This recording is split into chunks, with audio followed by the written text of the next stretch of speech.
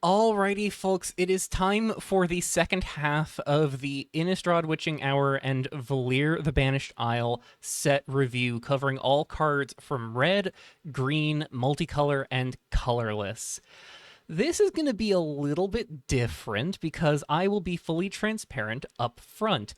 I do not have really anything scripted. I have just been under such an insane amount of time crunch compared to where I usually am. I have like a couple slides scripted, but in the grand scheme of things, that is really just a drop in the water.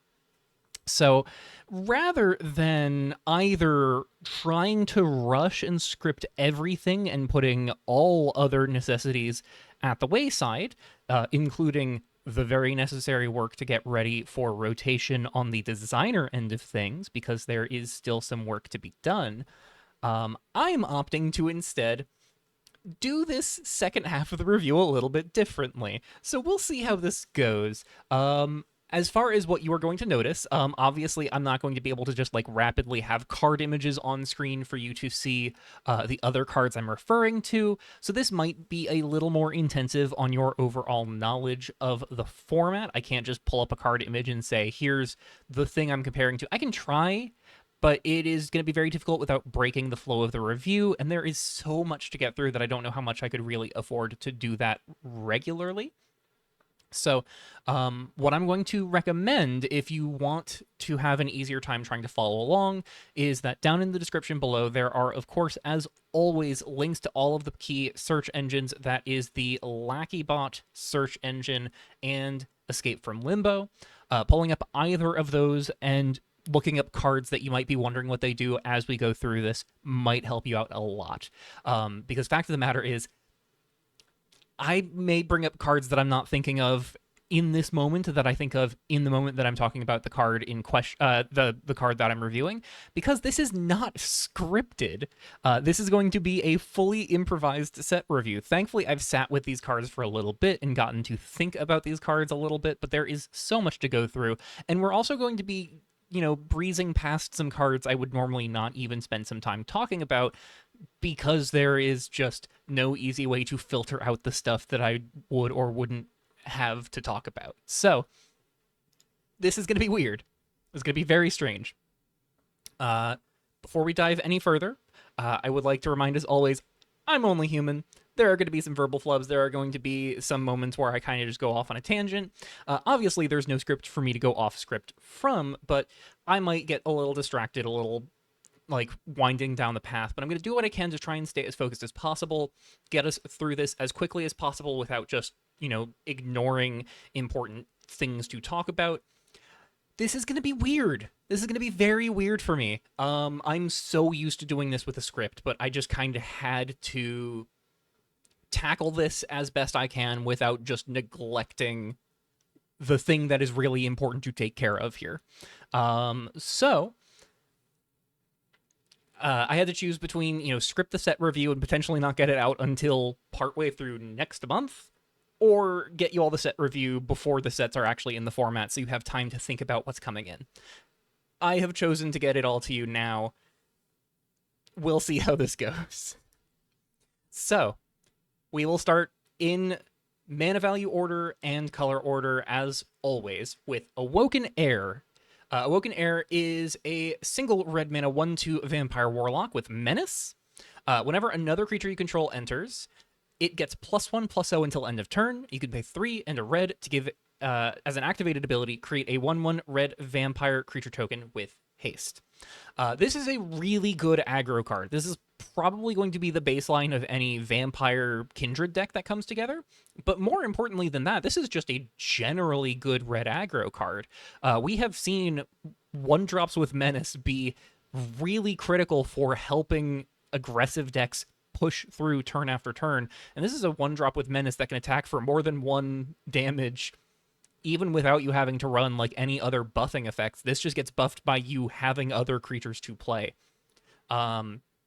Even just at a baseline, one other creature hitting play every turn. This is a 2/2 with menace for a single mana with no downsides. This is stellar.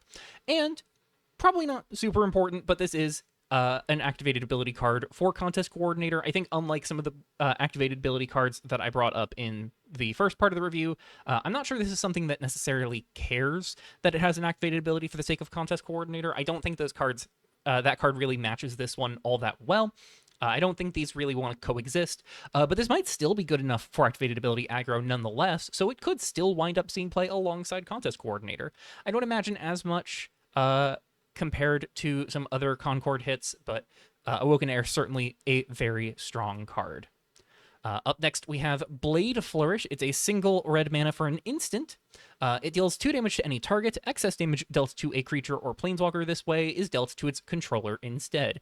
This is a shrunken Bleeding Out. Rather than doing what Bleeding Out does, where it's double red, deal 3, this is single red, deal 2. This is a very strong shock. We have seen shock start to fall by the wayside a little bit, as creatures have started picking up a bit more toughness to outlast some of the 2 damage sweepers, 3 damage sweepers, 4 toughness sweepers. We have definitely seen creatures that are mainstays of the format start to creep up and up in terms of toughness. And Blade Flourish may struggle a little bit, but this is just shock at the baseline. And shock is certainly a very respectable card, and this is now just a slightly better shock for aggro purposes because you can deal 1 damage to a 1 toughness creature and 0.1 additional damage at the opponent in the process, like it is an instant speed forked bolt. Same thing, you could deal 1 damage to a 1 toughness planeswalker and then deal damage to the opponent in the process. This is a really strong shock. I think it is going to be a pretty valuable piece moving forward. I don't know if it is going to be something that you're always reaching for a playset of, but if you are looking for a shock, this might be the thing you turn to for the next 2 years. Up next, we have a weird combo tool in Bleeding Tithe. It is a single red mana for a sorcery where you create a blood token and add a red. You can also flash it back for a single black mana while exiling a vampire card from your graveyard. I think this is one of the better alt-cost flashback care about a creature type cards in Innistrad. I was not super high on all of the ones that we covered in the first part of the review, but Bleeding Tithe is really, really strong. Functionally, 0 mana, create a blood token, not amazing, but in its worst case scenario, this gives you the mana to immediately activate the blood token. It lets you pay the flashback cost to filter a black mana into a red mana in a pinch, which could be nice. And I think exiling a vampire card from your graveyard is a lot easier than like sacrificing a spirit for the like blue bounce spell, for instance. So definitely some really solid, basic baseline costs available here. This also seems like a very solid spell if you're just trying to do some sort of spell slinger nonsense or combo nonsense. We don't really necessarily have any sort of turbo storm anything right now. We do have 1 enchantment and 1 creature, both in blue-red, that might point us towards some sort of spell slinger, just cast a bunch of instants and sorceries, murder the opponent deck. So it's possible that Bleeding Tithe sees some play there. That might not be able to take the best advantage of the flashback cost here, but we'll have to see. I think if you are doing something that is just trying to all-in cast as many spells as you can in a turn, the fact that Bleeding Tithe is functionally 0 mana, if you have a way to spend that red mana in the turn that you cast it, that's great. And the worst case scenario of this being single red, discard a card, draw a card, and also you trigger anything that cares about artifacts entering or being sacrificed, it's also pretty solid. Cackling Igniter. Fortunately, we are so far covering cards that were slated to be in the review. Cackling Igniter, 1 mana, 1/1 with haste. It's an elemental devil. When it dies, it deals 1 damage to any target, and you can pay 3 into red to return it from your graveyard to the battlefield transformed, attached to a player as a sorcery. It comes back as Curse of Wildfire. At the beginning of enchanted player's upkeep, this enchantment deals 1 damage to them. Definitely not the most remarkable card by any means, but this is a sneakily solid little workhorse 1-drop. 1/1s for 1 with haste have been doing some work lately. Now, that is in part because of the solidarity mechanic, and that mechanic is heading out the door in this next rotation, so it's possible that the 1/1s for 1 with haste start to fall by the wayside a little bit, but this is a very, very respectable 1-drop. I don't hate 1/1s for 1 that died deal 1 damage even without haste, and this getting to swing in immediately, potentially trading off with a 2 toughness creature, is huge. I think this is a really good aggro card, and the fact that this just gives you a bit of additional persistent damage in the long term when games turn grindy is just icing on the cake. Like, this is a really simple, really sweet, deceptively strong common. Like, we always get, not always, but we every once in a while get something like this. Or the coughing card in GQ Chaos Reigns, where they are really simple on the surface, but they are just like deceptively strong. And this, I think, is like one of those cases where like this is a common that people are going to forget about, and it will come up. I am so certain that like this is going to do something while it is in rotation. And I don't mean in a combo sense. This is going to attack you at some point, I am sure. This is a pretty good card. Covetous Neonate. We continue to talk about cards that are on the review. Covetous Neonate is a single red 1/1 vampire rogue. It gets +1/+0 and has haste as long as there is an instant, sorcery, or vampire card in your graveyard, and when it dies, you create a blood token. So this does fall into two different categories of usage.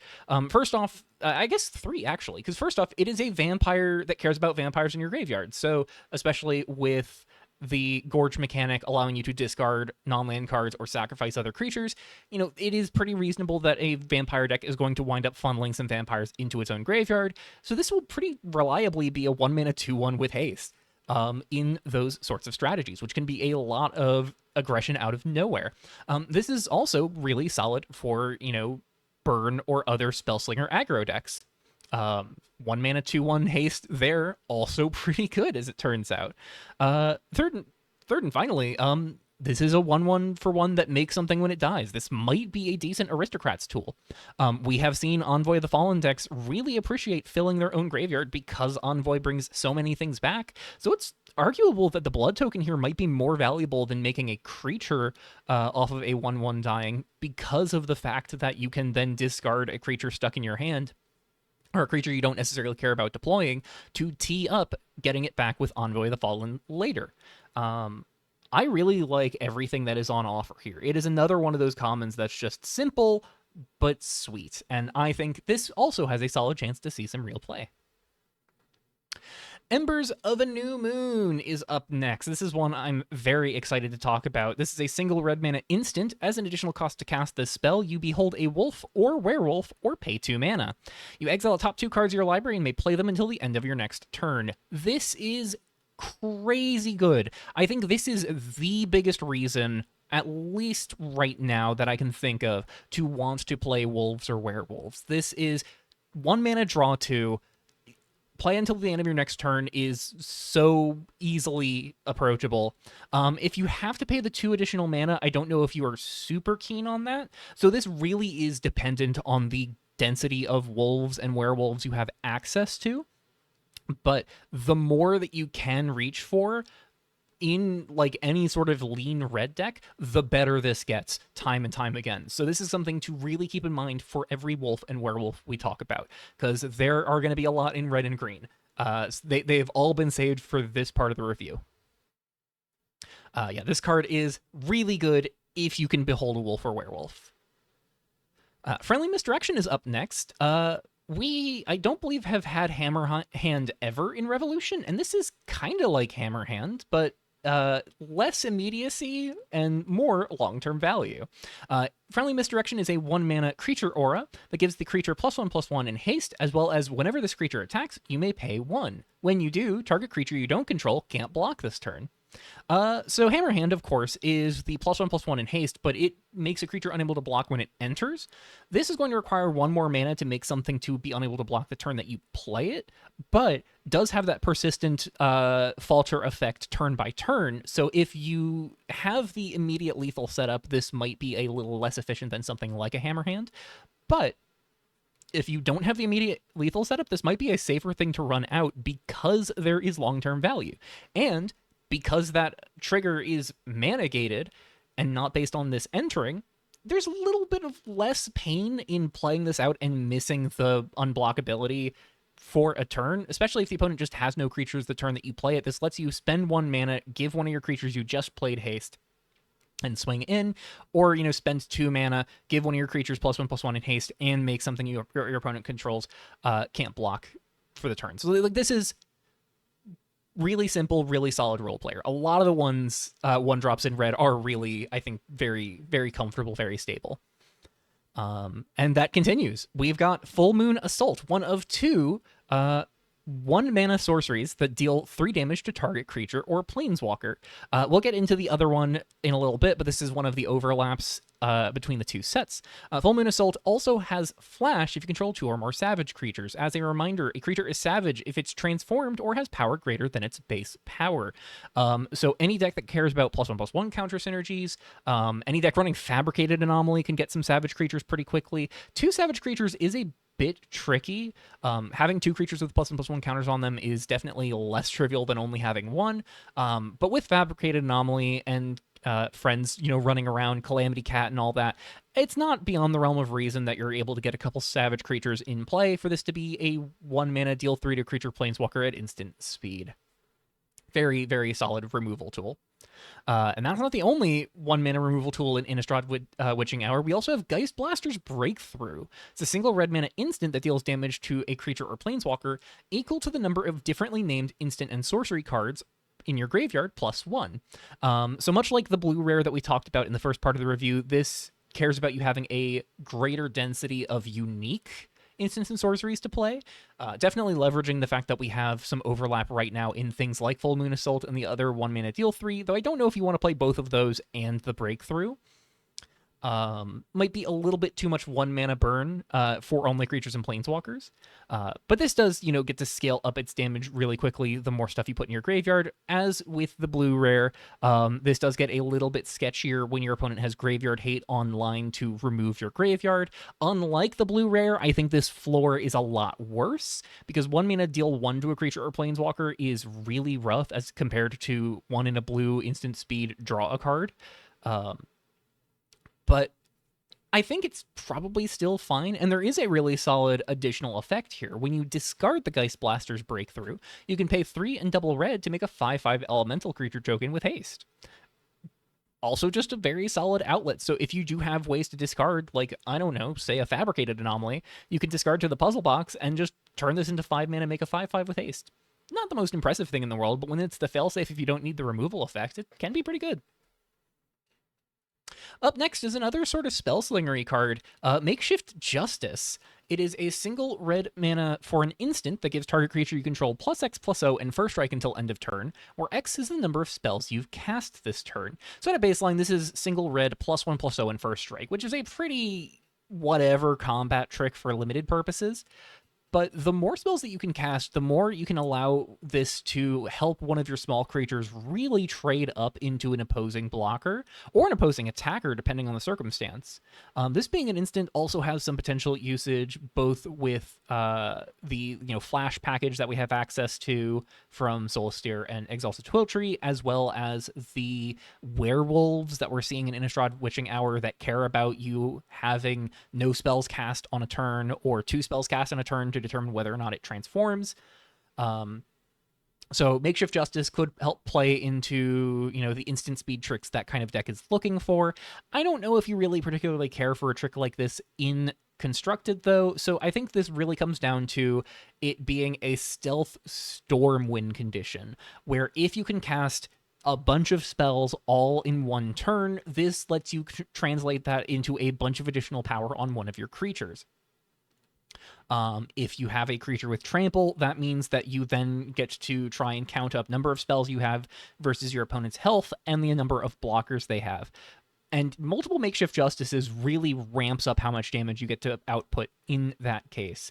Especially because this being an instant, you can respond to the first Makeshift Justice with the second. I think this is probably not the best trick by any means, because it's a Stormwind condition that requires you to have a creature capable of attacking, and if that creature gets blocked, this cannot give that creature trample on its own. However, I Wouldn't be surprised to see someone figure out a way to crack this open. And if so, I would not be surprised to find this catching some sort of nerf. Most likely the mana value. This is really efficient for the effect. But the higher up in mana value it goes, the worse that floor becomes. And the floor is already pretty unremarkable. Defiant Strike is, I believe, a common that does this in white, the +1/+0 and first strike. And I believe it also draws you a card. So Makeshift Justice has a pretty low floor as it is. It's just that ceiling is potentially winning the game. You just have a lot of work to do to get to that ceiling in the first place. Nightpack Alpha is yet another pretty playable one-drop in red. It's a single 1-mana 2/1 wolf that can't block. Whenever a creature you control transforms, put a +1/+1 counter on that creature. This is going to be one of those one-drops that you play for Full Moon Assault. I believe it's Full Moon Assault, right? Embers of a New Moon. Full Moon Assault we'll get to later. Embers of a New Moon is going to definitely appreciate the fact that we have a 1-mana 2/1 wolf here. Can't block is a little bit rough, but this is always a 2/1, unlike some of your other 1-drops.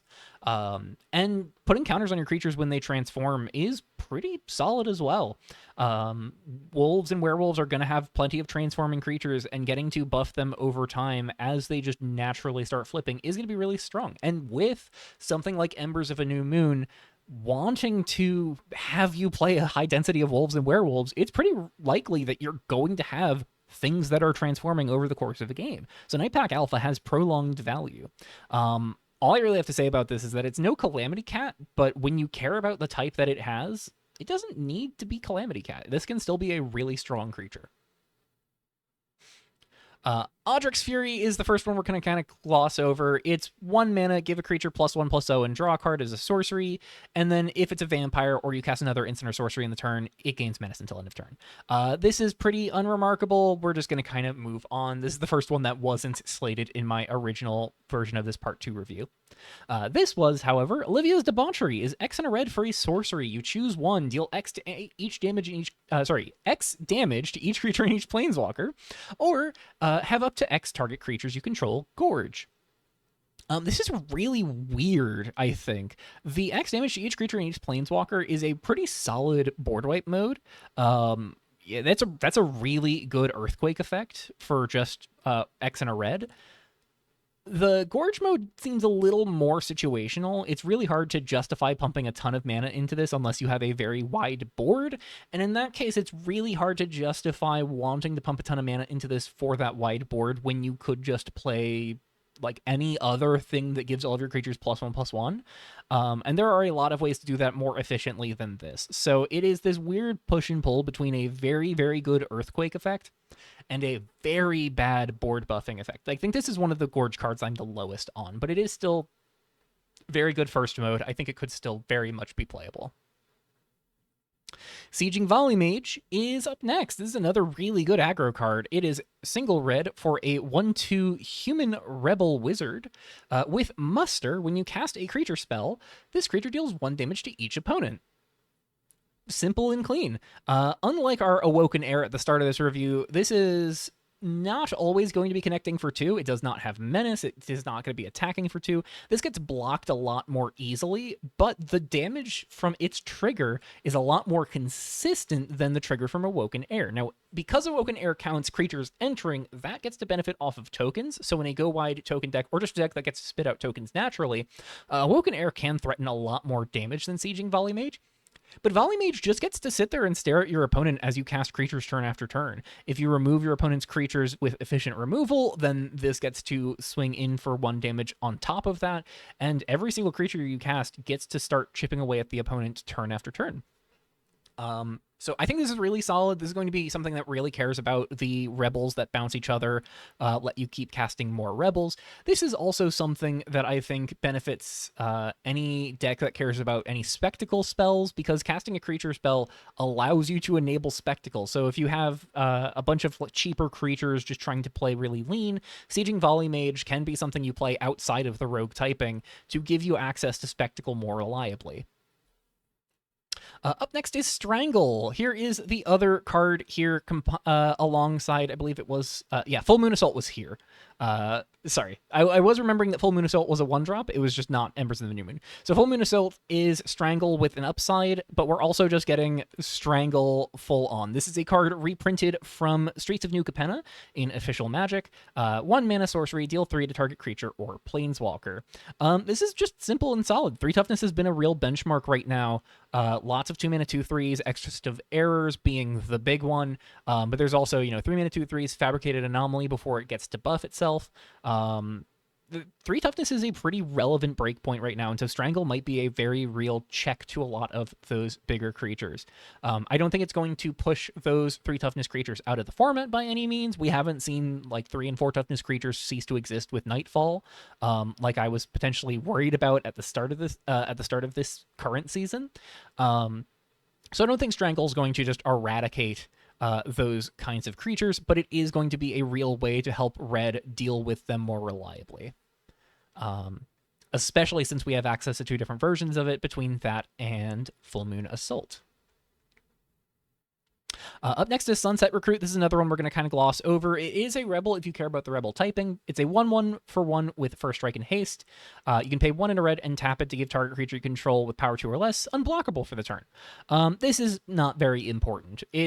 If you really deeply care about having as many cheap Rebels as possible, this is a 1/1 for 1 Cat Rebel with First Strike and Haste, so it can be really annoying to block, especially if you can start pumping some power onto this, but at a baseline, this is pretty negligible. Up next is our first Flipwalker of this part of the review, one of 2 we have left. Vi the First Hero is a single red for a legendary 2/1 Cat Rebel with Muster. Whenever you cast a creature spell, put a loyalty counter on Vi. Then if it's your turn, she gains First Strike until end of turn. She also has a 1 and a white activated ability as a sorcery to put a loyalty counter on herself and transform her. This is one of 2 that do not transform for a single mana. The other one is also in this review, whereas the 3 we talked about in the first part of the review all transformed for a single colored mana. Vi and the remaining Flipwalker both are going to cost a little bit more to flip because of how cheaply they come down comparatively, as well as how much value they offer on the front face. So Vi, for 3 total mana, flips into Vi Fallen Hope. She is a legendary planeswalker with, whenever you cast a creature spell, put a loyalty counter on Vi. So she retains the way she generates loyalty from the front face, but has, much like Siren in the first review, no natural way to uptick. She has a 0 that exiles a creature you own. As long as it remains exiled, you may cast without paying its mana cost. This is something we've actually seen in the first part of the review with Jump the Gap. So much like with that spell, anything that you care about flickering and having enter play with an if it was cast clause, you can repeat with Vi Fallen Hope. Also has a -2 to deal 3 to any target and a -3 to exile the top 3 cards of your library and may play those cards until the end of your next turn. This is a really, really strong aggro piece, only limited by the fact that it is a legendary creature and might ask you to put yourself in specifically red and white. But if you can put yourself in red and white, this is a really, really strong incentive to push for aggro in those colors. And if you don't care about those colors, this is also just a 1 mana 2/1 that can give itself First Strike if you're casting creature spells in your turn. We already talked about how Awoken Air is really good when you're just playing creatures in a generically good red aggro deck. A 1 mana 2/1 with First Strike, also pretty good. The only downside if you're not playing white is that you don't get to have multiple copies of this in play because the legend rule does prevent you from having 2 of these 1 mana 2/1s on the board. But if you are playing white, you can get around that because Vi transforming into Vi Fallen Hope does not keep you off of Vi the First Hero. I also think this is a really solid mid-range card, but all of Vi Fallen Hope's abilities are really solid for a grindier game. So for 3 mana to flip, like, this is fine to play off the top of your library. This is fine to play in the early turns.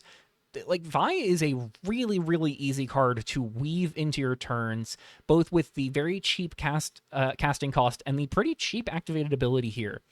This is also, I think, going to be a real boon to activated ability aggro. I think of the cards gained for activated ability aggro, this is one of the best ones, because it has that very real aggro potential there, and also just gets to push through in grindier situations. I think we're going to see a lot of Vi the First Hero in these next few months. Jumping up to 2 mana, we have Ash-Addled Pyromaniac. So 1 in a red for a 3/1 human peasant with a modal death trigger. for 3 options. You can create a 1/1 Red Devil that deals 1 damage when it dies. You can create an Ardor Enchantment token that sacrifices to give a creature +1/+0 and haste until end of turn, or you can create a treasure token. As we talked about in the last review with one of the pretty negligible black 2-drops, 2-drop dying and creating a treasure is a lot less valuable than a 1-drop dying and creating a treasure. But a 3/1 is a lot more meaningful body for trading up than a 2/2. And these are some really valuable other flexible modes. I think the treasure mode's the least interesting option here. This is a really solid aggro 2-drop that gets to swing in, and if it ever dies, you get to make another decently solid aggro creature in the 1/1 Devil. And you could also alternatively get the Ardor enchantment to haste out one of your bigger creatures in a later turn. It's a lot of solid flexibility here. The fact that its value on top of a 2-mana 3/1, which is a decently respectable stat line for an aggro deck, I think this is a very, very interesting card. Another case where I think this could also be something we might see come up in mid-range here and there, because it trades so well into opposing creatures and leaves behind a little bit of extra value, either giving you a treasure to get you to cast bigger things or more spells in a future turn, the 1/1 Devil to continue trading up into larger creatures, or the Ardor token just to haste out something at the top of your curve. Ashmouth Wolf is up next. Another one we're going to kind of gloss over. 2-mana 2/2 Wolf. You can pay 2 and a red and discard a card as an activated ability to draw a card. Pretty unimportant. I don't think you run this if you're desperate for wolves. I think there are just better options. Claret Ascendance is up next. It's 1 and a red for a sorcery. It deals 3 damage to any target. If a permanent dealt damage this way would die this turn, exile it instead. So this does also work on Planeswalkers, exiling those. And 3 and a red, exile this card from your graveyard. You may have target creature you control Gorge only as a sorcery. I think this is give and take. We have the flashback, I believe it's 3 and a red, sacrifice a creature to flash it back for the 2-mana deal 3 out of Exalt of Twiltree, and that has seen play here and there. I don't know if gorging out of your graveyard is anywhere near as valuable. Both of those spells require you to have a creature in play to use them, while the burn spell from Twiltree requires you to sacrifice the creature. This does get to keep the creature in play, but it does a much smaller effect. And if you have no creatures you care about sacrificing or no cards in hand you want to discard, there's really no value to using this. And it's also a lot trickier for this to contribute additional damage to the board, unlike the, I believe it's Coordinated Shot from Exalted Twiltree. So Claret Ascendance is pretty solid. I think the biggest reason to want to run this is if you care about having opposing creatures exile instead of dying. We do also have a creature available right now that does this as well. It's I am forgetting the name of it off the top of my head. It's 3 red for a 4/4 from Errors in the Weft. It discards for 1 and a red to deal 3 damage to target creature, I believe, and exile it if it would die this way, or if it would die this turn. That has seen some real play, but that's at instant speed to do so. Claret Ascendance being sorcery speed does really hurt in comparison, but this is any target, so this can go to the dome, unlike that creature from Errors in the Weft. So I'm iffy on this. I think it could see some play if you're really desperate to shut off death triggers, but some of our most important death triggers right now are sitting on 1-drops, where this is maybe a bit too difficult to have line up. We'll have to see. Delias Savvy Smuggler is up next. 1 and a red for a legendary 2/1 Snake Rogue. You may cast it as though it had Flash as long as blue is spent to cast it. He can't be blocked by creatures with power 1 or less, and whenever an opponent draws a card, Delias deals 1 damage to them. This is a really solid way to punish blue draw pile decks. Just the more the opponent is digging through their deck, the more Delias is capable of killing them.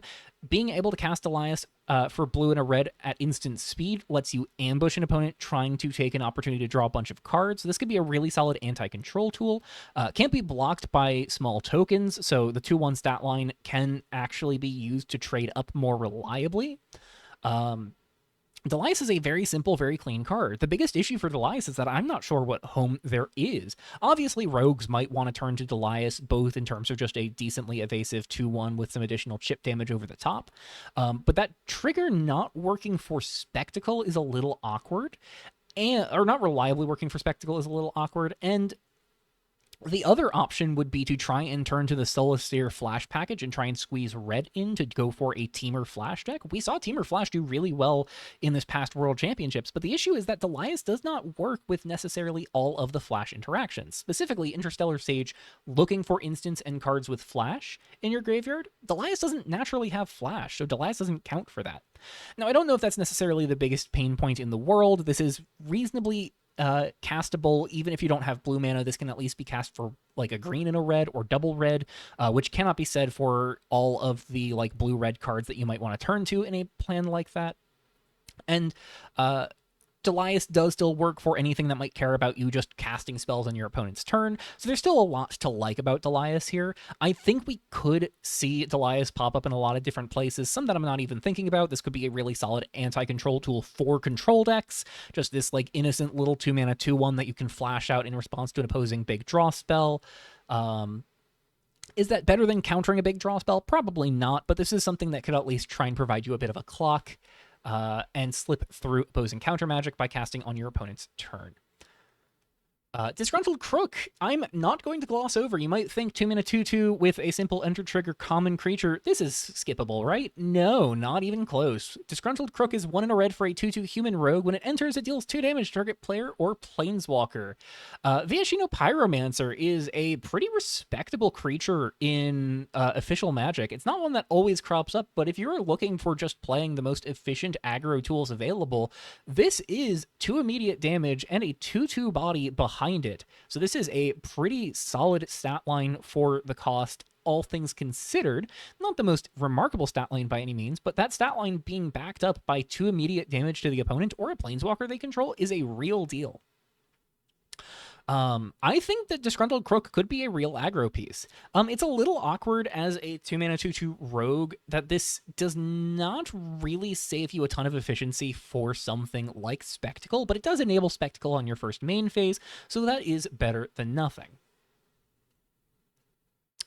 Falconwrath Executor is something we will pretty much skip through. It's a 1 and a red 1/1 Vampire Berserker with Menace. When it enters, exile top card of your library. You may play it until the end of your next turn. It's not awful, but it's pretty unremarkable. The most notable things here are just that both of its typings matter. Vampires for obvious reasons, but also Exile to Twiltry does have some red-white Berserker and Cleric synergies, so that might decently have a chance of coming up. But I do think that that color pairing has some of the weakest payoffs for its Clerics and Berserkers, and so in that case, I don't know if the Berserker typing is that important. Next is Famished Twins, another Vampire Berserker. 1 and a red for a 3/4 with Trample that doesn't untap during its controller's untap step, and at your end step, if you discarded a card or sacrificed a creature this turn, untap this creature. Hello, Looters. 2-mana 3/4 for Looters is incredible stat line, and Looters are the deck that's going to be reliably discarding cards turn after turn. I mean, like, Fabricated Anomaly keeps this thing untapped forever, and because it untaps at your end step, that means that it's going to be really hard for opposing aggro decks to attack into your Looters plan, because Famished Twin is not only a really strong attacker, but a really strong blocker for the cost as well. I think this is a very real Looters card. We will very likely be seeing a lot of this. Like, the 2-mana 3/2s are cute and all, and definitely strong creatures. I think Famished Twins is just so much better. It does have a real downside in that if you cannot discard a card in a turn, this is going to stay tapped, but I think that is a small price to pay for a very, very strong body for the cost. Feasting Ceremony is up next. It's 1 and a red for an enchantment with whenever a vampire enters under your control, or you discard a card, this enchantment deals 1 damage to each opponent. You can also pay 1 and a red and exile 3 cards from your graveyard to create a 1/1 vampire creature token with haste. This is like, I don't know if this is amazing by any means. I feel like this could be really good.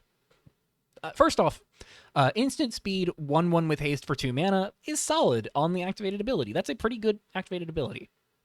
If you're playing a bunch of vampires, this could be pretty solid, but I don't think you care about impact tremors if you're on a vampires deck. The reason I care about this at all, truly, is that discard a card clause.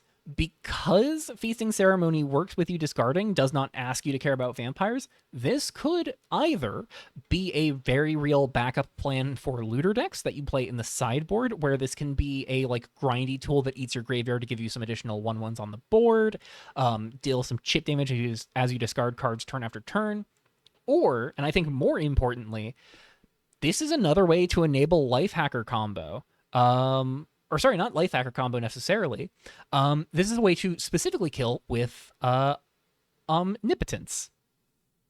So rather than Life Hacker combo needing to assemble Life Hacker plus a way to gain life whenever you draw a card, plus Omnipotence to make your hand size 0 if you have the like deal 1 whenever you discard a card. Rather than having to reach for something like that, Feasting Ceremony plus Omnipotence just makes it where if you have enough cards in hand plus life remaining to total up to more than your opponent's life, you pay life into Omnipotence until your hand is larger than your opponent's life total. Then you just move to end step, discard your hand, and because Feasting Ceremony triggers for each card discarded, that is lethal damage over the top. And especially in multiples, that can make the math pretty favorable. I really do think Ascend to Power has a real shot in this next season. It's got to have something to do because it's either that or it rotates out without getting to do a ton. I'm pretty optimistic. I think Ascend to Power is a pretty underplayed card already, and Feasting Ceremony could be a way to really amp up the potential combo value there without having to run things that are vulnerable to creature removal as well. Furious Resolve is a pretty skippable one. 2 mana +3/+2 pump spell at instant speed gives the creature you target and your other rebels trample until end of turn.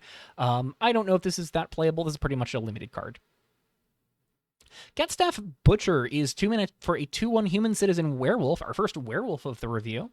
You can pay 3 and a red and sacrifice another creature to have it deal 2 damage to any target. At the beginning of each upkeep, if no spells were cast last turn, you transform it into Fleshpound Stalker, a 2/3 that creates a 1/1 human whenever it transforms into itself. This is fine. I don't love it for a deck that's trying to run a density of wolves and werewolves. I think it's just a little too shy of being strong. But if you're really desperate for cheap wolves and werewolves, this is a 2-drop. So I think the long-term value here of getting to make 1/1s whenever this transforms and the like damage output of being able to fling creatures for 2 damage for 4 mana, not amazing, but it's solid enough if you're just trying to reach for enough things to make Embers of a New Moon really come together. Impromptu Exit is up next. It is 1 and a red for a sorcery that destroys up to 1 target artifact and deals 1 damage to each any number of target opponents and each creature and planeswalker they control. This is just a solid little utility sideboard tool. 2 mana for destroying an artifact is not always the best thing in the world, but some of our best artifact removal in red right now is 2 mana at sorcery speed, so that's not necessarily a big competition in that way. Or there's not necessarily some strong competition for Impromptu Exit. Frag is the big one where you get to destroy an artifact or deal 4 to something. This is better against tokens, though. This gets to clear all 1 toughness tokens, deals 1 damage to each opponent's planeswalker, and you can deal 1 damage to the opponent to chip away a little bit of additional damage as well. So I think if your opponent's on a go wide plan, or if you're more worried about a go wide plan, this might start to slot in over Frag.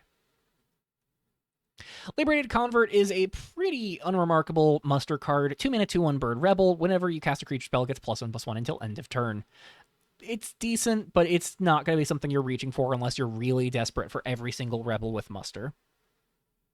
Scrawny Purse Snatcher, meanwhile, is a much better 2 mana, 2/1. It's Cat Rogue with first strike during your turn. Whenever it attacks, you create a treasure token. At the beginning of your next end step, sacrifice that token. This is equivalent to something like Brazen Collector out of Official Magic from Bloomburrow. 2 mana, 2/1, first strike on your turn, swings in, makes mana for the turn that it swung in. But this does mana fixing, unlike the Brazen Collector, because it makes a treasure token, so you get to cast anything of any color. And there is also just value to having a treasure token enter and leave play. Of course, all of the things that care about treasures apply here. There's also stuff like Smiling Sludge that might appreciate you having the treasure token enter and leave. I don't know if it's going to necessarily be something you want to play alongside Smiling Sludge, but I think it is just a very respectable 2-drop, and if you're looking for a mana dork outside of green, this is a pretty real mana dork.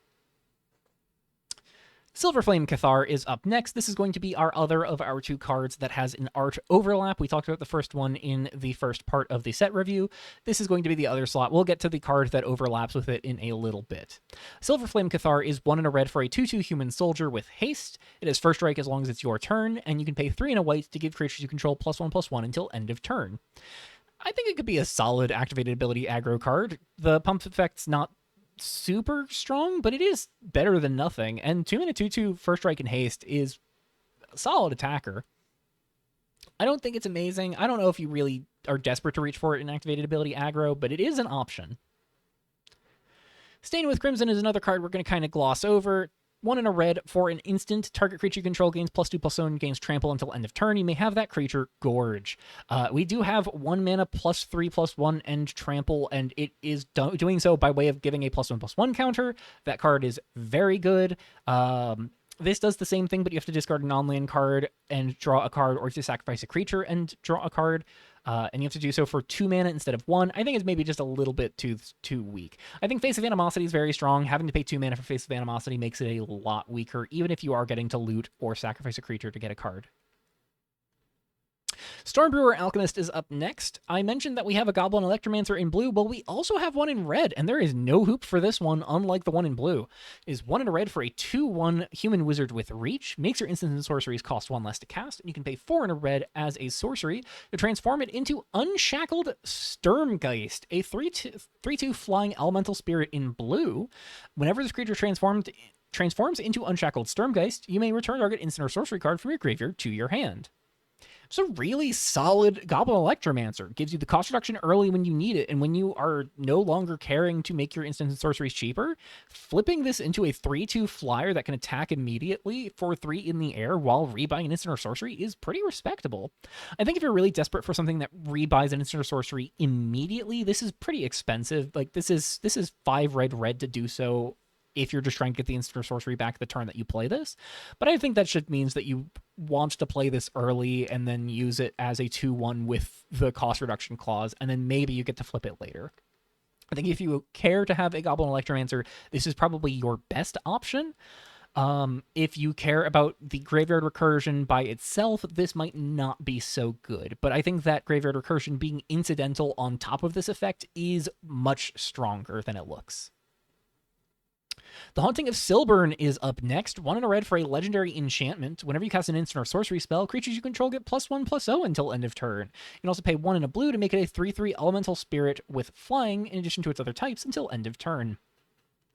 Haunting of Silburn is really, really good. We have seen through Clash at Mistrit Vale this past season that giving your wide board of creatures a buff for any instant or sorcery you play is pretty strong. Now, I think this is much weaker than Clash at Mistrit Vale because it doesn't come with its own bodies to spit out, but this is also a 3/3 flyer that dodges sorcery speed interaction, at least for creatures, so that could also be a bit of real merit behind it. I think Haunting of Silburn is going to struggle to see play by comparison to Clash at Mistrit Vale for sure, but I do think it is a very strong card. Just a little weaker than Clash, and I think that little bit weaker is a pretty big margin at the end of the day. Vi's Lieutenant is up next. 1 in a red for a first striking 2/2 Cat Rebel. Whenever you cast a creature spell, non-token creatures you control get +1/+0 until end of turn. This doesn't work as well for go wide decks as most anthems would necessarily do because it is so dependent on non-token creatures being in play. So you can't really turn to this for like token decks where you just spit out a bunch of bodies and then cast a creature, give all of your creatures a buff. This is exclusively caring about non-token creatures. So it is going to really struggle to get that value in the same way that other big anthems would. However, this is also just a 2/2 for 2 with first strike that buffs itself every time you cast a creature spell, and any of your other creatures that are in play also get that buff the turn that you have them see this muster trigger go off. So I think this could push a lot of damage. I don't know if it wants to be in aggro decks quite the same way as some of our other cheaper creatures. Certainly, this is really fighting for Cash Thrasher's slot, and I think Cash Thrasher is a little bit better for proper aggro decks, but I could see this working. If you're like desperate for rebels, this is a very good rebel to turn to. If you are just trying to run whatever you can that, like, you know, just puts muster triggers on the stack. This can be a way to translate a bunch of muster triggers into a bunch of damage. I think this is pretty respectable. I don't know if it's going to be as omnipresent as stuff like Cash Thrasher is, but I think it could see some real play. Wrapping up, not wrapping up, we do have another 2-drop after this. Wrapping up the 2-drop creatures, I believe, at least, is Wistful Strategist, a 2-mana 2/1 Cat Rebel. Whenever you cast a creature spell, you may discard a card, then draw a card. You can exile 3 cards from your graveyard once each turn outside of combat. As an activated ability, to put a +1/+1 counter on this creature. I think this is a very, very good tool for something like activated ability aggro, and also a real tool for looters. Now, there is a real cost here in that Wistful Strategist applying pressure to your graveyard does conflict with Fabricated Anomaly a bit, but the moment you have 1 counter on Wistful Strategist, the exile 3 cards from your graveyard ability here is actually more efficient than getting the counter from Fabricated Anomaly for this creature specifically, so it's not that much conflict. And this is also a lot of rummaging for a Looter's deck that is playing some very, very cheap 1-drops. I think Looter aggro is going to at least try this slot out. The lack of keyword abilities, no trample, no menace, no nothing, could be a real downside here, but the fact that this scales unfettered, does not need to attack to scale, can scale on the opponent's turn, is really good. The one downside is that you can't make the decision to scale it after attackers are declared. So if your looters are based on attacking, you aren't going to be able to use the cards you discard from that to buff the Wistful Strategist in that turn, at least for combat's purposes. But I think this is really good. I think the muster trigger is really good. We could see a lot of Wistful Strategist. Also, something I'm very excited about, this is a very good friend to Spirit Realm Phoenix. Discard Spirit Realm Phoenix to draw a card, then at your second main phase, you can exile 3 cards from your graveyard, put a ++1 counter on Wistful Strategist, and pay 1 at your end step to pick up the Spirit Realm Phoenix because you put a counter on the Wistful Strategist.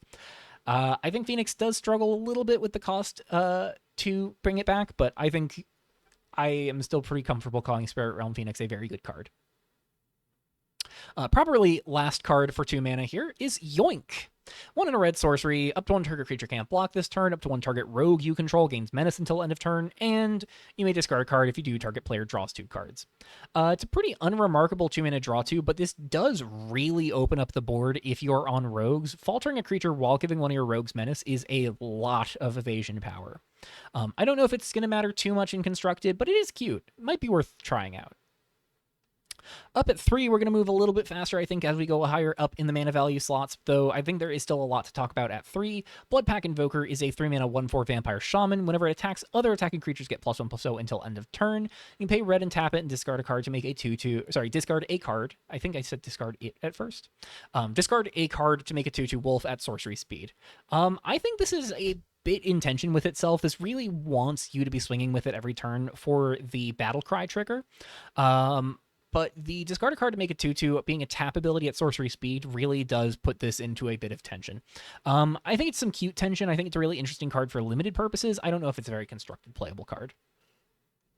Brazen Burglar is up next. This is absolutely a constructed card. 2 in a red for a 3/3 human rogue with haste. Players can't gain life while it's in play, and whenever a creature an opponent controls leaves the battlefield, it deals 1 damage to that player. This is really, really aggressive. This pushes a ton of damage turn after turn, and preventing the opponents from gaining life takes off a measure of trying to stabilize. And on top of that, removing your opponent's creatures, your opponent chump blocking to, try and preserve life when you're swinging in, does not save them for long because this is going to deal 1 damage to your opponent each time one of their creatures dies. It also works decently well against flicker plans. If the opponent's just trying to flicker something endlessly, this will kill them for it. So whether they're being greedy or just trying to make desperate blocks to stay alive, this is going to really put the screws to them.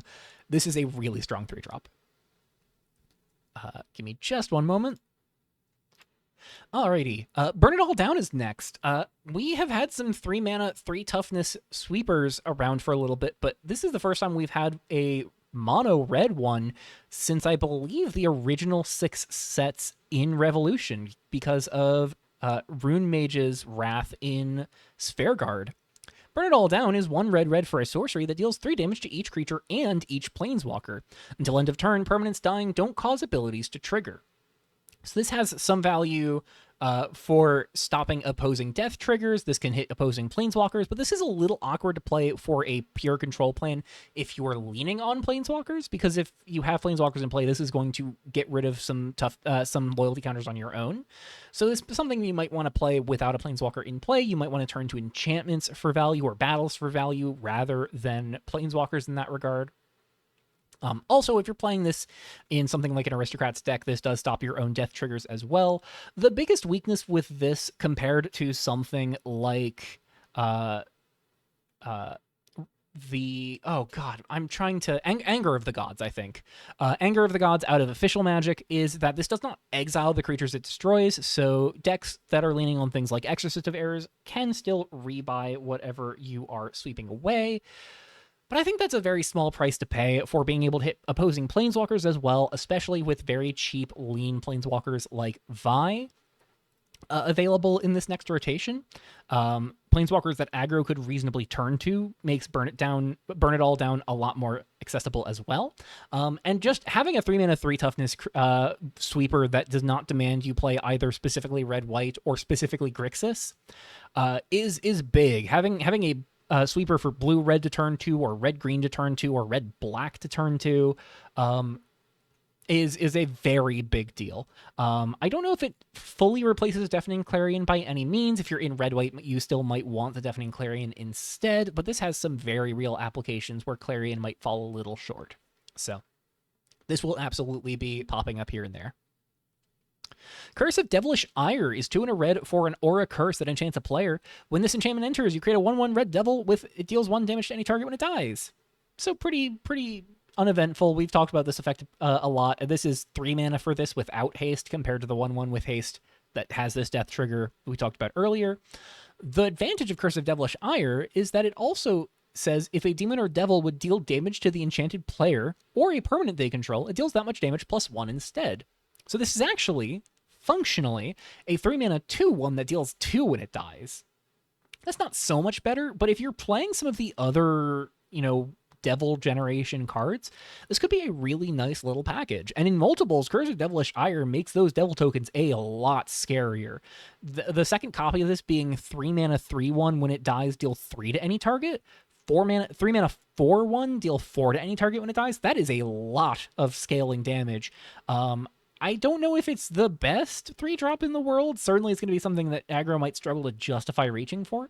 Because you don't really need to make the cheaper devils better. You don't need to make the 1/1 devil the 1-mana 1/1 devil any better. That's already just a fine card as is, but it could be a cute package to try out. Got another 3-mana 3-power rogue with haste here to talk about. Daring Escapees is a 3-mana 3/1 with haste. It's a cat rogue. Whenever this creature or another rogue you control enters, up to 1 target creature can't block this turn. Very solid falter power, and the more rogues you're playing in an aggro deck, the better this is at just completely locking out the opponent's board. Talked about it before, being able to slip through opposing blockers is very valuable for aggro plans. We saw this really matter with Regice. We have seen this matter all here and there as Kieran of Boons has come up. I think this is a very real 3-drop for aggro plans. Devil's Breach Prowler is a 3-mana 3/3 elemental wolf with menace. Whenever an opponent casts a spell during your turn, you may exile the top 2 cards of your library and may play one of them until the end of your next turn. This is kind of hard to assess. I feel like it's probably just pretty bad. Being predicated on your opponent doing anything to get any value or otherwise just being a 3/3 menace for 3 is really rough. But if you're against a control deck, if you're against a flash deck, this might be a lot of potential card advantage, or it might just put the opponent in a bind where they might decide to not spend mana on their turn. But considering that this just gets countered by whatever they do and that lets them spend mana on their turn, like they can just counterspell this and then spend the mana on their turn and then not care about casting spells on your turn in future turns, I think that might just be a little too awkward. This feels more like a limited card to me. Also feeling more like a limited card is Frontline Victor. 1 red for a 3/2 Azra Rebel with Trample and Haste. At the beginning of your second main phase, you may return target Rebel you control to its owner's hand. If you do, the next spell you cast this turn costs 2 less to cast. So this is kind of like a 3/2 for 3 with Dash. Trample Haste gets to be picking up itself or another rebel at the second main phase.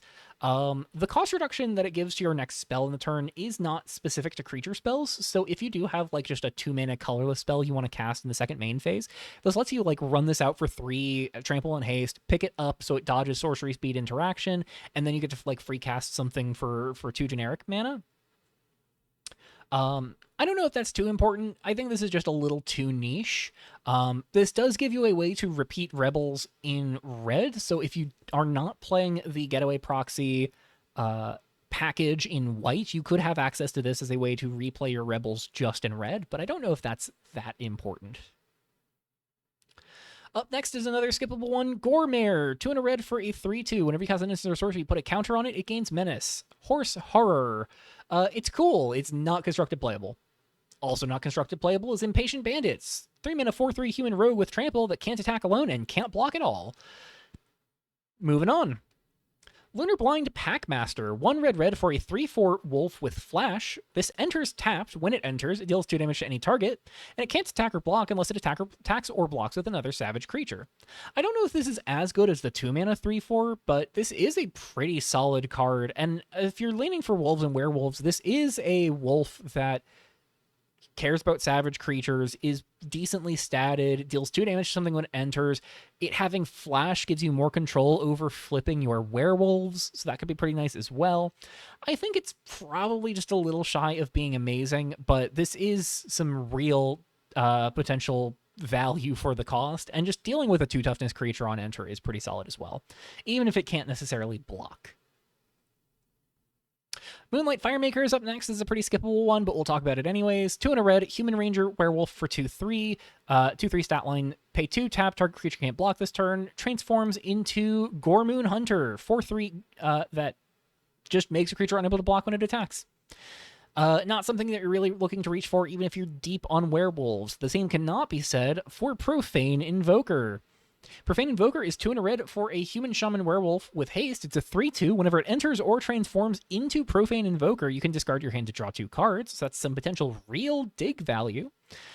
And it transforms into Mondronin Bloodcaster.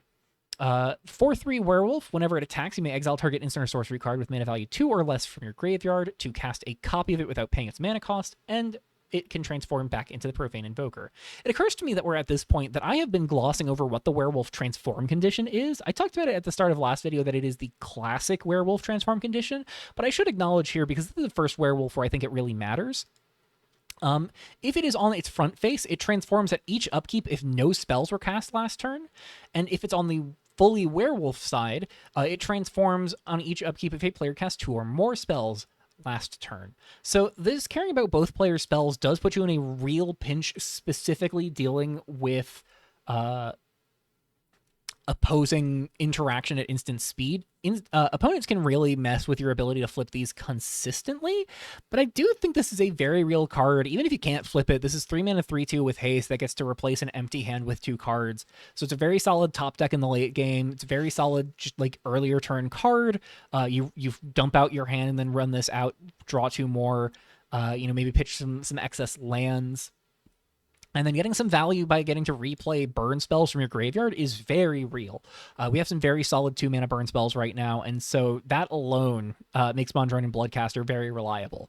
I don't know if this is something that wants to necessarily see play outside of aggro, but it's possible that mid-range decks might turn to this as well. Mondronin Bloodcaster does have some flexibility beyond just replaying burn spells on that back face. Other thing to consider here is that, of course, if you care about werewolves, this is a very good one. I think this is going to be one of the things that you reach for if you're trying to play something like Embers of a New Moon. This is one of the werewolves you really want to turn to, so definitely like this card. Ravenous Companions is the 3 mana 3/2 Vampire Wolf Berserker. His first strike, as long as it's attacking, you can sacrifice another creature for 3 mana to give it +2/+1 in trample. Moving on. Repressed Aristocrat is 2 and a red for a 3/2 Vampire Noble. Whenever it attacks, you may have it gorge. Then if you discarded a card and sacrificed a creature this turn, you transform it into Unbound Fanatic. It's a 4/3 Vampire Horror with trample. When it transforms into Unbound Fanatic, you add double red. Until end of turn, you don't lose this mana as steps and phases end. Important to note that this is a 4/3 with trample, plus any stat buffs it's gained while gorging. So at a baseline, this is most likely going to be a 5/4 with trample the turn that you swing in with it first, if you can immediately have it swing in and flip the first turn that it can attack. Getting 2 mana back is a really nice bit of value here as well. This could either be your 3-drop that you chain into, like Fabricated Anomaly, first main the following turn, activate the puzzle box, discard something, swing in with Repressed Aristocrat, sacrifice one of your 1-drops that served its purpose, flip into a 5/4 Trampler, get 2 red mana back. You could even exile 3 cards from your graveyard to the attack trigger with Fabricated Anomaly before letting the Aristocrat attack trigger resolve. So this is actually a 6/5 with Trample, and get the 2 red mana back so you can cast another 3-drop on turn 4 second main. I don't know if this is the kind of 3-drop that looters are necessarily desperate to reach for, but I do think this is better in a looters deck than in something like a sacrifice deck. I don't know if this is one of the reasons that you really want to turn to vampires, but it is a pretty solid card.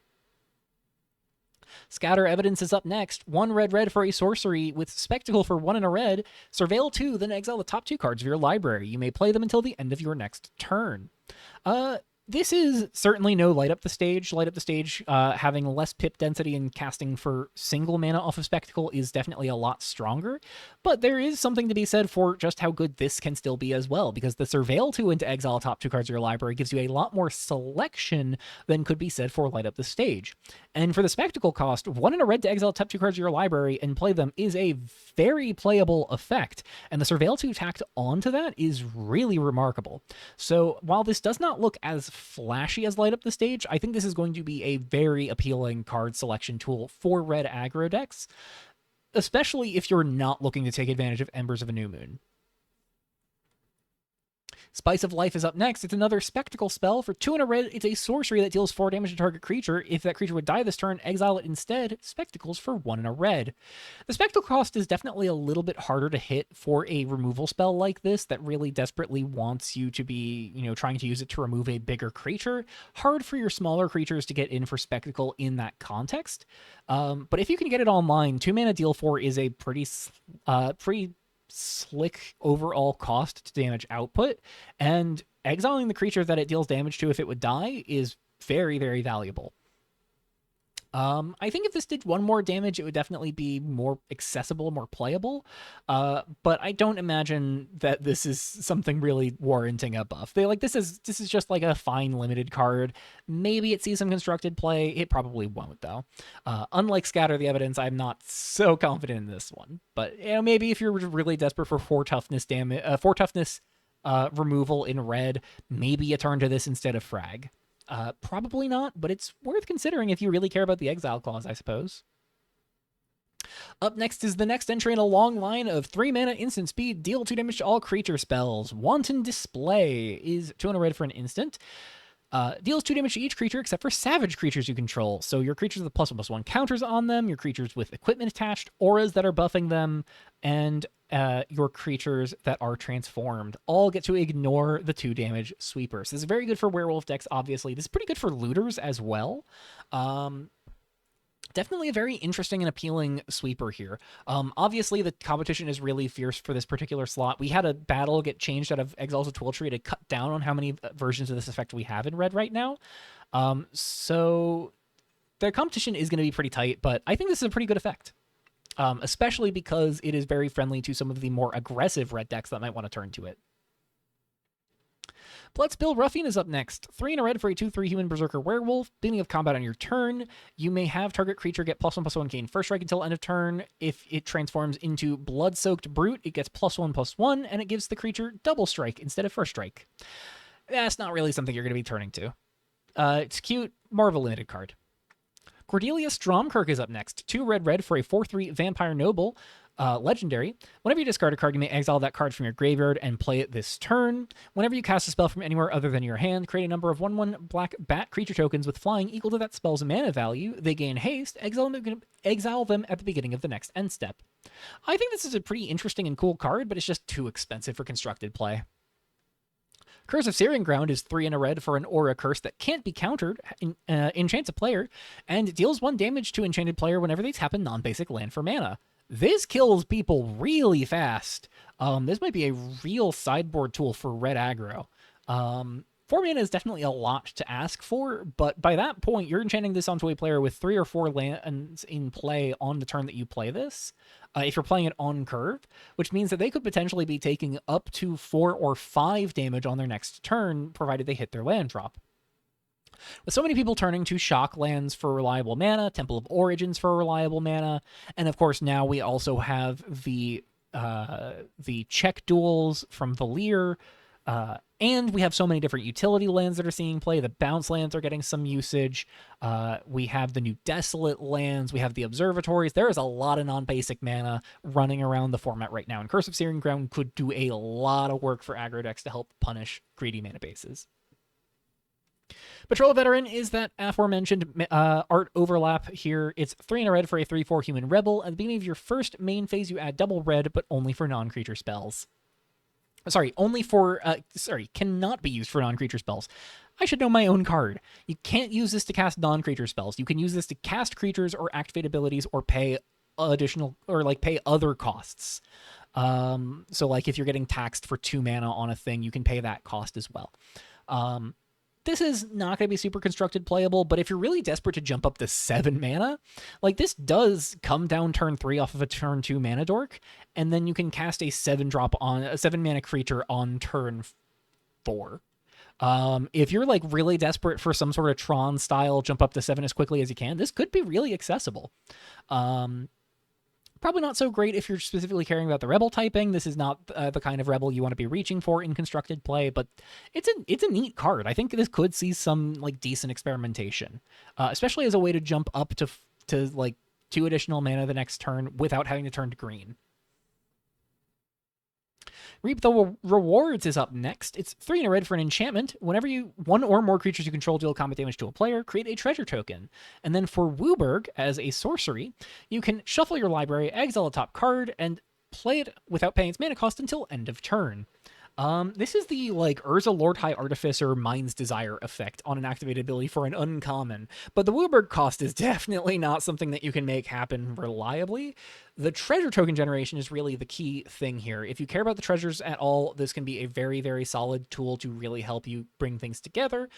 If you are a Treasures Matter deck, this might be something you could play to just get to shuffle your deck and start playing things out of the top of your library turn after turn. Just like get to dig a lot deeper when you run out of things in hand. The treasure decks can definitely run out of things in hand because they can just generate so much mana with sustainable investments. So if sustainable investments comes back, if it's possible that you turn to Reap the Rewards in addition to it. I'm not too sure about that though. So this is cute. It might be just like sort of a niche brawl card. If we get some like Revolution Commander going, this might be a cool Revolution Commander card. I'm not too sure that it's going to be the kind of thing that you want to play in Constructed. Rusted Pack Predator is a 4 mana 3/4 wolf that deals 1 to each opponent for each savage creature you control when it enters. Not that playable. Sanguinary Hexcaster, 3 and a red 3/3 vampire wizard with menace. When it enters, you may exile target instant or sorcery card from your graveyard. You may cast that card until the end of your next turn, and if it would be put into a graveyard from anywhere, exile it instead. Unfortunately, the only reason that this is notable is because we have Black Dawn Historian, which is 1 more mana to do this and copy the spell that you cast, which does set up combos with Last Wish. This cannot set up combos with Last Wish, so this is not something you want to put in your sideboard, unlike Black Dawn Historian. So this is probably just not that notable, but it is neat. Stromkirk Warlord is a 4 mana 2/3 vampire soldier that gives one of your creatures +2/+0 until end of turn at the start of combat on your turn, and if it's a vampire, it also gains trample. Not that constructed playable. Sunset Champion, however, is a 4 mana 5/4 snake rebel with trample. Whenever it enters or attacks, you exile the top 2 cards of your libraries. You may play one of those cards until the end of your next turn, and creature spells you cast this way cost 1 less to cast. This is a haymaker 4-drop. This deals a ton of damage, has a really scary stat line, and the value on offer here is very real. So it's not the kind of thing that you are absolutely gutted to lose to a Nightfall, because you do still get a bit of card advantage out of it. And the longer this sticks around, the more you can bury your opponent in card advantage. This is a very real aggro top-end tool if you are just trying to have something that lets you grind later on into the game. And this is a very real mid-range card as well. I think Sunset Champion is a very, very real card. Teardown, not so much. 3 and a red sorcery, deals 6 to target creature. Creature tokens can't block this turn. It's limited removal. Tempting Puzzle Box is 3 and a red for an artifact. At the beginning of combat on your turn, exile a top card of your library with a puzzle counter on it. You may play it this turn. Then if there are 3 or more mana values among cards you own in exile with puzzle counters on them, you may transform this artifact into Unshackled Spite Fiend. It is a 4/4 flying menacing devil. When it deals combat damage to a player, you may cast a non-land card chosen at random from among cards you own in exile with puzzle counters on them without paying its mana cost. So there are 2 important things to note here. The first is that you do not have to transform the Tempting Puzzle Box, so you can just use this as a 4-mana draw engine turn after turn to start finding more cards. And the fact that it finds something at start of combat means if you do still have mana to spare, you can potentially play whatever you found off of the Puzzle Box. On top of that, because Puzzle Box and Spite Fiend both check cards you own in exile with puzzle counters on them, additional copies of Puzzle Box and Spite Fiend do not care if the first one was removed. They do not care what it specifically has exiled. They all work in tandem to build up more and more and more cards. This is a really, really sweet top-end tool. And if you're looking for a bit of draw power in a red aggro or mid-range deck that does not want to expose its draw power to creature removal like Sunset Champion is exposed, like this could be a very real option as well, where you could just get to dig and dig and dig, and when you reach the point where you just don't really care for the things that are exiled with it, or you're just like ready to start applying more pressure, a 4/4 flyer with a menace that gets to attack the turn it transforms, because this happens at start of combat, that's very, very strong. Like this is a very, very cool rare. I think I'm absolutely going to be trying this out in some mid-range plans, in some aggro plans. This is a very, very fun 4-drop. Tenacious Thief is up next. It's a 4-mana 4/3 with Trample. It's a human rogue. You can Spectacle it for 1 and a red and discard a card. You may also cast it from your graveyard for its Spectacle cost. If you do, it enters tapped. So that's a pretty interesting situation here. 4-mana 4/3 Trampler, not that remarkable, but 1 and a red to Spectacle and discard a card makes this a 2-mana 4/3 if you can just get in with a 1-drop the turn, like drop a 1-drop turn 1 and swing in with it turn 2, which, hey, you know, looters do have a lot of ways to put 1/1s for 1 into play turn 1 and then swing in and deal damage with it turn 2. That's pretty reliable for looters to have happen. And then you can potentially either just cast Tenacious Thief from your hand second main for 1 and a red and discard a card, or discard Tenacious Thief, send it to the graveyard, and then cast it from the graveyard by discarding one of your other cards in hand. This is a really, really friendly tool for looters to turn to. It's definitely got a very bad floor. 4-mana 4/3 is really, really rough, but because looters gets to just get rid of its worst cards in hand pretty reliably, this can very consistently get shipped to the graveyard and cast from the graveyard. So this is a very, very cool tool for looters to try turning to. Unending Unrest is up next. It's 2 double red for an enchantment that chooses a creature type as it enters, part of that cycle. And whenever a creature you control of the chosen type enters, it deals damage equal to its power to any target. This is Warstorm Surge for 2 less mana, but it is type restricted. Warstorm Surge, not really a constructed card. Terror of the Peaks, occasionally a constructed card, and this is cheaper than Terror of the Peaks as well. But again, the type restriction does make it really hard to make this work in constructed. If you can find a creature type that you really care about having a bunch of interplay consistently, this could be the thing you turn to. But I'm not so sure this is constructed playable. This might be more of a Brawl or Commander card.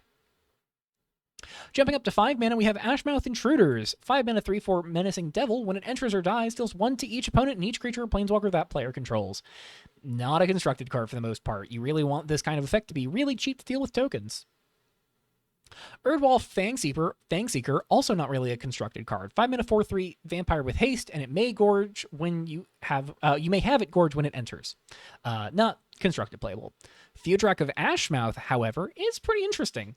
It's 2 and triple red for a 5/5 legendary flying dragon. You can pay 1 and a red to give any target creature +1/+0 until end of turn, and whenever you attack, not necessarily when Theodrak attacks, it deals X damage to any target, where X is the difference between target creature you control's power and base power. So this is actually sneakily something that plays really nicely with the werewolves plan as just this big 5-mana 5/5 that cares about the increased stats you have over time, very much liking the savage mechanic. But I think more importantly, this is actually just something very real for a mid-rangey deck leaning on stuff like Fabricated Anomaly and other counter generation tools. Gorging, Fabricated Anomaly, like this can really leverage you building up a bunch of stats over time. And because the target that is taking damage is any target, this could be additional burst damage to the opponent, this could be removal, this could deal with a planeswalker, this could defeat one of your battles if you really care. There's a lot of flexibility on Feudrak. It is a tad clunky because the additional cost to give a creature +1/+0, being 2 mana, is very tight, but that is also an activated ability, so this can be grabbed off of Contest Coordinator. And this is the kind of slower, big, scary top-end threat that it's possible Contest Coordinator might really like in a red-white shell. Feudrak's Hunger is up next. 4 and a red for an instant, costs 2 less to cast during your turn, deals 5 to a creature or planeswalker, and exiles it if it would die this turn. Limited removal. That's really all I have to say. Gorehowl Abomination is a 5/5 for 5 wolf horror that gives your other wolves and werewolves trample, and whenever one or more savage creatures you control attack, create a 2/2 green wolf creature token that's tapped and attacking. It's a cool wolf and werewolf kindred top-end tool, but I'm not too sure that this is a reason to dip into those types for constructed play, and I think the savage ability, while strong, is not the kind of thing you're desperate for out of a 5-drop in constructed play. Henweir Sentry is another 5-mana creature. It's a 5/4 human archer werewolf with reach. It transforms into Rooftop Rippers, a 6/5 with menace and reach. Not a constructed card. Herald of Emergence, 3 and double red for a 3/4 horror with menace. When it enters, if you cast it, create a token that's a copy of target creature you control, except it has haste. In the beginning of your end step, sacrifice this creature. At a bare minimum, if you cast this can copy itself to make a 3/4 with menace and haste. More likely, this is something you want to cast to copy something else you have on board, but we just have better clone effects that stick around more permanently. It's a cute card, but not one that I think has a lot of mainstay constructed use. Hinterland Bandits, yet another 5-mana werewolf. It's a 5-mana 4/3 with flash. It's a human and a rogue and a werewolf. I don't think the rogue typing matters here. When it enters, it gains first strike and haste until end of turn, which means that it either gets to be a 5-mana 4/3 with haste and first strike on the turn that you cast it to swing in, or a 5-mana 4/3 with first strike that flashes in to destroy something on combat on defense. The flash, of course, really good with werewolf cards. And it transforms into Hinterland Predators, which gives all of your wolves and werewolves first strike and haste at the beginning of combat, which can also be really nice, especially since it's also a 5/4 baseline at that point. But I think, once again, that this is a little too much mana for you to really care about the wolf and werewolf thing. Reckless Show Off is next. It's 3 red for a 4/4 bird rogue. Spectacle is the same cost. It's got flying and haste. And when it enters, if its spectacle cost was paid, it deals 4 damage to up to 1 target creature or planeswalker. There is some real tension here because Spectacle really is better on second main, but the haste really asks you to try and have it enabled in your first main phase. If you can have it enabled, this is a very, very strong Flametongue Kavu effect. Very like Glorybringer adjacent, and Glorybringer is of course a card with some real constructed pedigree behind it in its history in official Magic. So this could be a potentially very real flying hasting threat. However, I think the big hiccup is just that it is not reliable enough to have Spectacle enabled in main 1, especially on turn 5. It's really hard for Spectacle to be online at that point. So it's hard for this to be consistently able to remove something. However, the flexibility between having just a 5-mana 4/4 with flying and haste or a second main Flametongue Kavu, it's not awful. Streetwise Surveyor is another pretty skippable card. 5-mana 3/3 human rogue. Use Spectacle for 2 and a red. Enters, exile top card of your library. You may play it until the end of your next turn. I don't know why I'm slipping on some words like that. I mean, this is kind of solid if you can Spectacle it. 3-mana 3/3 that exile top card of your library is nice. But we talked about how a 2-mana 1/1 with Menace that does this is not very good. So I don't think this is very good either. Sunder the Cage is 2 and triple red for a sorcery that deals 5 damage divided as you choose among any number of targets. This is really subtly strong. I don't know if it's something that sees a ton of constructed play necessarily, but Rolling Thunder is something that has gotten some use here and there, where it is X and double red to split damage, X damage among any number of targets. That is something that is very, very real And while, again, not a constructed pedigree card by any means, Sunder the Cage does that more efficiently.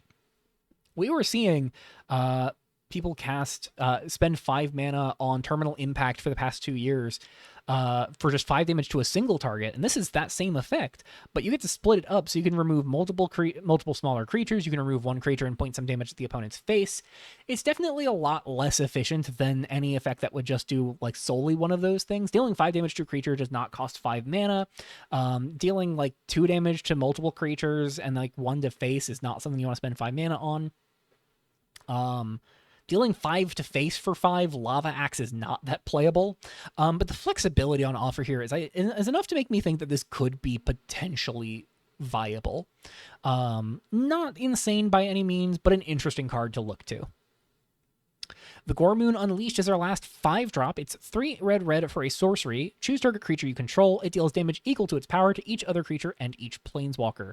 If that creature was savage, exile the top card of your library equal to its power. You may cast one of them without paying its mana cost. It's pretty easy for a creature to be savage by turn 5. So this being a Chandra's Ignition that potentially free casts something else to get more mana efficiency is very real. I don't know if I love Gormoon Unleashed, of course. I think it is a bit clunky, and having savage creatures usually involves having multiple creatures in a lot of cases. So this killing your other creatures can be pretty rough, but it's very interesting. We're going to move a bit quicker. Herald of Ashmouth is a 6 mana 7/5 with Trample Elemental Horror. Discard. When you discard it, you can pay 1 and a red to make that 1/1 Devil token. Limited card. Shroudwalker, 6 mana 5/4 Skeleton Horror with Trample, Haste, and basic land cycling, 1 and a red. Limited card. Split the Loot, 4 red instant. Target creature fights another target creature. Whenever one of those creatures dies this turn, create a treasure token. So if both creatures die, you get to make 2 treasures. Limited card. Make a break for it. Not a limited card. 6 and double red for a sorcery. It costs 1 less to cast for each card type among cards in your graveyard. You discard your hand, draw 4 cards, and exile Make a Break for it. I think this is a pretty interesting card for slower red decks. There are plenty of different card types available. We've got the classics, land, creature, planeswalker, instant, sorcery, enchantment, artifact, and we have battle.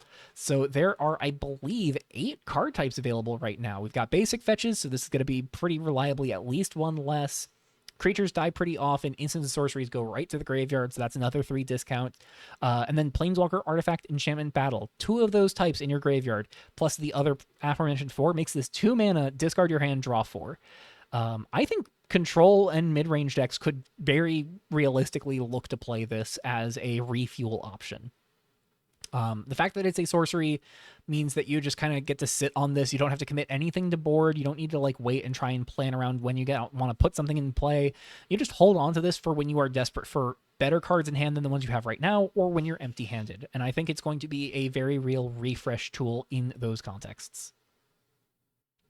Last for red, we have Cordelia's Ripper. It is 7 red for a 3/4 flying hasty vampire berserker that costs 1 less to cast for each instant, sorcery, or vampire card in your graveyard. Whenever it attacks, it deals 2 damage to any target.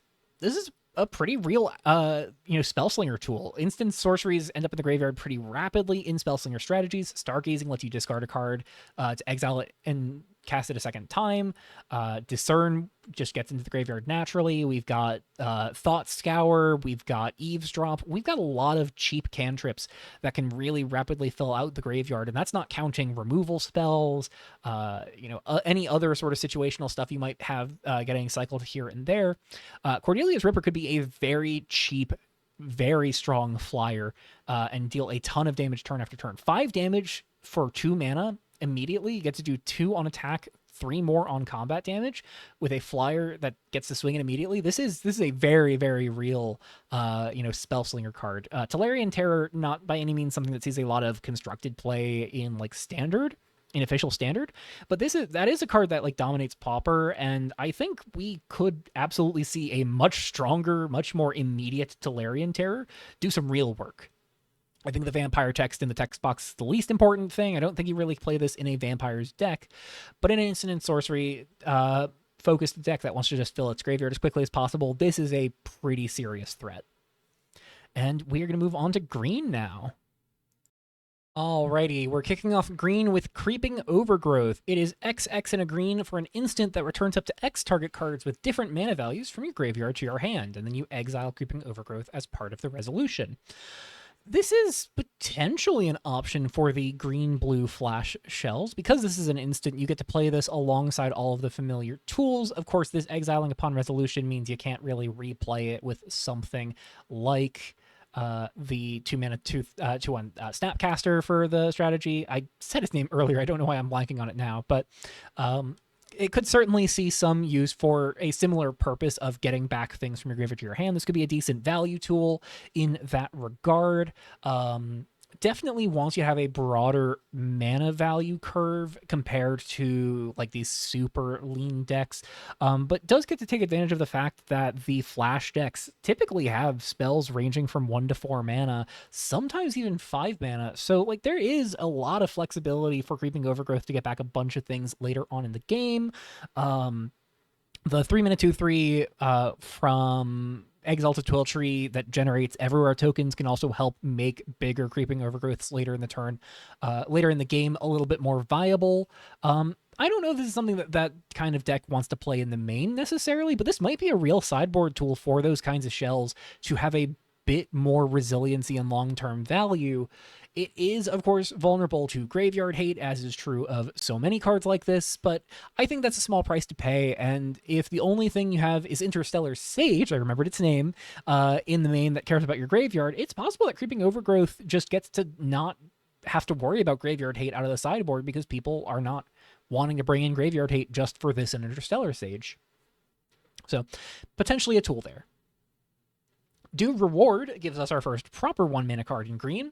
It's a single mana enchantment. When it enters, you mill 3 cards, then can return a creature or land card from among them to your hand. And then you can pay 2 in a green and sacrifice it to gain 3 life and create a treasure token. Much like It's Just Business from Black at the start of that section in part 1, this is something that does not do a ton of incredible value when you sacrifice it, but it is some decent value on enter. This is some solid selection. And the sacrifice mode is sort of an out if you do not have a pursuit card to sacrifice this to. I think it's probably just like reasonable enough. This is some solid card selection, some solid graveyard filling. Creature and land are going to be most of your deck in most cases. We have better ways for 1 mana to find a creature or land. Rex Tyrannos comes to mind. But I think this is a pretty reasonable one, especially if you do care about the mill component as well. So it could be a very real tool to turn to for some sort of strategy that wants to fill its graveyard and get creatures and lands, because 1 mana is a really solid rate for this kind of effect. Gavany Watchman is our first creature. It's a single green for a 2/2 human soldier with trample. When it dies, target opponent chooses one, then you choose one that hasn't been chosen this way. Your opponent, on Gavany Watchman dying, can either create a treasure, tapped, or a 1/1 human, and you get to make the other. This is a really solid 2/2 for 1. Humans are going to be a very easy Kindred strategy to come together just because of how many good humans there are compared to the other types available. This is just going to be an easy 1-drop to include if you're trying to push more aggressive.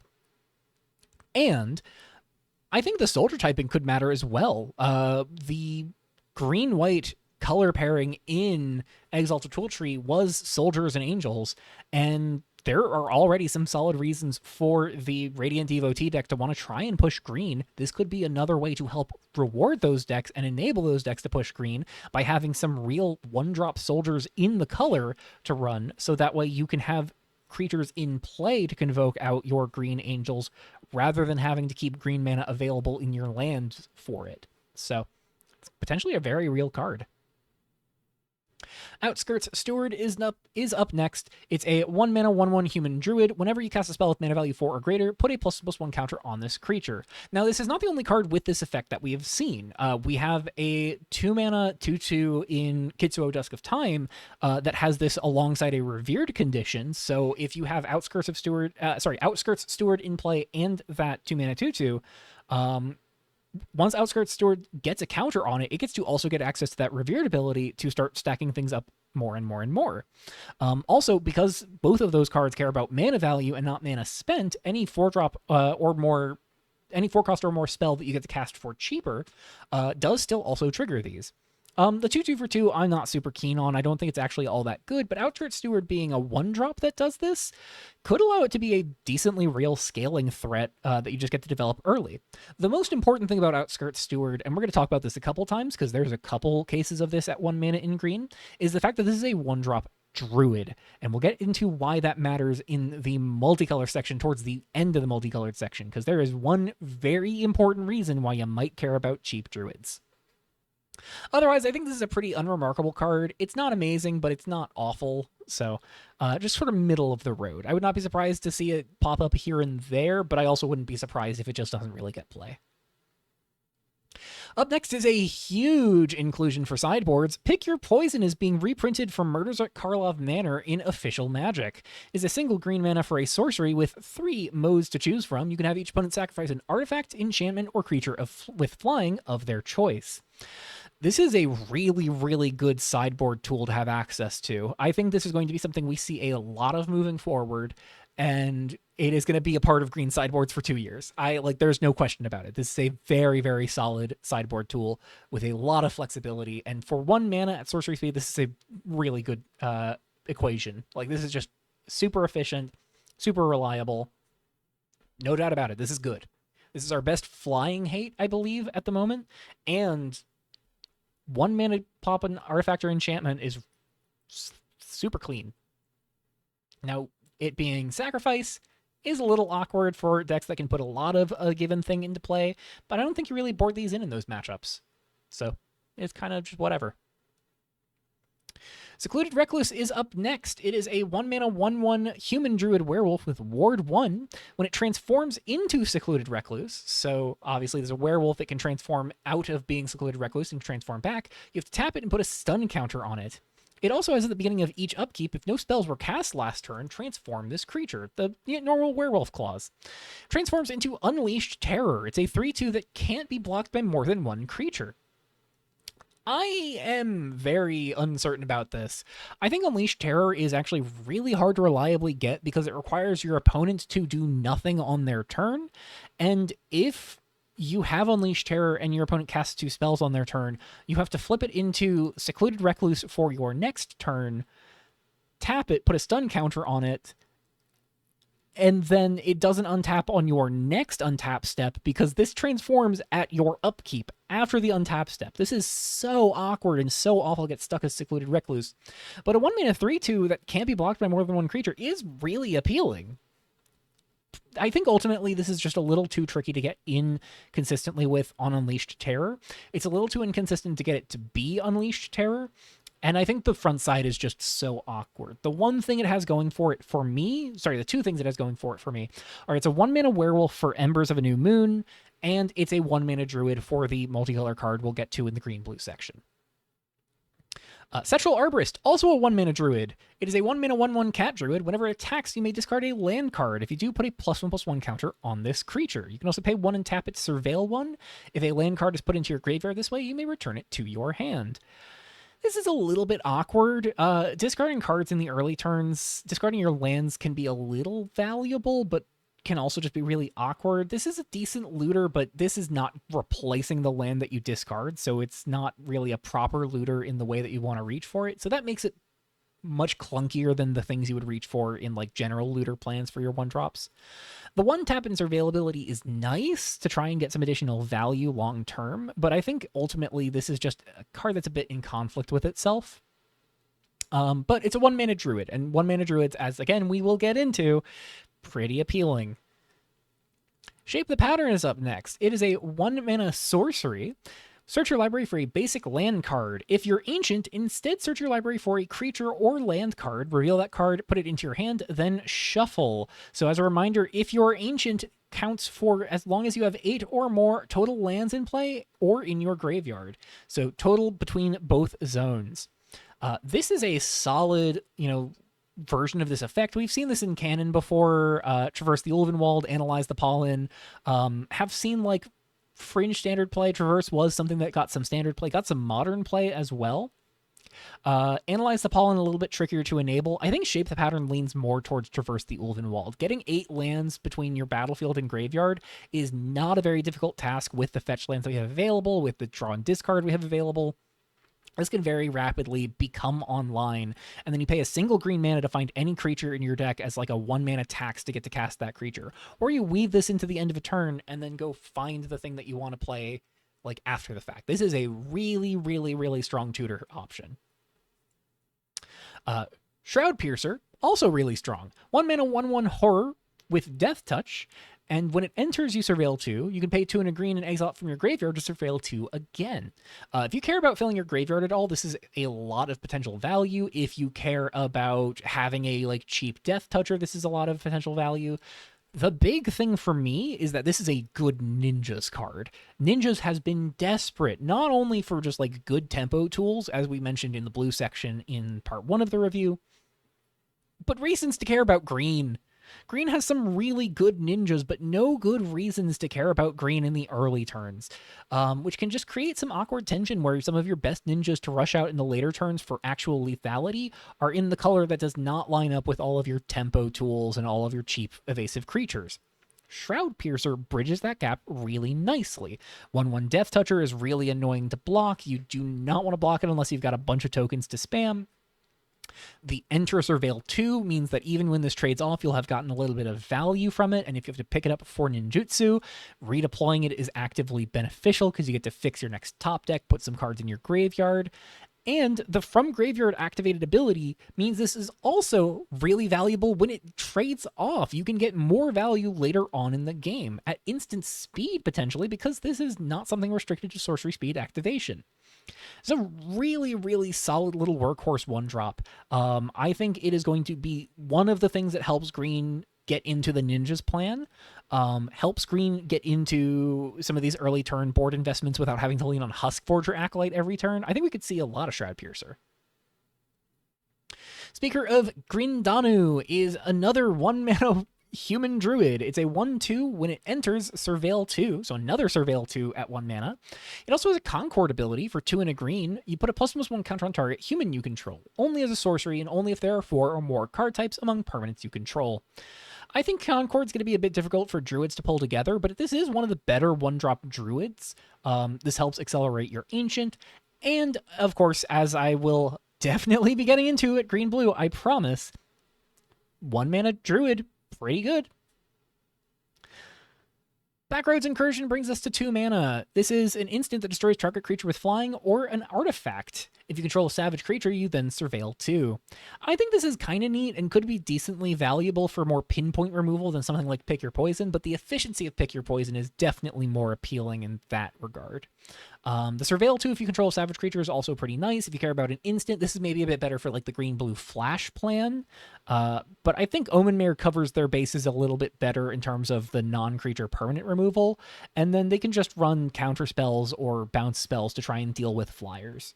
So I'm not too sure this gets a ton of play.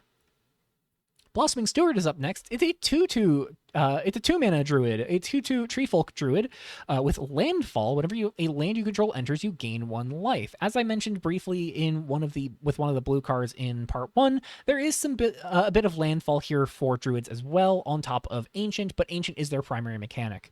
You can pay 1 and tap it to sacrifice a land and return a target land card from your graveyard to the battlefield tapped. So this can do a couple neat things. This can rebuy your basic fetches. This is another reason, alongside what I mentioned with Loresk, that previous landfall card, to try and lean towards the ERR fetches rather than Primal Fisher, because getting the land from your graveyard to the battlefield tapped doesn't matter if it automatically sacrifices upon entering. So Blossoming Steward can immediately go dig deeper, gain 2 life because you have a land enter to sacrifice itself and go find a basic land, get 2 lifelink landfall triggers to gain life. I can form words, I promise. Or you could also use this to cycle basics into utility lands. You could turn one of your lands, if you just have a bunch of lands in play, into a copy of the Shrouded Seas. If you have 2 copies of Shrouded Seas, you could just start looping Shrouded Seas with Blossoming Steward to draw more cards. The cost of one of your lands. This is a really simple, really solid little 2-mana 2/2. If you care about getting a lot of lands into play, this could be really nice. If you care about druids, this could be really nice. Not as valuable as the 1-mana druids for the druid payoff I was talking about, but this is still a pretty good card. Consuming Grounds is another good self-mill tool. 1 and a green for a sorcery. Mill 2 cards, then you may return a permanent card from your graveyard to your hand. This gets any permanent, not just the things that it mills. So this is a regrowth for 2 mana that could potentially get something if you have no permanents available by milling yourself. You can also pay 4 and a green to return this from your graveyard to the battlefield transformed, untapped, and that's important because as a sorcery, you can get Restless Walled-Graph, a land out of your graveyard for 4 and a green that taps for a green mana. And at the beginning of combat on your turn, you can discard a card to untap it and have it become a 5/5 hasty, trampling zombie treefolk. The fact that this can untap if you discard a card also just means, like, this can be 2 mana over the course of 1 turn if you tap to spend mana before combat and sometime during or after combat. This doesn't have Vigilance, so you have to choose between swinging in as a 5/5 or getting the mana a second time. But even just getting the 1 mana and then swinging in with a 5/5 is pretty real. This is a very, very sweet regrowth effect. I could see this getting some serious experimentation. There's also a regrowth you can grab off of contest coordinators. Just sweet all around. I think this is a really, really cool card. Dark Thicket Howler is up next. We do not have a lot of 2-mana dorks in this rotation. There's a couple.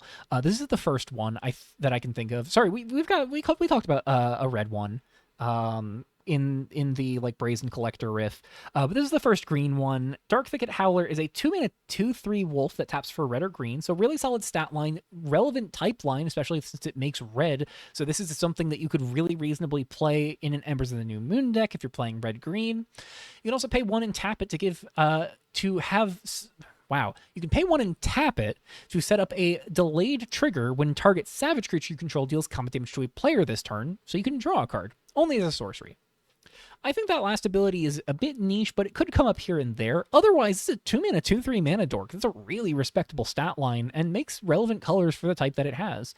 Yeah, this is a pretty solid mana dork. I think if you care about Embers of the New Moon and you're looking to play green alongside it for a better density of wolves and werewolves, this is absolutely one of the ones you want to turn for.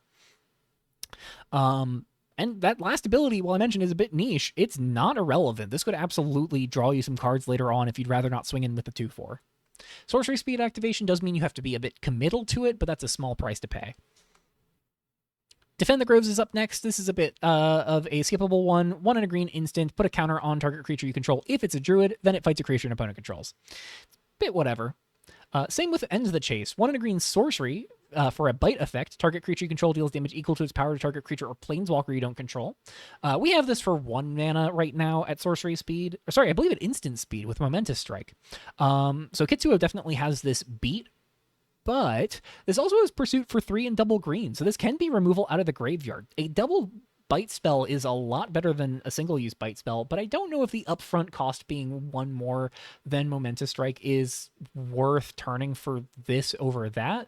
And also the pursuit cost is pretty taxing, so having to have 5 mana plus another thing to sacrifice beyond the creature you're targeting might be a bit too much to ask for, but it could see some play. Up next is Find Your Prey, another bit of a skippable one. 1 and a green instant, costs 1 less to cast if it targets a mercenary to give a creature +3/+3 and trample. I just don't think this is the kind of buff spell you were really desperate for. Gitrog's Spawn is up next. 2 mana 1/1 frog with Death Touch. When it enters, you can discard a card to go find a basic from your deck and put it into your hand. If you're looking for ways to discard cards, this could be a solid way to do so in green. Go find another one of your lands. 1/1 with Death Touch is also a pretty respectable stat line. I think it's probably not going to be the most amazing card by any means, but it could see some play. Griffin's Blessing is another modal spell. We haven't talked about these like big modal spells since the white section at the start of the last review. This is 1 and a green for an instant unless you choose 2 modes. You can choose to have put a counter on a creature. You can give a creature hexproof. You can have a creature you control fight a creature an opponent controls, or you can have a target player sacrifice an artifact. Now, I talked about the other 2 mana instant that pops an artifact as like something that might see some play in the flash decks. I think this is a much better candidate for those decks. The +1/+1 counter is very relevant. The fight is very relevant to give that deck more board control. The hexproof can be really relevant to help hose opposing removal, and the artifact sacrifice mode can be some nice artifact hate in a pinch. This is a really flexible, really reliable tool that covers enough bases where I think this could really reliably see some play, at the very least in the green-blue flash shell. Because it's an instant, because it works so nicely with all of those tools, it gives you a little bit more pressure, gives you some protection, gives you some removal, gives you some artifact checking. That's a lot of bases covered in one sideboard slot. Hope's Trail Pilgrim is up next. It's a 2-mana 1/3 human peasant that makes a treasure when it enters. Pretty unremarkable. We have better ways to get treasures. In the Face of Darkness is up next. 1 and a green for an enchantment. When it enters, you surveil 1 and may gain. You gain 1. You gain 3 life and surveil 1. I can talk. I like this is taxing me. This is a lot to talk about. Scripts help a lot, folks. So gain 3 life, surveil 1 for 2 mana. Pretty unremarkable. Humans you control get +1/+1. That is a really good anthem for 2 mana. This is a very good reason to care about humans. If you are pushing wide enough with humans, 2 mana to give your creatures +1/+1 is a very, very good bargain. Unfortunately, some of the better aggro tools we have right now are not humans, and especially in green, like some of our better token generators do not make human tokens. So there is some real tension there. The cards that would best want you to have an anthem might not necessarily work well with this. But this is a good reason to try and figure out a way to play specifically human tokens. So definitely, in the Face of Darkness, something to keep an eye on. Up next is Leonin Revivalist. I mentioned there's not a ton of dorks, but this is technically kind of one. 1 and a green for a 1/2 cat druid. When it enters, you may put a basic land card from either your hand or graveyard onto the battlefield tapped.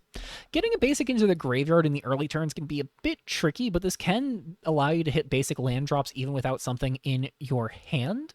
But this is also just a 2 mana 1/2 to put a basic land from your hand into play. Not the most remarkable effect, but it could be pretty solid if you're just desperate for some ramp options, especially ramp options that could also stick around on board. Works with any druid tools. Not amazing, decent. Up next is Life from Death, and this is a big one.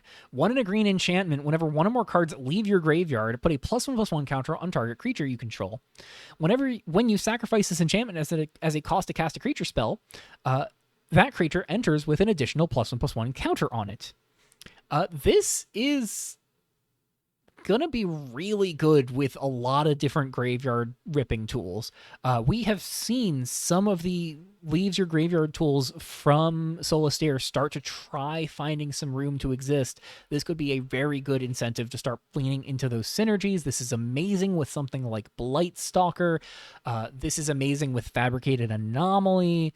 This puts so many stats into play. The more cards are in your graveyard, the more individually you can rip them out of your graveyard. This can just put a ton of stats into play.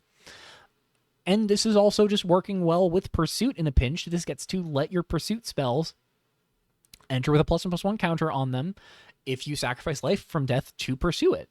So, solid all-around little tool. I don't think the second clause will matter all that often, but the first clause will absolutely be something worth building around. We have arrived at our final Planeswalker here. The Setral Shaper is our other Planeswalker that costs more than 1 to flip. It is 1 and a green for a 2/3 legendary Azra Druid. Whenever a land you control enters, put a loyalty counter on this creature and surveil 1. You can also pay 1 and a blue to transform it while putting a loyalty counter on it as a sorcery. He transforms into Junie Shaper Unbound. She gets the loyalty she had from the front face, and as long as you're ancient, you can activate her loyalty abilities twice each turn rather than only once. You can also +1 to surveil 1, then draw a card. You can 0 to tap target non-land permanent and put a stun counter on it, or -2 to create an XX green elemental token where X is the number of lands you control. Junie has a lot of potential value here. I don't think you want to keep Setral Shaper on the front face very often because of just how good Junie's abilities are. And if you're ancient, getting to surveil 1, draw a card twice, tap 2 non-land permanents and stun them, make 2 XX elementals later on in the game, that's a lot of potential flexibility, especially since you can choose multiple different modes rather than just the same mode twice. The surveil on the front face is some nice, decent little bit of value. Alongside the loyalty counter, gets you some nice landfall selection, can help fill your graveyard more rapidly to turn on the Ancient Clause. This can flip as soon as turn 3. 2 mana to play. Turn 3, land drop. If it's a Primal Fisher, you crack it. That's your second loyalty counter off of finding the basic. Then you pay 2 mana to flip Spectral Shaper into Junie Shaper Unbound. If you have 3 lands in play plus Primal Fisher in graveyard, you only need to get 4 lands into your graveyard to enable Ancient. With some of the early Surveil effects we have, that can definitely happen more often. Junie's Surveil on the front face can potentially bin lands off of both the Primal Fisher and the land that it finds. And if you just, can kind of accelerate Ancient, this could be Ancient active on turn 3 to start activating twice. It is definitely a tight window to try and make that happen, but if you can make it happen, it is big. So yeah, very strong mid-range or control planeswalker. A lot of value on offer here. Very happy with where Junie is landing. Up next is less remarkable. Toxin Peddler, 2 mana 2/2 bird mercenary with Death Touch, and when it enters, up to 1 target creature you control gains Death Touch until end of turn. Limited card. Ulrich's Proclamation. 1 and a green instant. Target creature you control gets +3/+3 and until end of turn. Gains reach until end of turn. Untaps. If it's a wolf or werewolf, you gain 3 life. Limited card. Village Bruiser. 1 and a green for a 1/1 human warrior werewolf. When it enters, put a +1/+1 counter on target creature you control. Beginning of each upkeep, normal werewolf clause, transforms into Moonrise Ripper. Whenever it attacks, put a +1/+1 counter on another target wolf or werewolf you control, and Moonrise Ripper is a 2/1. So this could be swinging in for a 3/2 if you put a counter on it. It can buff your other wolves and werewolves. It's a decent card if you're looking to play the wolf and werewolf deck. My biggest apprehension is just that this is not the most remarkable card on its own. Really reliant on staying as Moonrise Ripper and keeping that synergy alive. And if it's not alive, this is just a pretty bog standard common. So, not super impressed with it, but it could do some work. Up next is Volwood Deadeye, a really solid tool for a Kindred strategy. 1 and a green for a 3/2 Azra Mercenary with Reach. Whenever another mercenary you control enters, create a weapon token. You may attach it to a creature you control. Triggers only once each turn. So the more mercenaries you have, this doesn't get to pop off if you generate a bunch of mercenaries all at once. This is more gradual stats, but this is a weapon token that attaches immediately rather than a +1/+1 counter. So even if the creature that it goes onto is removed, you do get to keep that value long term. At a baseline, this is a 2 mana 3/2 that you get to then play another mercenary the following turn and swing 4 with this. And this can just keep scaling over time. If that mercenary you play the following turn is another Volwood Deadeye, those could start scaling your stats up very rapidly. It's a lot of trinket tokens for your pursuit. You can just pay mana to move those weapons around freely. It's a lot to like here across this body. If you care about mercenaries, this is going to be, I think, the strongest reason to do so. I talked about the 1 mana 2/1 from last review being something to keep in mind as we talk about the different mercenaries that are good. I think this is something that could help make that card good, but this is a good card on its lonesome. I think this is absolutely a reason to care about mercenaries. Walled Cottage Crone is up next. 2 mana 1/1 human peasant werewolf. This is another 2 mana 1/1 that goes and finds a basic from your deck to put into your hand. It then turns into Somber Walled Ripper. It's a 3/2 werewolf. When it attacks, you may pay 3 and a green to have it bite something. Deal damage equal to its power to creature defending player controls.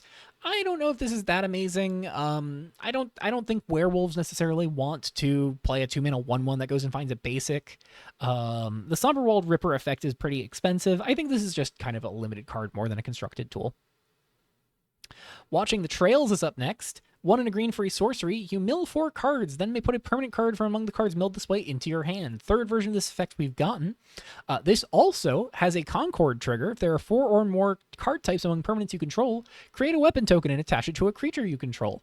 So this is kind of just similar to the mercenaries that make the weapon tokens, where this immediately gets to apply those stats to something along the way.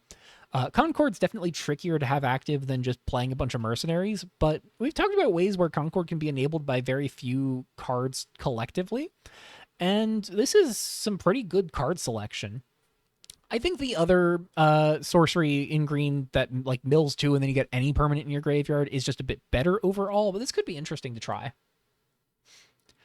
Last at 2 mana, we have Winding Assailant. 1 and a green for a 2/2 snake mercenary with Death Touch, and Pursuit for 4 green. When you cast a spell for its pursuit cost, copy it twice. This is a lot of potential blocking power. There's a lot of death touching power out of the graveyard. The hoops you have to jump through are pretty real. 6 mana and sacrifice an on-land permanent is not nothing. But 3 2/2s with Death Touch, obviously, if the opponent has a board wipe, they have a board wipe. But otherwise, that's a lot of board stalling potential, and it's a lot of really annoying attackers as well. This can absolutely bully the board if you can get it to come together. I don't think it's amazing, but it is a cheap mercenary, so at a bare minimum, this is something you can put into a deck for a pretty low opportunity cost. 2 mana 2/2 Death Toucher. Not the most stellar stat line, but it is better than nothing, and the late game potential is pretty real. So if you care about mercenaries, this might be something you turn to.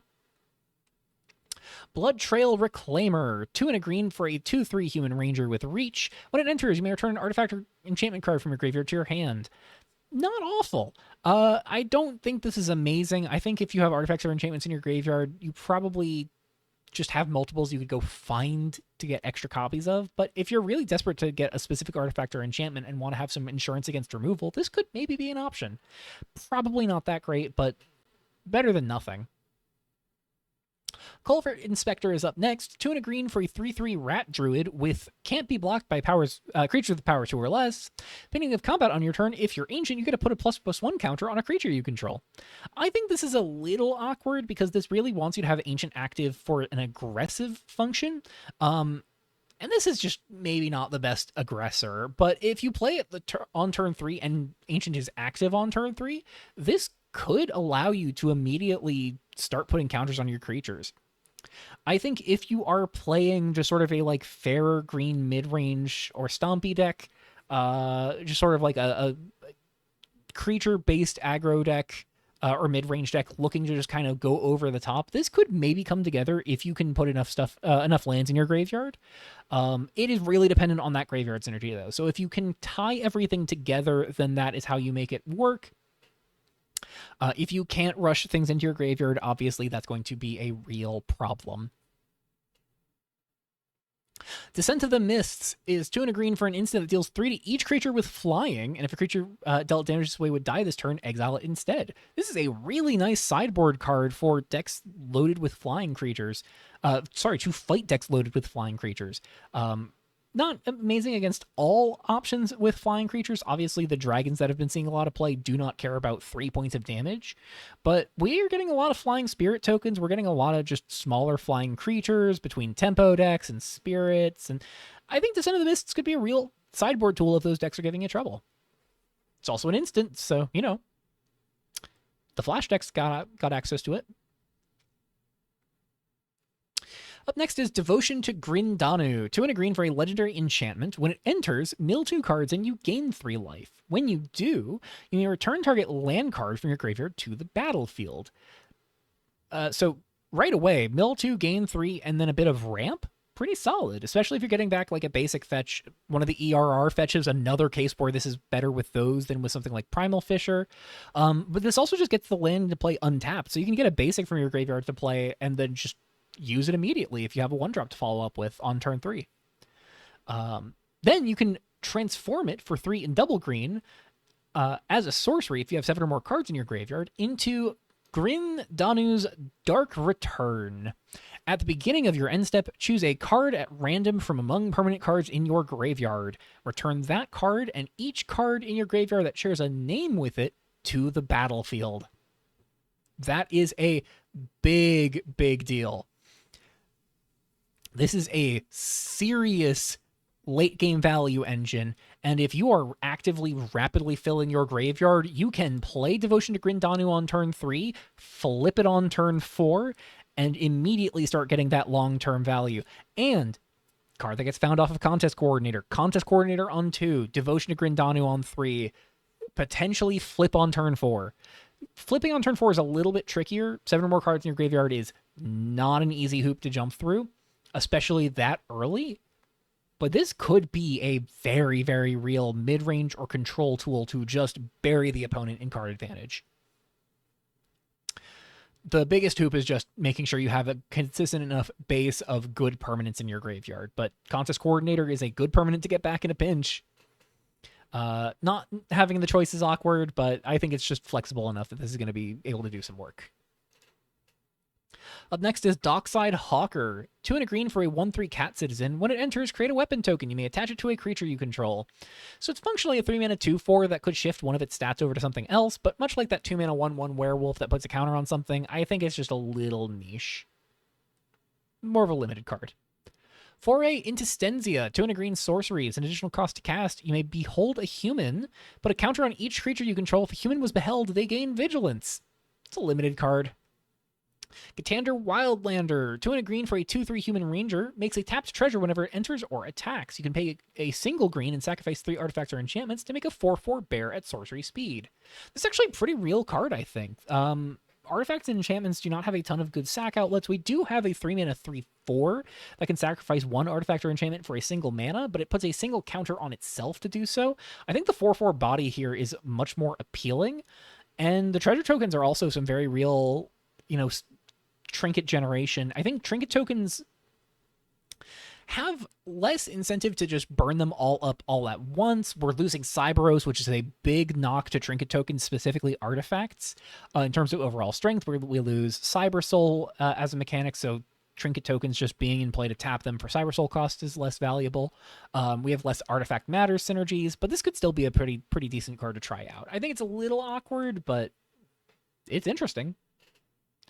Up next is Gutter Rat. It is a 3-mana 3/3 rat mercenary with trample, and when it enters, you can choose a card with Pursuit you own in exile to put into your graveyard. So I guess if you really care about pursuing one thing in specific, you could get that back into your graveyard over and over. Specifically, this could actually be interesting with the Founder's Hunt Begins, because it allows you to keep pursuing that for a 3-mana tutor over and over. If you can keep getting Gutter Rat to enter over and over. I think that's a little too much, though. I think this is kind of just a cute tool more than anything very tangible. Talk about something tangible. Hope's Trail Ranger is 1 and double green for a 1/3 human soldier ranger with reach and Concord. Beginning of combat on your turn, put a ++1 counter on target creature you control. If there are 4 or more card types among permanents you control, put a +1/+1 counter on each creature you control instead. So, I think this is a very, very strong card. 3-mana 1/3 is not amazing, but it is at the bare minimum a 2/4 that gets to keep scaling over time because it can target itself. And if Concord is active, this is going to buff your entire board every single turn forever. That is going to very rapidly bury the opponent. And there are 2 very important types here. Human, of course, makes this one of the best options at the 3-mana slot for the human deck, if that deck comes together. The soldier typing, also pretty relevant. I mentioned with our 1-mana 2/2 earlier, green-white soldiers, like green-white soldier angels, might be a very real plan. And that deck pushes very wide. One of the best angels in that deck is an artifact creature. And that deck absolutely turns to enchantments as well. Consume the Divine in specific. The biggest consideration here is that this might also be really good with our new XX and triple white Flash Angel that makes artifact and enchantment tokens. So you can more reliably bring that online with Hope's Trail Ranger having more options to enable Concord. And Hope's Trail Ranger, being a soldier, just gets to come down early, buff your soldiers, buff your Radiant Devotees, buff your other soldiers so they can get in for more damage, have a bit more survivability, buff your early angels so they can fly in for more damage. And then you just get to anthem your board later. I think Consume the Divine is really important for the Radiant Devotee shell, and this is functionally Consume the Divine's 5 through 8, and I was already talking about that triple white and double X angel as being Consume the Divine's 5 through 8. So having access to that and Hope's Trail Ranger, you might be able to skip the Consume the Divine, or you might be able to run all 3. I personally am going to try running all three. I think this is a very cool card to run in a Devotee shell. I think this is going to be one of the reasons that you try and care about Concord in general. I think it's a good general mid-range card, decent aggro card. The synergy is real. You do have to try and meet the synergy demand, but if you can, that is a very, very good conversation to be having. Kessig Pathkeeper is up next. It's a 3-mana 3/4 Human Scout Werewolf, so really good stat line. You can pay 2 and a green whenever a wolf or werewolf you control deals combat damage to a player this turn, draw a card. That's at instant speed, mind you, so you can do that after you've seen blocks declared and potentially draw a bunch of cards. It also has the usual werewolf clause, transforming into a 5/4 Enduring Pack Leader that lets you discard a card once each turn to give any attacking wolf or werewolf indestructible until end of turn. So this can protect itself, can protect one of your other wolves or werewolves, just hit like a truck, and dig really deep in the meanwhile. I think this is not like the most important card to the wolf and werewolf deck, but this is absolutely a reasonable 3-drop to reach for that kind of shell. Up next, we're going to have to move away from Lackeybot for a moment because Leybound Ritualist's image is currently broken. It will be fixed when the sets officially release. This is ultimately my bad. But we'll pop over here. Leybound Ritualist. 2 and a green for a 3/3 Treefolk Druid that says lands you control enter untapped. So a bit better with all of those basic fetches, whether they enter tapped normally or the land they get is tapped. Suddenly that's not a problem. And there's a 6-mana activated ability here for 3 and triple green. Reveal the top 4 cards of your library.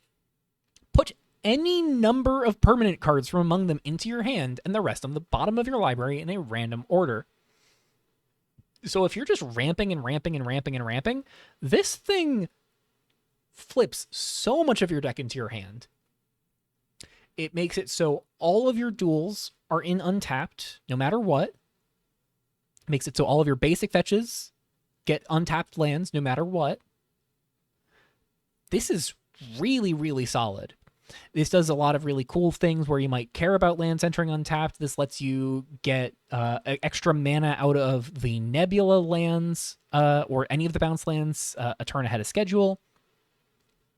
And the activated ability here is just so good. There's so much card advantage. So the moment you start running out of gas, the moment all of your mana generation starts to peter out and you start to run out of things to spend your mana on, spend 6 mana, instant speed, top 4 cards of the library directly to hand. The catch here is just that the more instants and sorceries you run, the worse this gets. So I think you just, if you're on Leybound Ritualist, you try and minimize instants and sorceries to the best of your ability. You try and lean to creatures, enchantments, artifacts, planeswalkers, battles to try and tackle the things you might want instants and sorceries to deal with.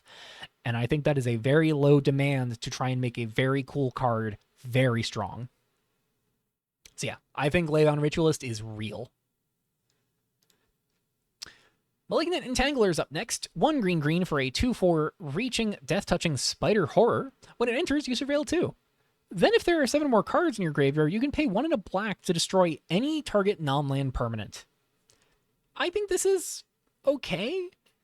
I don't know if this is going to be something that black-green mid-range necessarily turns to. It has more efficient removal options, but this is some solid card selection on a very solid defensive body. And if you can bring that removal mode online, this has no restrictions on when it can blow up, unlike something like Meteor Hellion, which only hits things mana value 3 or less. I think it might be a sideboard tool more than a main deck tool for black-green mid-range, but it could be a very real option for those decks. Also solid against all of the flyers that might be running around, because Reach Death Touch on a 2/4 body blocks really well. Up next is Pattern's Abundance. 2 and a green for an instant. Search your library for up to 2 basic land cards, put 1 into the battlefield tapped, and the other into your graveyard, then shuffle. So this is just sort of a limited ramp spell. It gets 2 lands for your progress towards Ancient, but only one of them goes to your hand, the other goes to the bin. So if you care about lands in your graveyard, this could help find a specific basic to put into your graveyard. This gets 2 basics out of your deck as well. I think it's fine. I don't know if it's necessarily a thing you're reaching for in Constructed. Rabid Mauling is up next. It's going to be a limited card. It's 2 and a green for an instant, gives a creature +1/+0, and then has it bite a creature or planeswalker an opponent controls. Just not too expensive for Constructed play. Runstalker Maiden is up next. 1 green green for a 2/1 human peasant. When it enters, create a 2/2 green wolf creature token. You may cast creature spells as though they had flash by tapping an untapped creature you control in addition to paying their other costs. There is one card on my mind for Runstalker Maiden, and it is Vow's Reflection. Vow's Reflection, 1 and a green enchantment, getting to bounce one of your creatures at your end step to draw a card, is really good, but Canopy Culling, which is like the thing that used to get played when it was in rotation and was really good, Vow's Reflection has struggled to make up to what Canopy Culling can do, because Canopy Culling untapped your lands and let you cast creature spells at instant speed. Runstalker Maiden might help make Vow's Reflection a very real card, because Vow's Reflection is a solid card advantage tool, and Runstalker Maiden, 1 green green 2/1, make another 2/2, solid amount of stats for the cost. You can pick up the Runstalker Maiden, and while it's in play, your creature spell is getting to tap one of your untapped creatures to play them at instant speed, means that the more bodies you commit to board, the more that Vow's Reflection being at your end step doesn't prevent you from having bodies to keep into play, to keep momentum up, to keep pressure up, to keep defenses up.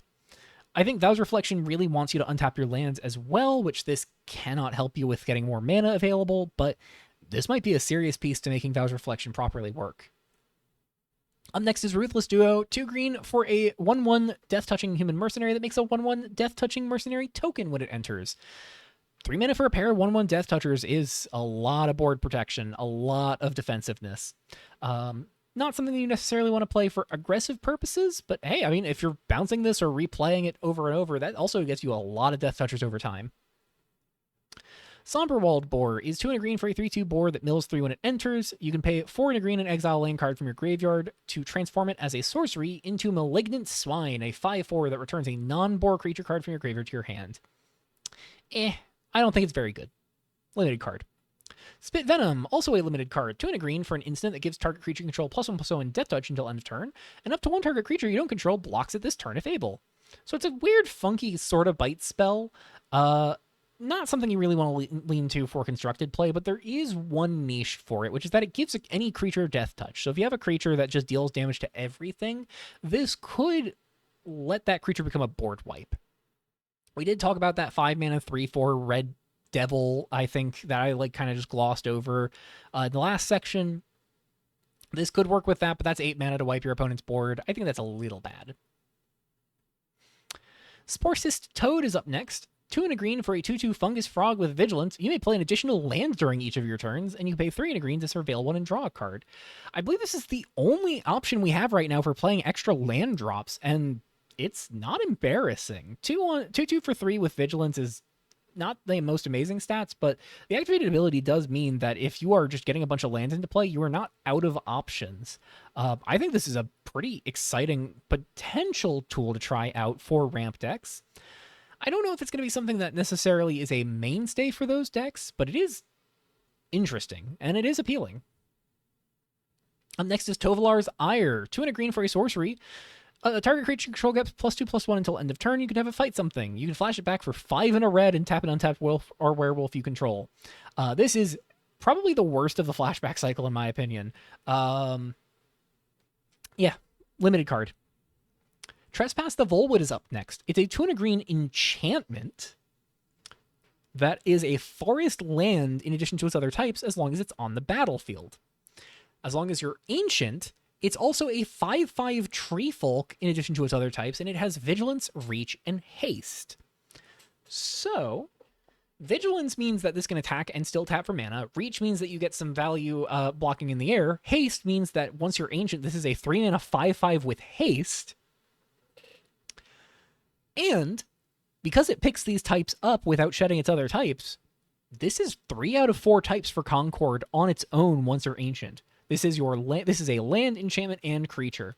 Granted, you'll have other lands in play, so that component doesn't necessarily matter, but this also dodges any removal that deals with target non-land permanents. So once it's a creature, there are removal spells that can deal with most creatures, but not this. So any creature land tech that just gets to dodge general removal, this dodges as well. I think it's very interesting and very exciting. It is probably the most real of the 3 mana ramp spells that we have access to in green right now. because it's just an untapped forest. Just reasonable enough on its own.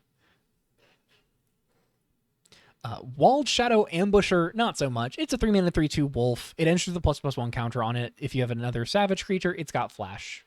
Limited card. Moving on. Arlen's Kindred, 2 green for a 4/3 wolf with flash. When it enters, up to one other target wolf or werewolf you control gains hexproof until end of turn, and you may transform it. This is a solid top end for the wolf or werewolf deck. The hexproof is not too important in my eyes. Transforming the creature, however, is really nice. Getting to transform one of your werewolves by force is a pretty appealing option when you are trying to play enough transforming werewolf cards. So yeah, I think if you can line this up, this could be really nice. I don't know if it's something you want to play a bunch of, because 4-mana 4/3 with flash is just not something that's constructed pedigree on its own, but if you're really desperate for the ways to transform your werewolves, this could be pretty interesting. Call of the Ulvenvater is 3 and a green for an instant, costs X less, where X is the number of savage creatures you control, and you reveal the top 10 cards of your library. You get to put a creature and or a land card from among them into your hand, and the rest on the bottom in a random order. That is a ton of dig deep into your deck, and if you have 3 creatures with +1/+1/+1 counters on them, that is 1 mana to draw a creature or land and a land from the top 10. I think that if you are going to be playing the like red-green looters deck, or like the counters deck, trying to lean on the synergy between like some of these new savage tools and the revered cards from Kitsuo, and, you know, play just like the good looters tools like Fabricated Anomaly, this is a very real consistency tool. So yeah, big fan of this one. Curse of Harvest's Reaping is 3 and a green for an aura curse with enchant player. Whenever a player attacks enchanted player, they may sacrifice a creature. If they do, they search their library for a creature card with mana value equal to 1 plus the sacrificed creature's mana value, put it onto the battlefield tapped and attacking, then shuffle. We have the 3 and a green 3/4 from Solistair that has Syzygy and has to like tap a bunch of creatures to come into play for cheaper and to activate its ability for cheaper. I was pretty positive on it, but it has not seen much play. This could be much more real. This lets you transform, lets you swing in with one of your creatures that you actively want to have attack, and then turn one of your non-attacking creatures into another attacker of a higher mana cost. This is a real consistency tool for mid-range decks. If you have any sacrifice or graveyard synergies, this can work really nicely with those. I think this is a really, really cool card. Dire Strain Imbuer, 3 and a green for a 4/3 human rogue werewolf with ward 2. When it transforms, it's a 5/4 with hexproof. Limited card. Esteemed Exterminator. Once again, you can tell that the lack of a script and the wear of doing this for so long does get to me. Esteemed Exterminator is 2 green for a 5/5 human mercenary that can't be countered, has hexproof from instants, and can't be blocked by creatures with power 2 or less. It's a super simple stompy card, but this thing hits like a truck and is really, really hard to remove. I think it's pretty sweet. Simple. If you're playing mercenaries, it's going to be great. If you're playing just green stompy or mid-range, this is going to be pretty great. 5 toughness is really hard for red to deal with. They have one instant that I can think of that sees reliable play that deals with this, and it's got hexproof from instants. So red might really struggle to remove this thing. Hamlet Guardians is up next. 3 and a green for a 3/3 human warrior. Whenever another human you control enters, put a +1/+1 counter on it if it was a token. Otherwise, draw a card. This could be kind of interesting with some flicker chains where you can just start digging really deep into your deck, but 4 mana for a 3/3 here, I think that's more of a brawl or a commander tool than something that wants to see play in 1v1 constructed. Harvest Tide Procession is 3 and a green for an enchantment that makes your choice of a 1/1 white human or a treasure at your end step. Concord, if there are 4 or more card types among permanents you control, if an effect would create 1 or more tokens under your control, it creates that many +1 instead. This is pretty cool. The end step trigger on its own isn't amazing. We've had something very similar to this for 2 years that's just rotating out now in Cyberos, and it also gave you an option to make a weapon token. That was at your upkeep, but it was 2 and a green instead of 3 and a green, and if you had 12 or more permanents, you got to make all 3 of the tokens instead. But the Concord trigger here is really exciting for trying to double up your tokens. I think this is probably not a constructed card, but Brawl and Commander Plant for sure. Lambholt Hunting Grounds is 3 and a green for another enchantment. Beginning of combat on your turn, put a +1/+1 counter on target creature you control. It gains vigilance until end of turn. Then you can sacrifice this enchantment to draw cards equal to the greatest power among savage creatures you control. I think this is actually not awful for constructed play. I think it's pretty niche. It's going to have a real hard time finding a clean home, but 4 mana enchantment that puts a counter on your creatures each turn and gives it vigilance is not embarrassing. And the potential to just have this turn into a big draw engine later on or immediately is pretty reliable, because this is going to make one of your creatures savage. So if you put a counter on your biggest current creature, that alone means that you're drawing cards equal to that creature's power. It's also important to note that because of the way that this is worded, you put the counter, it gains vigilance, then you may sacrifice. If you do, you draw cards. There is no window where your opponent can interact between the creature getting the counter and you sacrificing Lambholt Hunting Grounds. So you don't have to be worried about putting a counter on something and then sacrificing this and that creature no longer being your biggest creature. It's just always going to do what you need it to do. Again, I think it's going to be really hard for this to find a good home in Constructed, but it might be worth trying. Lumen Graph Spider is another limited only card. 4 mana 2/5 Spider with Reach. You can pay 2 mana to give it +2/+2 and trample if there are 7 or more cards in your graveyard and only once each turn. Next. Setral Mender is 2 green for a 4/3 Treefolk Druid with Reach. When it enters, you mill 3 cards, then you may return a Druid or land card from your graveyard to your hand. Not getting the full recursion value of like any card from your graveyard to your hand is definitely a bit awkward, but one thing that is appealing here is that this just, fills your graveyard a little bit, goes and picks up a land for you to play next turn, can pick up one of your druids so you can play more aggressive self-mill and not lose out on the druids that you really care about. And this could even loop with itself to just provide a reliable 4/3 blocker turn after turn. That does eventually deck you out, though, so you have to have some kind of plan beyond just that, but it's not awful. Next, we have the Ulvenvater. We talked about one of the cards with its name earlier. Now we got the card itself. It's a 4 mana 4/4 legendary wolf with flash. Whenever you cast your first spell during each opponent's turn, choose one. Create a 2/2 green wolf creature token, or another target creature you control fights target creature you don't control. So this can't remove your opponent's things by its lonesome, but this spits out a bunch of bodies over time. And it's a 4/4 for 4 with flash. Like, this is going to be seeing play in the green-blue flash shell. I think maybe you play it in Wolves and Werewolves. You definitely play it, or at least try it, in the green-blue flash shell. This gives you a lot more board presence. This gives you some board control without having to play fewer threats. This is really cool. Volwood Sentry is a 4 mana 6/6 Treefolk Druid with Defender and Reach, but it can attack as though it didn't have Defender as long as you're Ancient. There are not many creatures with Defender in these two sets, so unfortunately the Solitaire Defender's theme does suffer a little bit, especially with the give all creatures Defender counters tool from Cyberos rotating. I don't think that deck ever really emerged, and I think it's going to really struggle anyways moving forward. I don't think you care about this too much. It's a limited card, but the Defender thing just warranted talking about. Wayland Bloodhunter is another 4 mana 4/4 legendary creature in green. It's 2 green for a 4/4 cat mercenary with haste. She can't be blocked by more than one creature and must be blocked by a creature with a bounty counter on it if able. And you can pay a black mana as a sorcery to put a bounty counter on target creature that doesn't have one, giving it when this creature dies, each opponent draws a card and gains 2 life. Important to note that for some of those blue cards we talked about in part 1 that get to move around counters, the bounty counter does not inherently have the ability. Wayland confers the ability to that creature permanently. So, when that creature dies, each opponent draws a card and gains 2 life. Wayland can force your opponent to block with whatever creature you give a bounty counter to, and then you get to draw a card and gain 2 life when Wayland kills that creature. Turn after turn, this thing lets you pay black mana to just kill one of their 4 toughness or fewer creatures that doesn't trade with this, and just absolutely shred their board. And you also prevent that creature from blocking something else, and Wayland cannot be ganged up on by multiples of your opponent's creatures, even if they all have bounty counters on them. So Wayland, just really strong board control tool for green and black.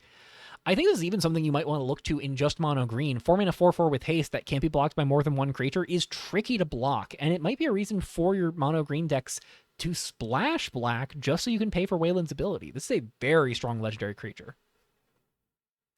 Corner of the Prey is up next. 3 green for a sorcery. Choose target creature you control. Draw cards equal to its power. Until end of turn, that creature gains trample and must be blocked if able. I think this is probably less workable in Constructed than Lamholt Hunting Grounds. And again, I was like wary of Lamholt Hunting Grounds seeing reliable play. I think it could be worthwhile. I don't think this is. This is more of a limited tool, more of like a try to be a limited bomb, and then occasionally it'll pop up in like Brawl, or if we get Commander, it could pop up in Commander. Curse of Warped Realities is 3 green for an enchantment or a curse. Whenever a creature attacks enchanted player, put a +1/+1 counter on that creature. It gains trample until end of turn. Getting counters on your creatures whenever you attack an opponent is really nice. This might just be too much mana to make that happen, though. Dawnheart Familiar is a 5-mana 4/5 trampling elk. It draws you a card when it enters if you have 7 or more cards in your graveyard. It's a limited card. Dawnheart Shepherd is a 5-mana 5/5 human warlock druid with Concord. Whenever this creature enters or attacks, target creature you control gets +2/+2 until end of turn. If there are 4 or more card types among permanents you control, untap that creature. It gains trample until end of turn. It's cool. It's a limited card. Estwald Brigands is 3 green for a 5/5 human warrior werewolf with haste. When it enters or transforms into Estwald Brigands, you may have another target creature you control deal damage equal to its power to target creature. So much like with the Ulvenvater, this is something that really rewards you for pushing wider, letting your creatures just help you tear apart your opponent's board. And there's also a 5/5 for 5 with haste that gets to remove one of your opponent's things. And the creature that you have dealing that damage does not fight, so it doesn't take any damage in return. If it transforms, it becomes Kralin Horde Marauders, a 7/5 that makes 2/2/2 green wolves when it transforms. So this is one of those werewolves where you don't really mind it transforming back to Estwald Brigands on your turn. If you play no spells on your turn, this transforms to Kralin Horde Marauders on your opponent's turn unless they can play something on your turn. And then even if they cast 2 spells to transform it out of Kralin Horde Marauders, yes, you'll lose 2 power on the Brigands, but you also get to have one of your things bite one of your opponent's things all over again. This is a real headache for your opponent to try and get through. It's a real hell of a mid-range stompy tool. Like, this is just really good. Hired Hand, less so. It's 5-mana 4/5 human mercenary with pursuit and with pursuit for 3 green, and it's got vigilance. Limited card. Prying Hydra is 2 green for a Star Eye Hydra with reach, and its power and toughness are equal to the number of cards in your hand. That's because when it enters or attacks, you can sacrifice another non-eye creature to draw X and gain X, where X is a sacrificed creature's toughness. We actually have a lot of power matters draw right now in these 2 sets, but this is the only thing that cares about toughness instead. We don't have a lot of big toughness creatures that I can think of off the top of my head, but this is just a solid value tool. If you got like reasons to care about sacrifice and value, this could be a pretty sizable blocker, pretty sizable creature, gains you life, draws you deeper. It's cool. I don't know if it's got a clear home, but it's cool for sure. Reckless Smashing is up next. It's 3 green for a sorcery that gives your creatures +2/+2 and trample for the turn. And whenever one or more creatures you control deal combat damage to a player this turn, destroy target non-creature, non-land permanent that player controls. It's more of a limited card, and maybe it'll see some like Brawl or Commander play, but not really something for Constructed. Skulking Shadow Beast, same deal. 4 green 4/4 beast with reach and ward 2. Enters to gain 2 life for each card type among cards in your graveyard. I think we've got better ways to gain life. We've got the 4-mana 4/4 with trample from Exalted Twiltree that's just like gain 4, no hoops to jump through, and that hardly sees any play. I think that's better than this, and that is not seeing play, so I don't think this sees play either. Unerring Killer is a 5-mana 5/5 human mercenary with trample. You can pursue it for 3 green, and it has haste as long as it entered from or was cast from a graveyard this turn. So naturally, this means that you can pursue it for a 5/5 hasty trampling creature. But also, if you reanimate it, this comes in with haste. I don't think that's enough reason to want to run it in Reanimator, and I think pursuing it is a little too fair overall. So this is ultimately more of a limited card, but it is cool. Wilderhunt Companions is another 5-mana card that's probably not constructed playable. 5-mana 4/4 human wolf ranger. When it enters, make a weapon and attach it to something. Not constructed playable. Bowbreak Lumberknot. 6 mana 7/5 Tree Folk with Reach and Trample. When it enters, choose target artifact, enchantment, or card in your graveyard to shuffle into its owner's library. Removes artifacts or enchantments, but 6 mana is real expensive. Heart of the Grove is 3 and triple green for an enchantment. When it enters, you choose a creature type. Beginning of your upkeep, you reveal the top 5 cards of your library. You may put a creature card of the chosen type or a land card from among them onto the battlefield, then put the rest on the bottom of your library in a random order. So this is naturally the last of the choose a creature type cycle. This is kind of pointing you towards playing a single creature type deck. And you might think, like we've got 10 different creature types coming into this format in this new rotation that all care about, running multiples of themselves, running them all together. This could work for any of them, but 6 mana to go to your upkeep and then flip like a 4-drop into play is really awkward. That's because this is not best with any of the new creature types we care about from Valir or Innistrad. This is best with Soulless Steer's Spirits. Because remember, all of those adventure spirits cost 7 or more mana, have something relevant to do in the early turns through their adventure spells, which means you have real action in the early game and a whole density of really powerful spirits to play later on. One of the decks that I really wanted to try and make work and couldn't quite figure out in the Soulless Steer season was the Abzan Adventure Spirits deck, where you're just playing big haymakers like Rex Tyrannos, and otherwise it's just creatures and lands, and trying to make things as efficient as possible.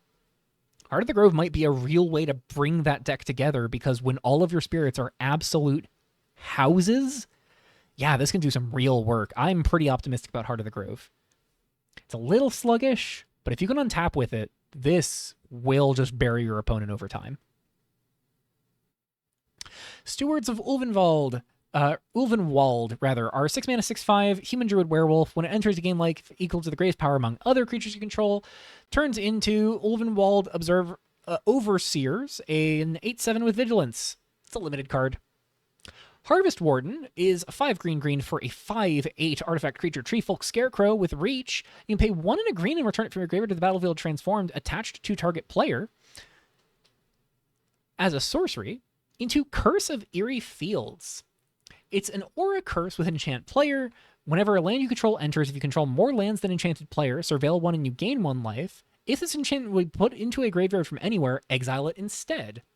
I think this is actually a pretty real option for the ancient decks, because the 2 mana to play from graveyard is pretty accessible, and you're probably going to have more lands than your opponent when you're playing something like Aurora.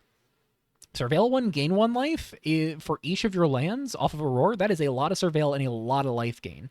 I don't know if it's something you want to play in the main deck of your Aurora decks, but it is something you might want to try in the sideboard, because it's really cool. Sprouting Sproutling is 5 green for a 5/4 plant with affinity for tokens. And when this creature enters, up to 2 target creatures get +2/+2 and gain trample until end of turn. This is actually a pretty interesting way to sort of tie together the token strategy from go wide to something a bit more aggressive, and pushing a little bit taller instead. This counting all tokens means you don't even necessarily need to go wide with creature tokens. 5 weapon tokens means this is a 2 mana 5/4. The ceiling of this being a 2 mana 5/4 that gives 2 of your creatures +2/+2 and trample is pretty real, and this is not an embarrassing body to be left behind after the fact, even if it has no abilities like trample itself. I think this could be a very real reason to try and mess around with some token builds in green, and I think it could do some cool work. Titanic Mycoid, meanwhile, not so much. It's a 6 mana 8/7 fungus giant with trample and basic land cycling for 1 and a green. Pretty forgettable. Vile Resurgence is 4 and triple green for a sorcery. Return any number of cards with total mana value 13 or less from your graveyard to your hand. If there were 4 or more card types among cards returned this way, you may put a permanent card from your hand onto the battlefield, then exile Vile Resurgence. So you do not need all of the 4 permanents you get to be mana value 13 or greater. Need to be mana value 13. You do not need to get mana value 13 worth of cards back from your graveyard. You don't have to get back just 4 cards from your graveyard. This is a big hand refill tool, and if there are any 4 types, say you get back 7 creatures, a planeswalker, a land, and an artifact creature. And you just you get a bunch of small things, or you get a bunch of lands, an artifact creature, and a planeswalker. You can immediately drop one of those permanents into play, or a permanent that was already in your hand into play. I think 7 mana is a lot for this cheat effect, especially since you have to jump through the hoop, but it is cool. Might be worth trying out, might be worth experimenting with. Once again, this is a really awkward build around because it is so easily targeted by graveyard hate, but it could be interesting. You don't target the cards as well, so if they only have pinpoint graveyard hate, they can try and take out your best permanent, but if you've still got 4 permanents in your graveyard after the fact, this can still do its thing. That is going to wrap up our green cards. We'll jump over to multicolor now.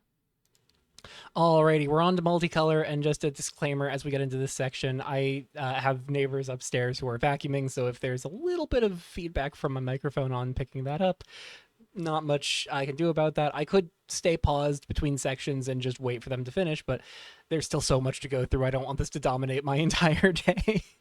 So we'll get into multicolor starting with white blue, and we'll go through color pair order. Desperate Exorcism starts us off here. It is single white and a single blue for an instant that exiles target spell or non-land permanent you control and target spell or non-land permanent you don't control. For as long as those cards remain exiled, their owners may play them, and spells your opponents cast this way cost 2 more to cast.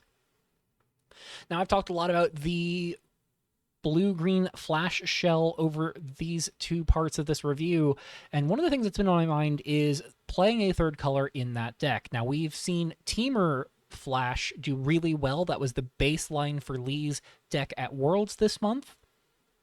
Very, very strong core, mostly blue-green, playing red primarily for Lunar Awe and some big top-end win conditions. Really, really strong shell. Desperate Exorcism makes an argument to try and play that blue-green flash shell more towards Bant. And we do have some other incentives to play white alongside Desperate Exorcism, so there is some real consideration to try and play Bant Flash moving forward. This is a really strong stack interaction spell that just throws the opponent off tempo, can pick off any non-land permanent they have as well, and you get to rebuy value on any of your own permanents as well. So you can use this to exile one of your opponent's permanents and exile one of your flash threats while responding to an opposing removal spell, and then replay your flash threat later while, delaying your opponent's ability to replay their option. You can counter a spell, air quotes, a spell for a bit of time. And importantly, this is a way for you to get through uncounterable spells. So specifically, Draconis Magistus, 3 mana, counter target spell, looks a lot worse when you exile it and force them to have to spend 5 mana to counter a spell, or they can play it as though it were on an adventure, but they have to spend 10 mana for that 6/8 flyer that's uncounterable, and you can just exile it again with Desperate Exorcism. I think this is a really, really strong tool. Even outside of the flash shell, this is a really strong tool for just any white-blue based slower deck. Tempo, I think, is a little bit less applicable. You do have to have targets for both you and your opponent, so that is the big catch. So you cannot choose to not exile one of your own things. You cannot play this to just bounce one of your own things.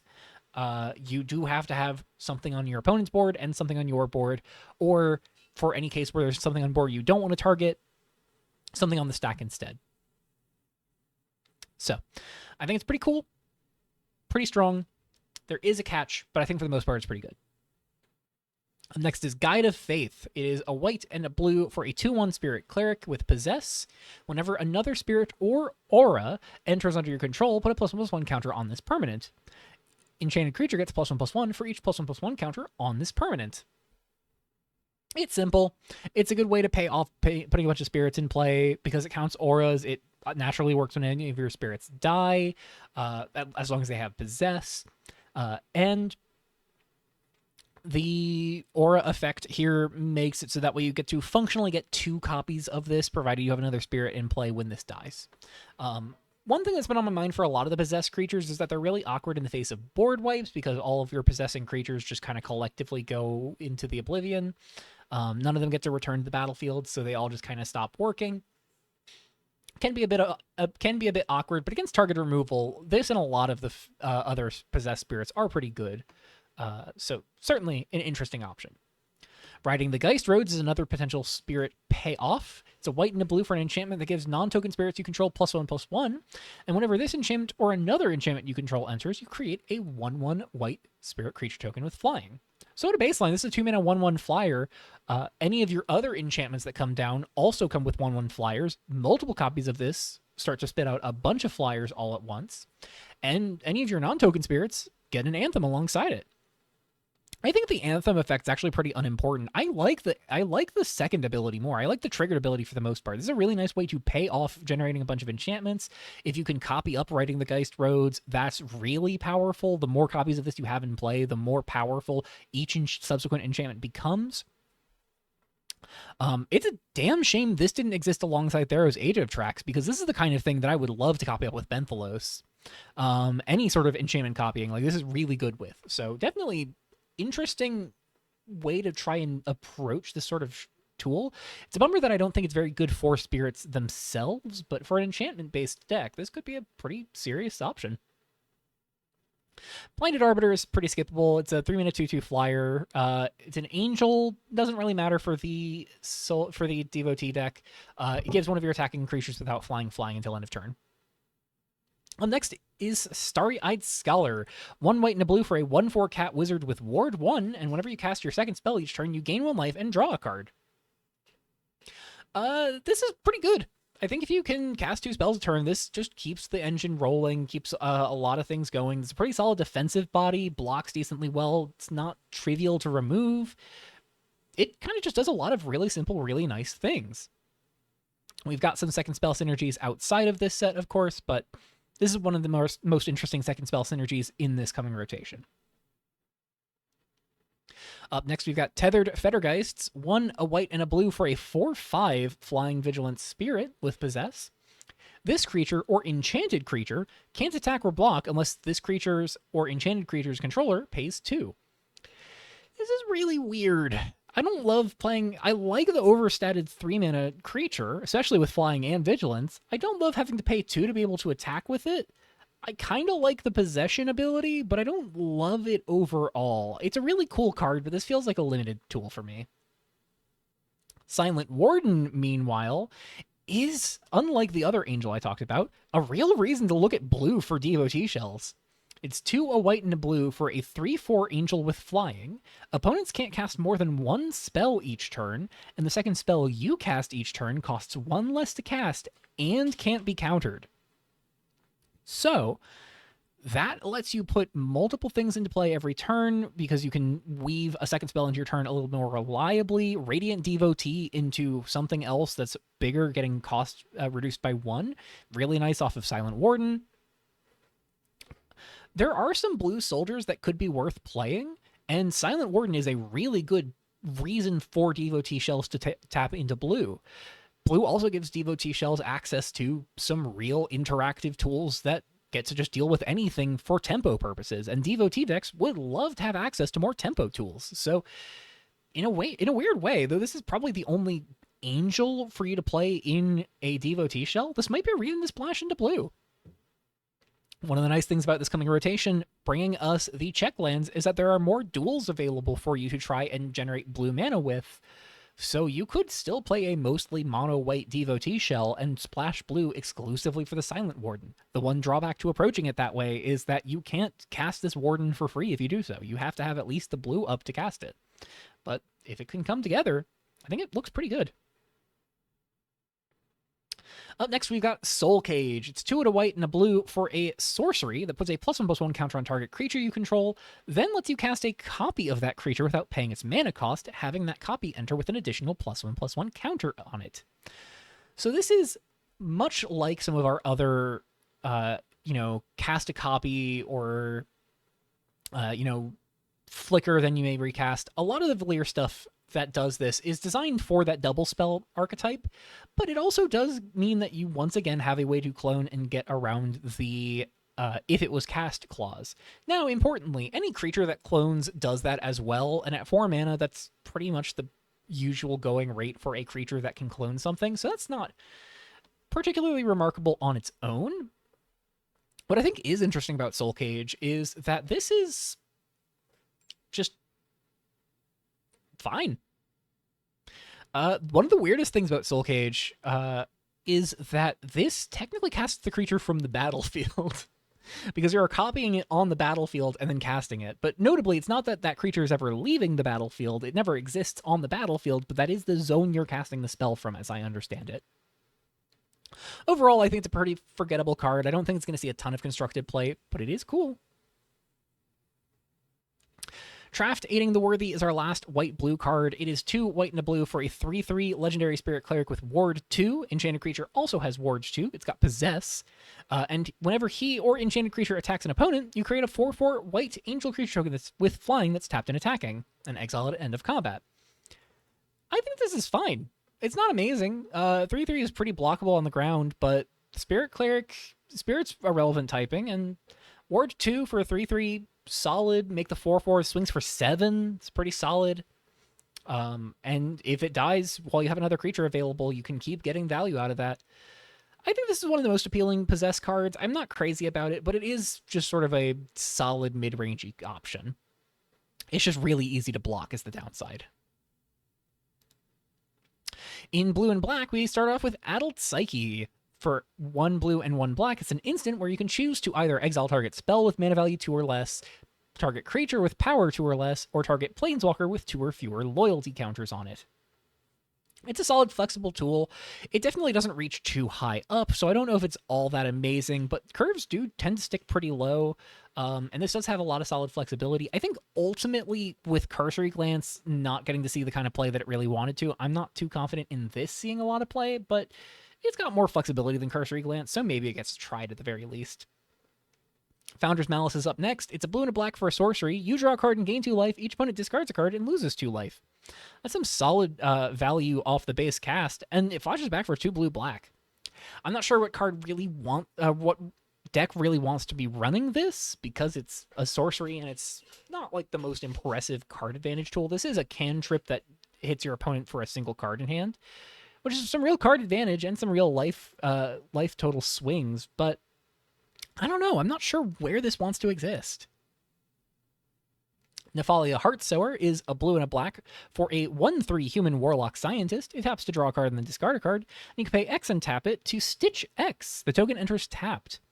I think this is pretty cool. It's a solid little looter. It's a proper looter. None of this like rummaging effect stuff. This is a real deal tap, draw a card, discard a card. This is a Merfolk looter, but it's a 2 mana 1/3, so better stat line. And the Stitch ability is pretty real in the late game.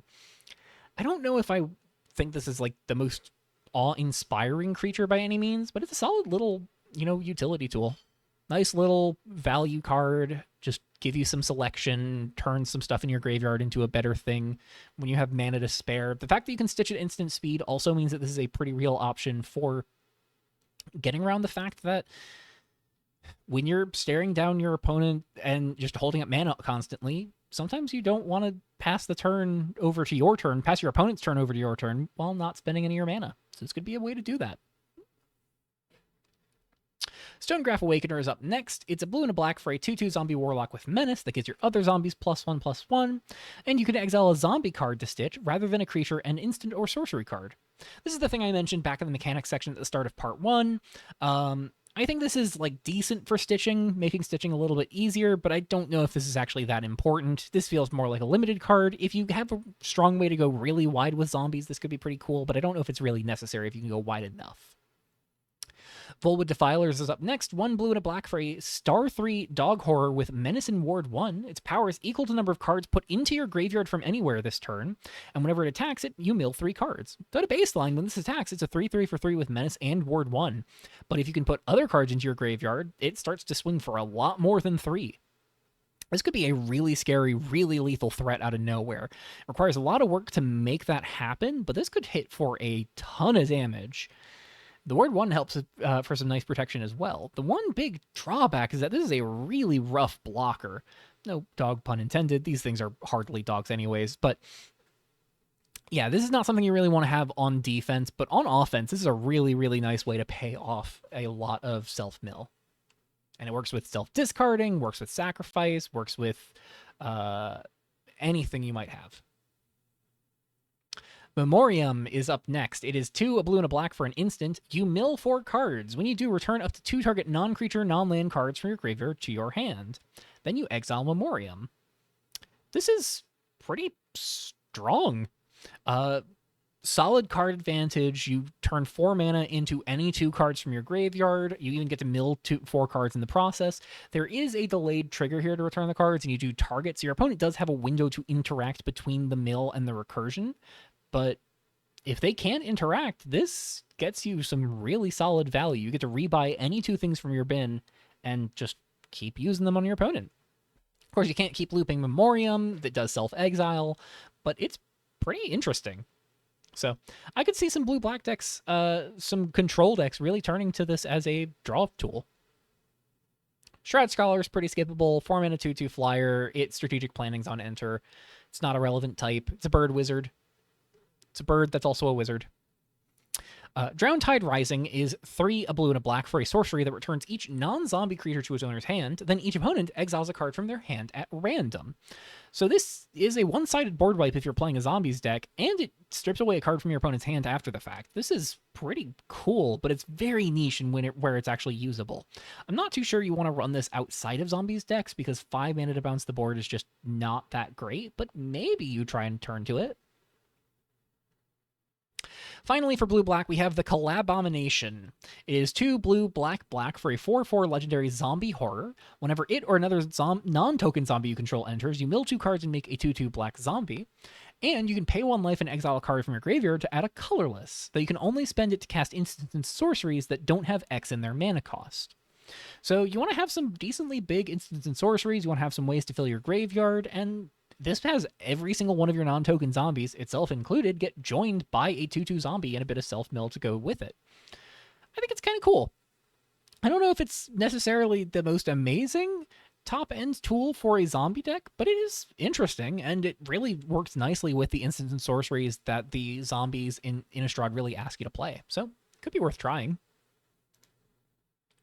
For black and red, we start with Blood Bank, a really finicky one. It's a single black and a single red for an enchantment that makes a blood token on enter.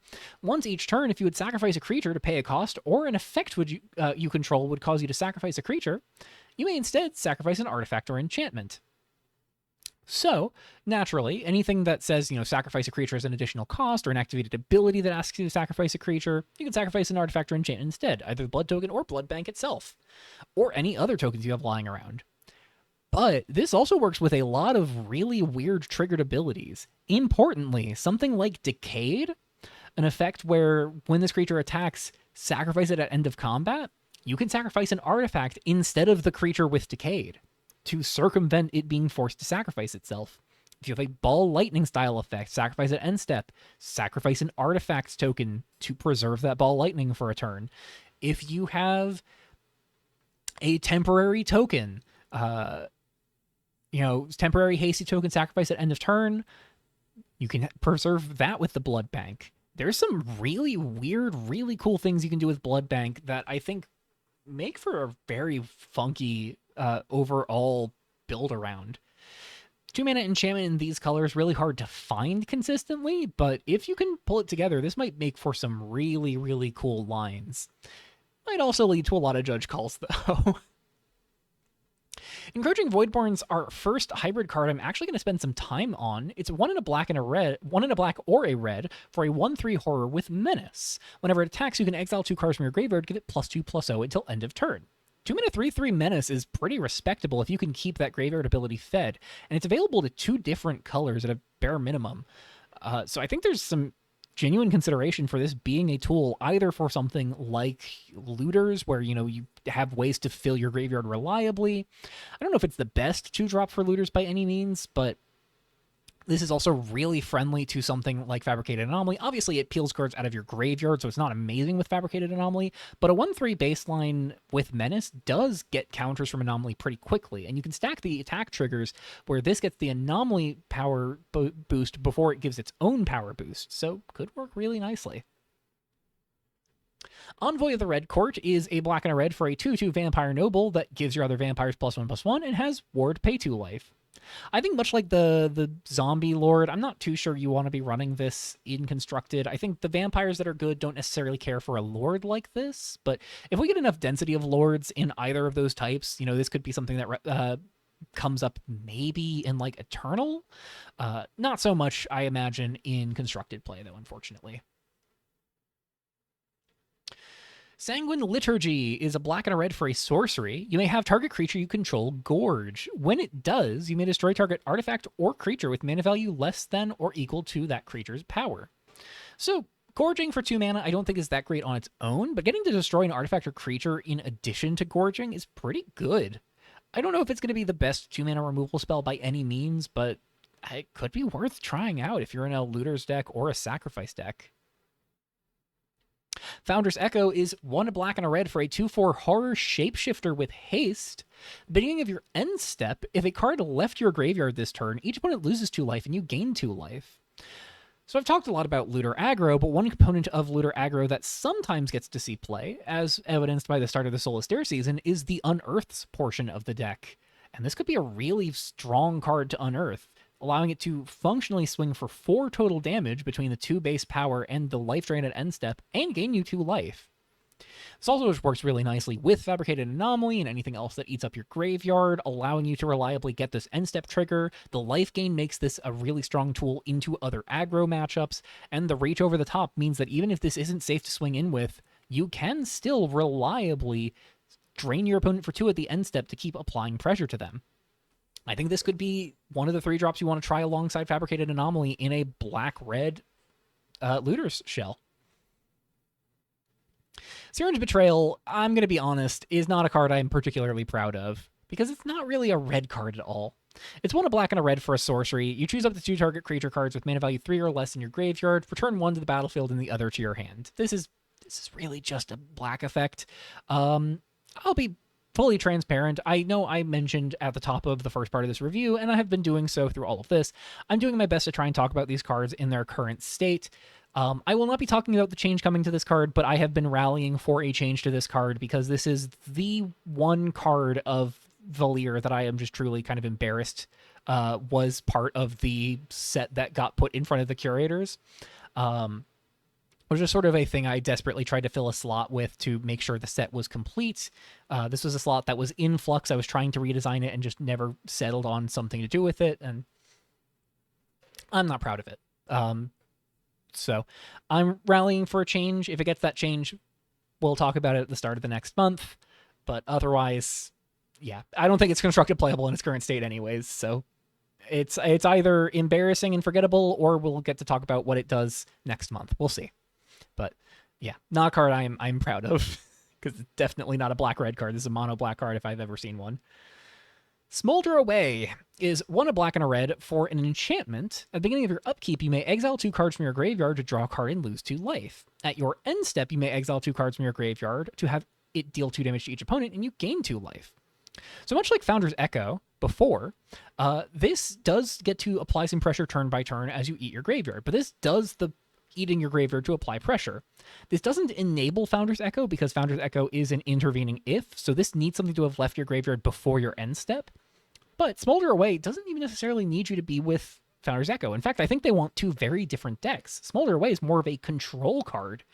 The the upkeep draw power and the end step drain ability combine to turn into, overall, every turn, exile 4 cards from your graveyard, draw a card, and deal 2 to the opponent.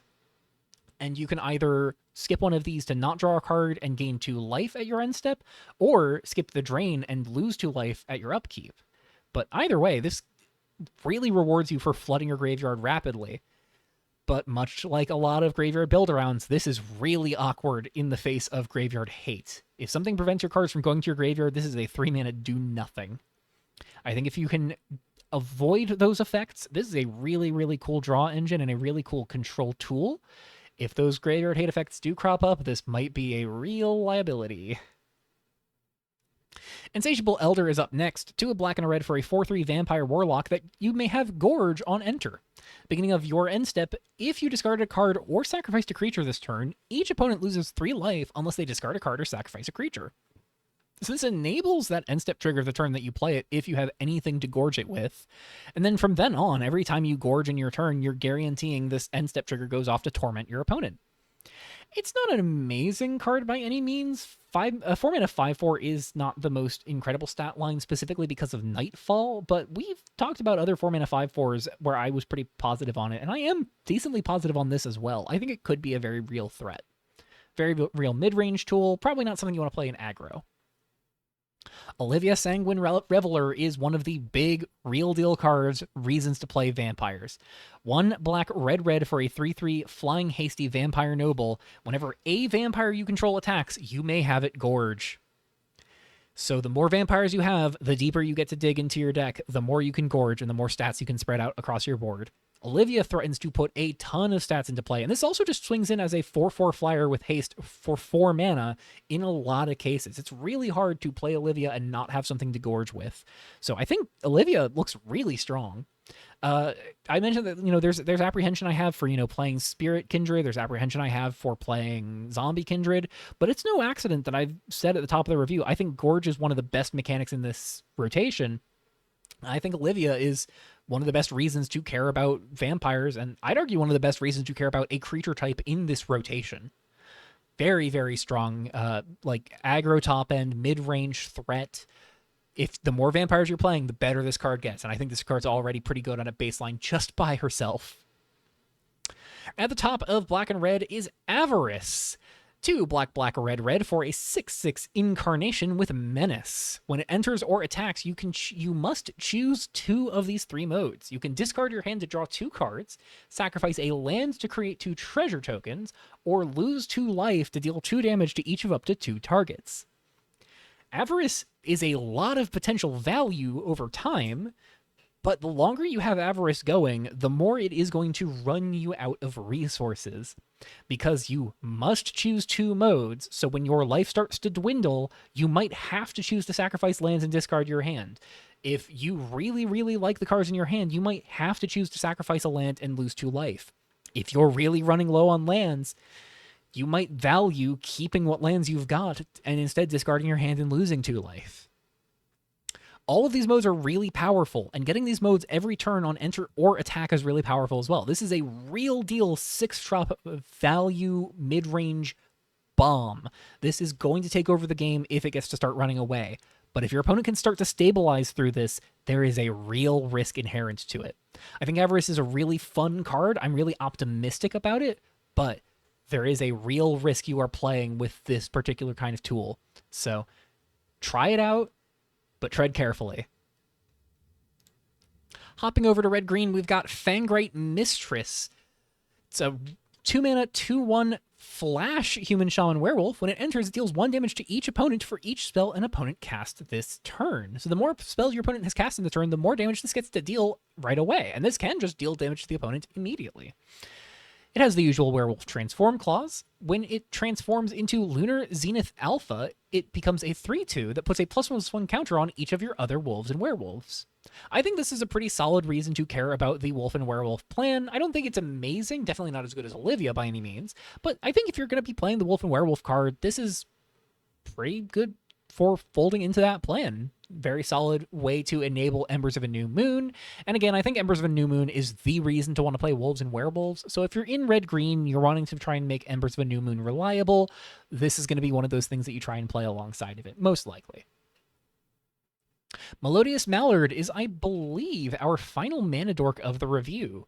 It is a red and a green for a 1/2 bird bard with that familiar mana value 4 or greater, put a +1/+1 counter on a creature trigger. But unlike the 2 cards we talked about earlier with green, this puts it on any target creature you control, which means that you never have to scale up the Melodious Mallard. You can buff one of your other creatures instead, turn by turn, spell by spell. It also taps for 1 mana of any color, which means that this is not only solid mana fixing, but stat growth over time. I think this is a good reason to care about the mana value 4 or greater package. I don't know if it's going to be as key to it as something like Majesty, but it is pretty interesting. Tovalar Wolfbound is red and a green for a 3/2 legendary werewolf. He has, whenever a savage creature you control becomes the target of a spell or ability an opponent controls, draw a card. If a permanent you control transforming would cause an ability of a wolf or werewolf you control to trigger, you may have that ability trigger an additional time. So he kind of pulls in 2 very different directions. He's naturally very good with the transforming wolves, very good with savage effect, but he also kind of pulls in the direction of +1/+1 counter synergies, where he gets to insulate your creatures from removal by way of getting you to draw cards when your opponent tries to pick off your threats. I think he ultimately doesn't do enough for the +1/+1 counter plan that you'd want to run a 2-mana 3/2, but 2-mana 3/2 is solid stat line here. He's awkward in multiples is the big downside, and I think he's not so amazing for wolves and werewolves that you'd necessarily be desperate to reach for him. I think he makes the good wolves and werewolves better, but I don't think you want to play a bad card, or not even necessarily a bad card. I don't think you want to play an awkward card like Tovolar Wolfbound in Constructed to make those wolves and werewolves that are already good a little bit better. I think you just want to play those good werewolves and be okay with it. Thoroughfare Busker, I'm sorry, I did forget one technical mana dork, is a 2 and red-green hybrid for a 3/2 human bard. Whenever you attack, add red or green. Until end of turn, you don't lose this mana as steps and phases end. This can yield mana immediately the turn that you play it, which could be pretty interesting, but I don't know if it's necessarily something you're desperate for in Constructed. Up next, we have a fun surprise. Huntmaster of the Fells is being reprinted in Innistrad Witching Hour at Rare. It is 2 red and a green for a 2/2 human werewolf. Whenever it enters or transforms into Huntmaster of the Fells, you create a 2/2 green wolf creature token and gain 2 life. Ravager of the Fells is what it transforms into. It's a 4/4 with trample. When it transforms into Ravager of the Fells, it deals 2 to target opponent and 2 or planeswalker, and 2 to up to 1 target creature that player or planeswalker's controller controls. It's a really solid mid-range tool that I think we're going to be seeing a lot of moving forward. This is a classically good tool, both from its play in original Standard back in the day, and this saw modern play back in the day, if I recall correctly. So Huntmaster, yeah, it's pretty good. And we got it in Standard now. Up next, we got Moonlit Revelry. This is a pretty skippable one. 4-mana aura that gives a creature +2/+2, and when it enters or the enchanted creature transforms, you make a 2/2 wolf token. It's pretty negligible.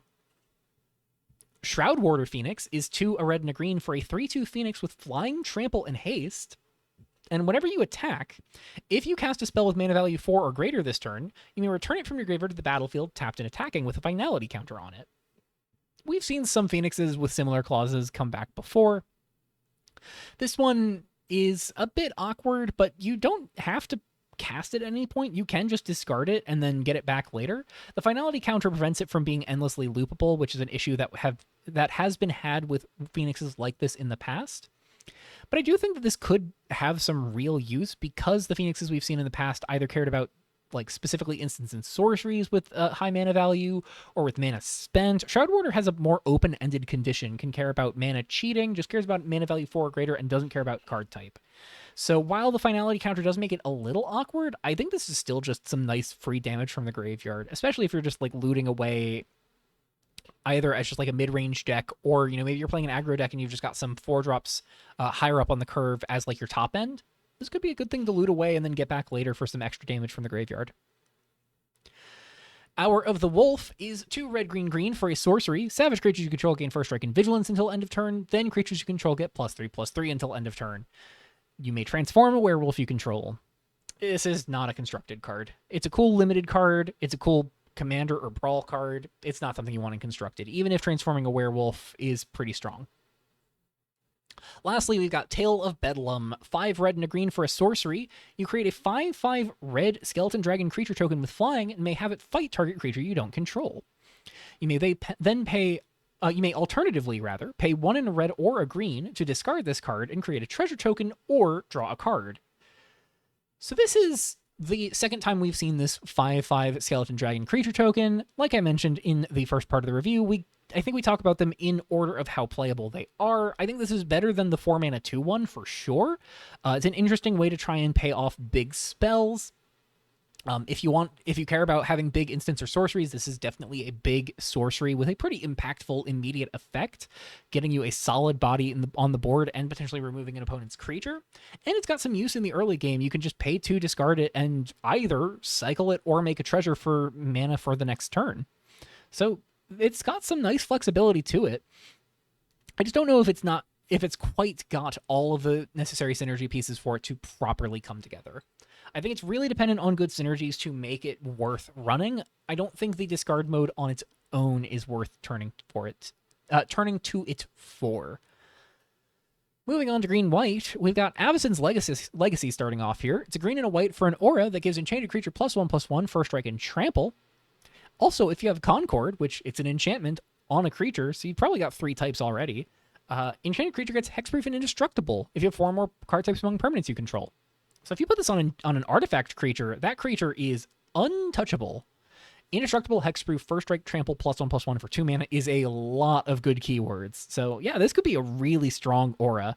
Concord is going to be very critical to get online for this to be worthwhile. I don't think it's worth it without Concord, but if Concord's online, this thing is real. Grizzled Ironwright is 2 mana for a 1/1 human citizen that creates a weapon token and attaches it to itself when it enters. And whenever an artifact or enchantment you control enters, you may pay 1 to put a +1/+1 counter on target human. So at a baseline, this is a 2 mana 2/2 that could be a 3 mana 3/3, and could be a 3 mana 2/2 that puts a counter on one of your other humans, and can put counters on your other humans over time after the fact. It's not amazing, but it is interesting, and works well with humans, works well with Concord. It could be neat. Hope Blessed Bow is a green and a white for an equipment. I believe this is our first... No, this is our second equipment of the review, but only our second equipment of the review. Gives equipped creature +2/+1 and has reach and ward 1. Whenever a creature you control enters, you gain 1 life. If it's a human, you may then pay a green or a white to attach this equipment to it, and you can equip it freely for 3 mana. I think this could be neat for a human's deck. It's an artifact, so it helps build up to Concord. The life gain here lets it play nicely if you're playing some of the like Solstier humans, because I'm pretty sure the life gain synergy from Solstier and some of the life gain tools from Exalted Tooltree are humans. So that could glue this all nicely together. And the equip clause for a green or a white when a human enters could be really strong. I think equipping it for 3 is pretty weak in comparison, but you want to know what's funny? Equip gives it an activated ability, and Contest Coordinators is a human. Dawnheart Augur is up next. It is 1 a green and a white for a 2/3 human warlock druid that lets you look at the top card of your library at any time and play artifacts, enchantments, and lands from there. You can also tap it for 3 mana of any one color, only for artifact and enchantment spells, and only if Concord is online. Dawnheart Augur is just a solid little 3-drop that lets you play a lot of different things off the top of your library and can generate a good amount of mana for getting those things to be cast more reliably. Also, this is another enabler for Moonlight combo in Eternal. And this is, I think, our first really good one outside of blue. So you could play an Abzan Moonlight deck where rather than playing the, sorry, this is not the first one outside of blue, but the other one outside of blue is in black and white. And now, that one's also at 3 mana. We now have 2 different 3-drops outside of blue, rather, that could be played in a Moonlight shell where we're playing Abzan Moonlight with Dawnheart Augur and that other creature, just letting you look at the top card of your library, play artifacts or enchantments off the top of your library, and then maybe happenstance set up a Moonlight combo. Could be pretty cool. I'll mess around with it at the very least. Kindly Tavern Keep's pretty skippable. 3 mana 2/2 makes a 1/1 citizen when it enters. Token's not a human. It is a human, but the token not being a human I think is the death knell for this. It would maybe be worth talking about if the token was also a human, but unfortunately not the case. Wharf Vendor is 1 a green and a white for a 2/3 cat citizen. Whenever a creature token you control enters, you put a +1/+1 counter on that token. Whenever a non-creature token you control enters, you put a +1/+1 counter on the Wharf Vendor. I think this is pretty decent, but I don't think it's amazing. I think the anthem for the tokens is really nice, but it only does so for tokens that come in after it, not retroactively. And the non-creature tokens, letting it scale this up could be pretty cute, but I don't know if there's enough ways to generate tokens where you want to make this a big lethal attacker. Rowdy Mob is decent, but also a little awkward. It's 2 green white for a sorcery that creates 2 1/1 white citizen creature tokens, then creates 2 weapon tokens and attaches 1 to each of those creatures. Just solid little 4 mana make 2 2/2s, and that's 4 different permanents on the board. Not amazing, but it's something. Wharf Forge Master is 2 a green and a white for a 2/2 human artificer with vigilance. When it enters, create 2 weapon tokens. You may attach each to a creature you control. The first spell you cast on each of your turns has affinity for tokens. So this doesn't work at instant speed. You can't. Sorry, this doesn't work on an opponent's turn. So this only works for your first spell on your turns. But giving any of your spells affinity for tokens and making 2 weapon tokens in the process is pretty strong. This is also 4 mana for 4/4 worth of stats. You can either give the weapons to itself to immediately bake it as a 4 mana 4/4 with vigilance, or you can move those. You can put those weapons on one of your other creatures to immediately give it +2/+2 for the turn, for moving forward realistically. So yeah, War Forge Master, just solid stats for the cost with a really funky, cool ability here. Could be worth messing around with, could be worth trying to build around. Also just a reasonable mid-range card. Sigarda Hope's Accord is our last green-white card here. It is 3, a green and a white for a 4/5 angel with flying.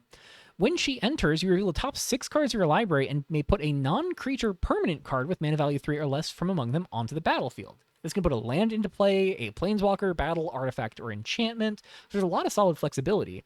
And as long as Concord is active, your other angels and humans get +1/+1. The big awkwardness that I have for Sigarda is that I really want to play this in Devotee. It's a good angel. It anthems your humans, and while Devotee is not, some of your other best soldiers are humans, especially the green ones we're picking up in this rotation.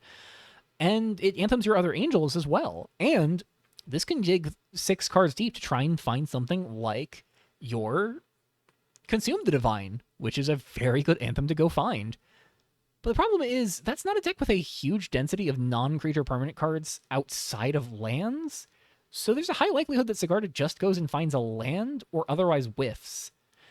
I think if you're trying to bring Concord together more consistently, which might be the case if you're playing green anyways because of that 3 mana 1/3 Ranger Soldier that we talked about earlier, then maybe Sigarda Hope's Accord is something you really do look to for this green-white Devotee build. But I'm not 100% sure it's as necessary as that green soldier. So, it's cool, worth trying out, but I'm not 100% sold on it. For white and black, we start with Fledgling Sycophant. It is a white or a black for a 1/1 bird warlock with flying that makes an Acolyte token when it dies.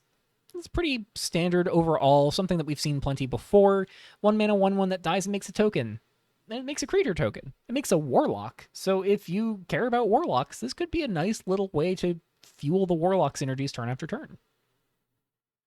Sanctum Deathspeaker is a 2 mana 1/2 snake warlock with vigilance. Other warlocks you control enter with an additional +1/+1 counter on them, and you can pay 1 and tap it to sacrifice another creature and put a +1/+1 counter on this creature. Little awkward that it doesn't anthem all of the Acolyte tokens you have already, but any of your Acolytes that enter after the fact get to be 1/2s, and you can pay 1 and tap it to sacrifice one of your other creatures to put a counter on it at instant speed, so while it's blocking or while it's attacking thanks to Vigilance. It's not amazing. I think there are better reasons to care about Warlocks, but it is an interesting one. Sermons of Ormondal is a white and a black for an enchantment with, at the beginning of your end step, if you gained life or an opponent lost life this turn, create a tapped 1/1 white and black cleric creature token. Pretty easy to have you gain life or an opponent lose life, so making the fodder each turn is pretty good. And then you can pay 1 and a black as an activation to draw a card, and you lose 2 life unless you sacrifice a creature. That's a pretty good activated ability as well. And if you can sacrifice a creature, which this gives you a creature to sacrifice, and white-black is flush with things to sacrifice, this could just never actually hurt you. Sorolla Vile Preacher is probably one of our best reasons to care about Warlocks. It's a white and a black for a 2/2 Rat Warlock. She says that whenever another Warlock you control dies, each opponent loses 1 life, and you gain 1 life. It's one of the more, sacrifice multiple things in a turn cards, because she also draws you a card at your end step if you've gained 3 or more life this turn. So, if you sacrifice 3 Warlocks in your turn, you drain your opponent for 3 life, and then draw a card at your end step. While she does point towards the more machine gun strategy than a lot of the other Warlocks in Valir, the end step draw a card trigger doesn't really matter if you're just trying to rush a bunch of creatures in your graveyard all at once, so she does still encourage some degree of caution, but she is a little more reckless with your Warlocks than your other creatures. Tenua of Whispered Pains is a white and a black for a 2/2 legendary human cleric with Death Touch. I don't know why I said it that way, with Death Touch. Whenever another non-token creature you control dies, you create a 1/1 white and black cleric creature token, And you can pay white and a black, tap, and sacrifice 3 creatures to have each opponent exile a creature they control, discard a card, and lose 3 life while you gain 3 life. 3 creatures is a lot to sacrifice, and you can only do that activated ability at sorcery speed. But Tenua immediately replaces any of those non-token creatures with 1/1 white and black clerics, and making your opponent exile a creature they control, discard a card, and lose 3 life is a pretty big swing, especially since you also gain 3 life. The big awkward point for Tenua and for Sorolla is that they really do want to work together, but warlocks and clerics are not the same type. Malicious Throng is actually very similar to Tenua. Whenever it's a 1 white and a black for a 2/3 Vigilance Human Warlock, whenever it or another non-token creature you control dies, you create an Acolyte token. So Acolyte tokens are not as strong as the 1/1 white and black cleric tokens because they don't get to have any inherent power, but they do have the inherent sacrifice ability. And Malicious Throng is not legendary, so you can have them in multiples, and it counts when itself dies as well. Vigilance instead of Death Touch isn't super important, but I think this is overall a pretty solid creature for just really amping up how many bodies you can get out of your sacrifice tools. Westvale Adherent is the big payoff for sacrificing things in either direction, whether you're caring about Warlock specifically or in general, because much like Sorolla, this is a drain trigger. This is a Blood Artist, a Zulaport Cutthroat. 1 white and a black for a 3/2 Human Cleric. Whenever it or another creature you control dies, each opponent loses 1 life and you gain 1 life. You can also pay 3 a white and a black and exile this from your graveyard while sacrificing a creature to return target creature card from your graveyard to the battlefield. So this isn't the best from graveyard reanimation effect. Obviously, we have the flashback spell from Exalted Twill-Tree, but this is also a reanimation from graveyard, as long as you have a creature to sacrifice. So not only is it a solid Zulaport Cutthroat effect, but it is also a reanimation effect. And of course, hey, that activated ability means that you can find your Zulaport Cutthroat with Contest Coordinator, which is also true of that curse from part 1. So that's 2 different drain triggers on your creatures dying that Contest Coordinator can find in white-black. Up next, we've got Profane Gathering. 2 white and a black for an instant that creates 3 Acolyte tokens, and until end of turn, creature tokens you control get +1/+0. This creates 3 spontaneous blockers and makes your blockers actually block for real damage as 1/1s instead of 0/1s.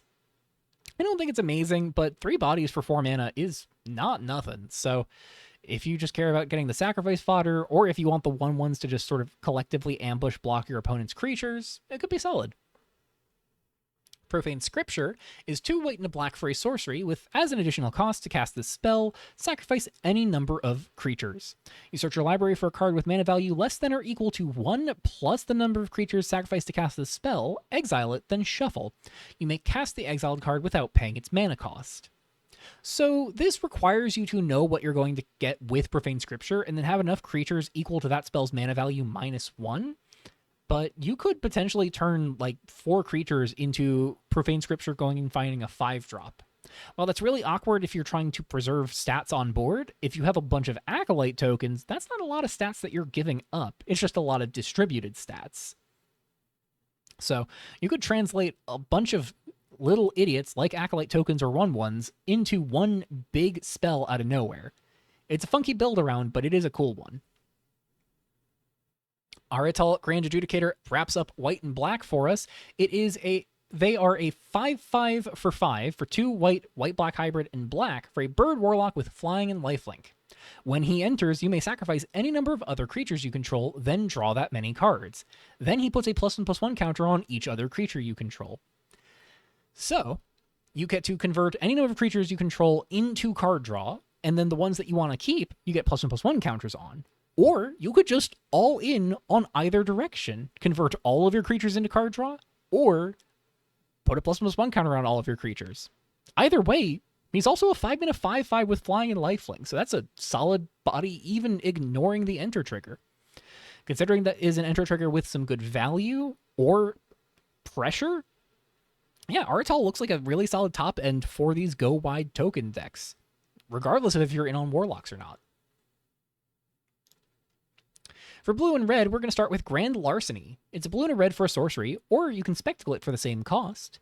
Then you draw 2 cards, then discard 2 cards unless the spell's Spectacle cost was paid. When you do, you may have Grand Larceny deal 2 damage to any target.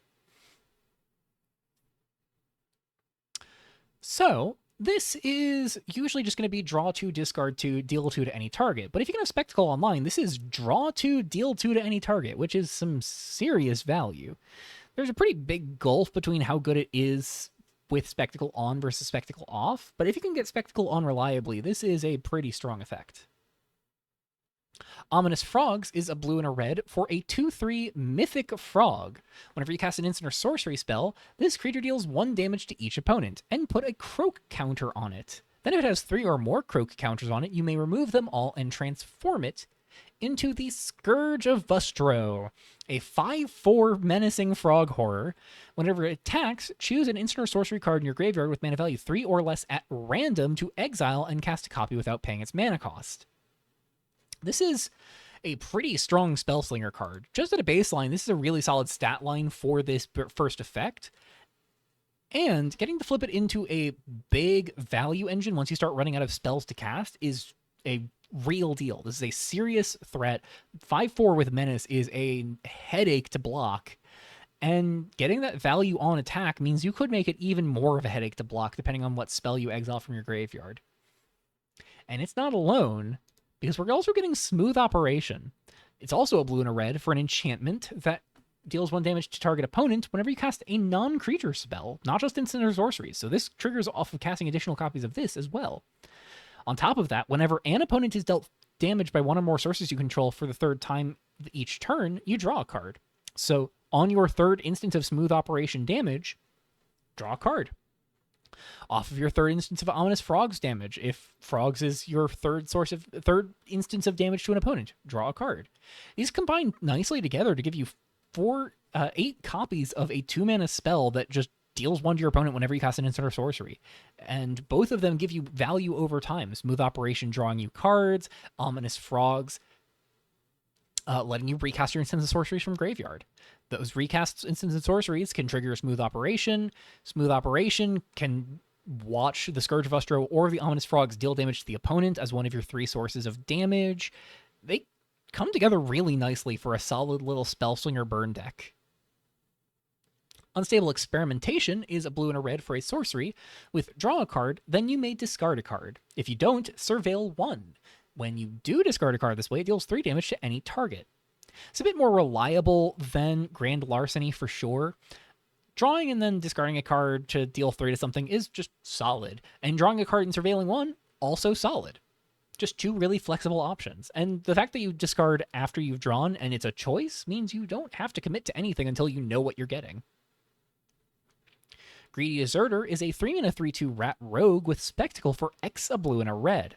When it enters, exile the top card of your library. If its Spectacle cost was paid, you exile the top X cards instead, and either way, you may play cards exiled this way until the end of your next turn. This is a potentially big draw outlet if you can enable Spectacle, and in its worst case scenario, this is a 3-mana 3/2 that replaces itself. I did kind of speak poorly of the 3-mana 3/3 off Spectacle that exiles the top card of your library. I spoke poorly of the 2-mana 1/1 with Menace that exiles the top card of your library. But I think the important differentiation is that Greedy Deserter has some more value in the long term. It's not something that you want to play super aggressively necessarily. You could also just pay blue and a red as a 2-mana 3/2 with Spectacle active, though you don't guarantee get anything if you just cast this for 2. So it is a little awkward. But yeah, this digs you really deep. So I'm pretty inclined to say that this could be a decent mid-range tool for blue-red. Lucrative Larcenist is up next. 2 and a blue or a red for a 2/3 cat rogue with Spectacle for 1 and blue-red hybrid. When it enters, you may discard a card to draw a card. Simple, clean. If you care about rogues, this might be worth trying for, because with Spectacle active, it's a 2-mana 2/3 that lets you rummage. I don't know if it's going to be something you necessarily turn to for looters properly, but it could be something to try. Marl Vikuro Head is a blue-red hybrid, and red for a 3/2 mythic legendary human rogue. If you draw 1 or more cards except the first one you draw in each of your draw steps, you draw that many cards +1 instead. If another source you control would deal damage to an opponent or a permanent an opponent controls, it deals that much damage +1 instead. So she's all about augmenting your effects by 1. If you have a cantrip, you get to dig 2 cards deep. If your Smooth Operation or your Ominous Frogs deals 1 damage to the opponent, you deal 2 instead. Just starts to really tick up a lot of damage, a lot of value over time. She has no innate way to protect herself, so she's definitely a bit exposed, but if you can start getting some value out of her, even just by casting her on turn 4 and holding up a 1-mana cantrip so you guarantee draw 2 off of it, that could be pretty solid.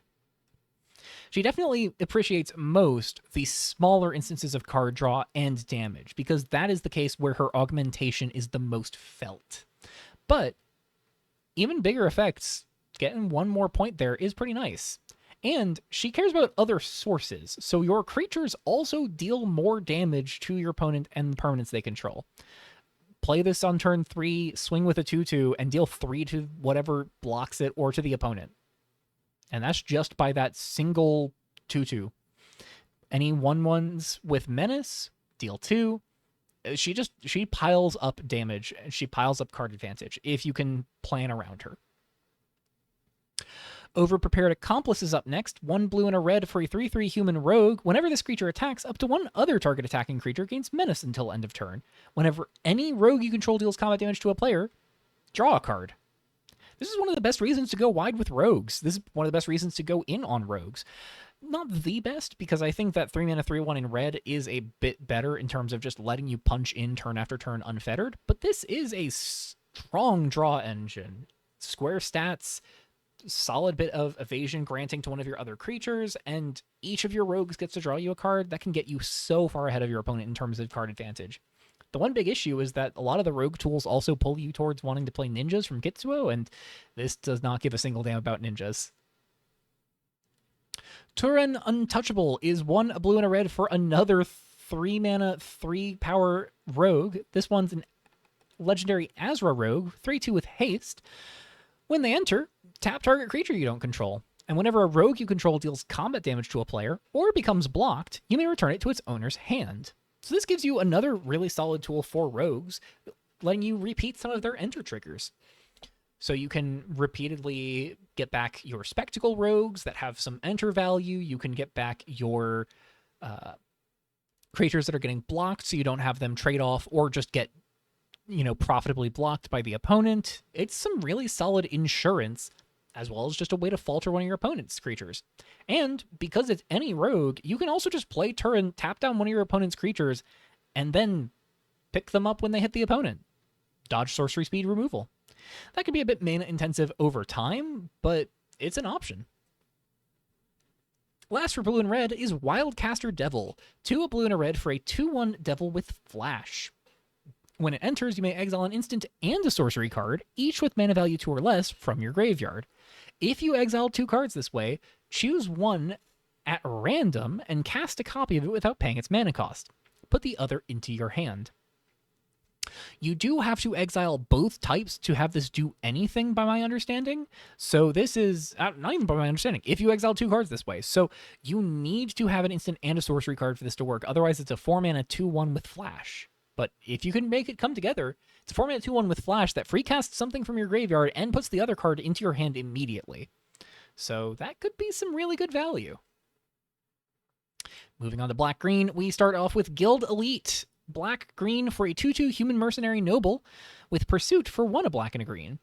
Whenever this creature attacks, you may sacrifice another non-land permanent. If you do, it gets +2/+2 until end of turn. 2 mana 4/4 is nothing to scoff at, and there are plenty of ways to generate trinket tokens for this to just get fed turn after turn.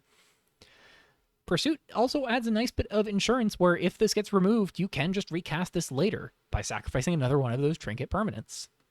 I think this is just a really simple, clean tool for that sort of trinket permanent style deck, just generating a bunch of stats turn after turn. A bunch of trinkets turn after turn, and then feeding those into things like Guild Elite and pursuit costs.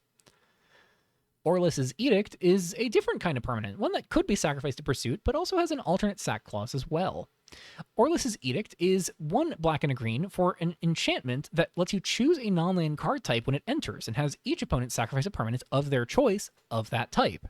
You can also sacrifice it as a sorcery for the same cost to do the same effect, but only if you control a mercenary. The double Edict here is solid, but it is a little cost-intensive to do so twice. I think this might be a decent option for something like a slower Revolt of the Palace shell, where this is a 3 mana permanent for you to get off of Revolt of the Palace. But I'm not 100% sure, because I'm not too sure mercenaries are something that deck is super keen on, and that sacrifice clause is probably something you care about if you're playing something like this. But getting to choose any type and edict your opponent of that means you can strip away their one battle, their one planeswalker, whatever they might have. You can even just choose creature in a pinch, so creature edict, totally reasonable. But 3 mana is a lot. The flexibility is mostly what you're paying for, and the potential for using it a second time. Ruthless Stalker's up next. It's another 4/4 mercenary, but this time the 2 mana and 3 mana have been flipped from Guild Elite. Ruthless Stalker is 1 black and a green up front for a 4/4 with Menace and Trample. Trample, not Tremple. It's a rat mercenary, and you can pursue it for just a black and a green. This is potentially something you could try out in Looters, though it's awkward that it's black and a green, and Looters are best in red. But we do have some solid black Looters we're getting in this rotation, so maybe you try it in just a black-green self-mill Looters deck, where pursuing it for a single black and a green is possible on turn 2 by sacrificing whatever 1-drop you had.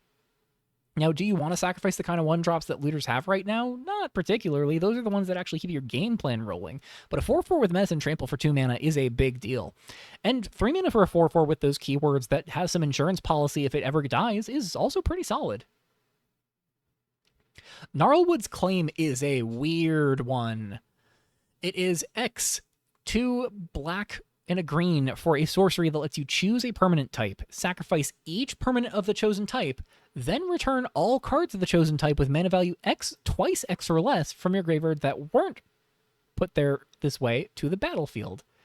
Lands that enter this way enter tapped. So, at a bare minimum, this is 2 black and a green, sacrifice all lands to get all of your other lands from your graveyard to the battlefield tapped, or sacrifice all of your permanents of a specific type and get nothing back.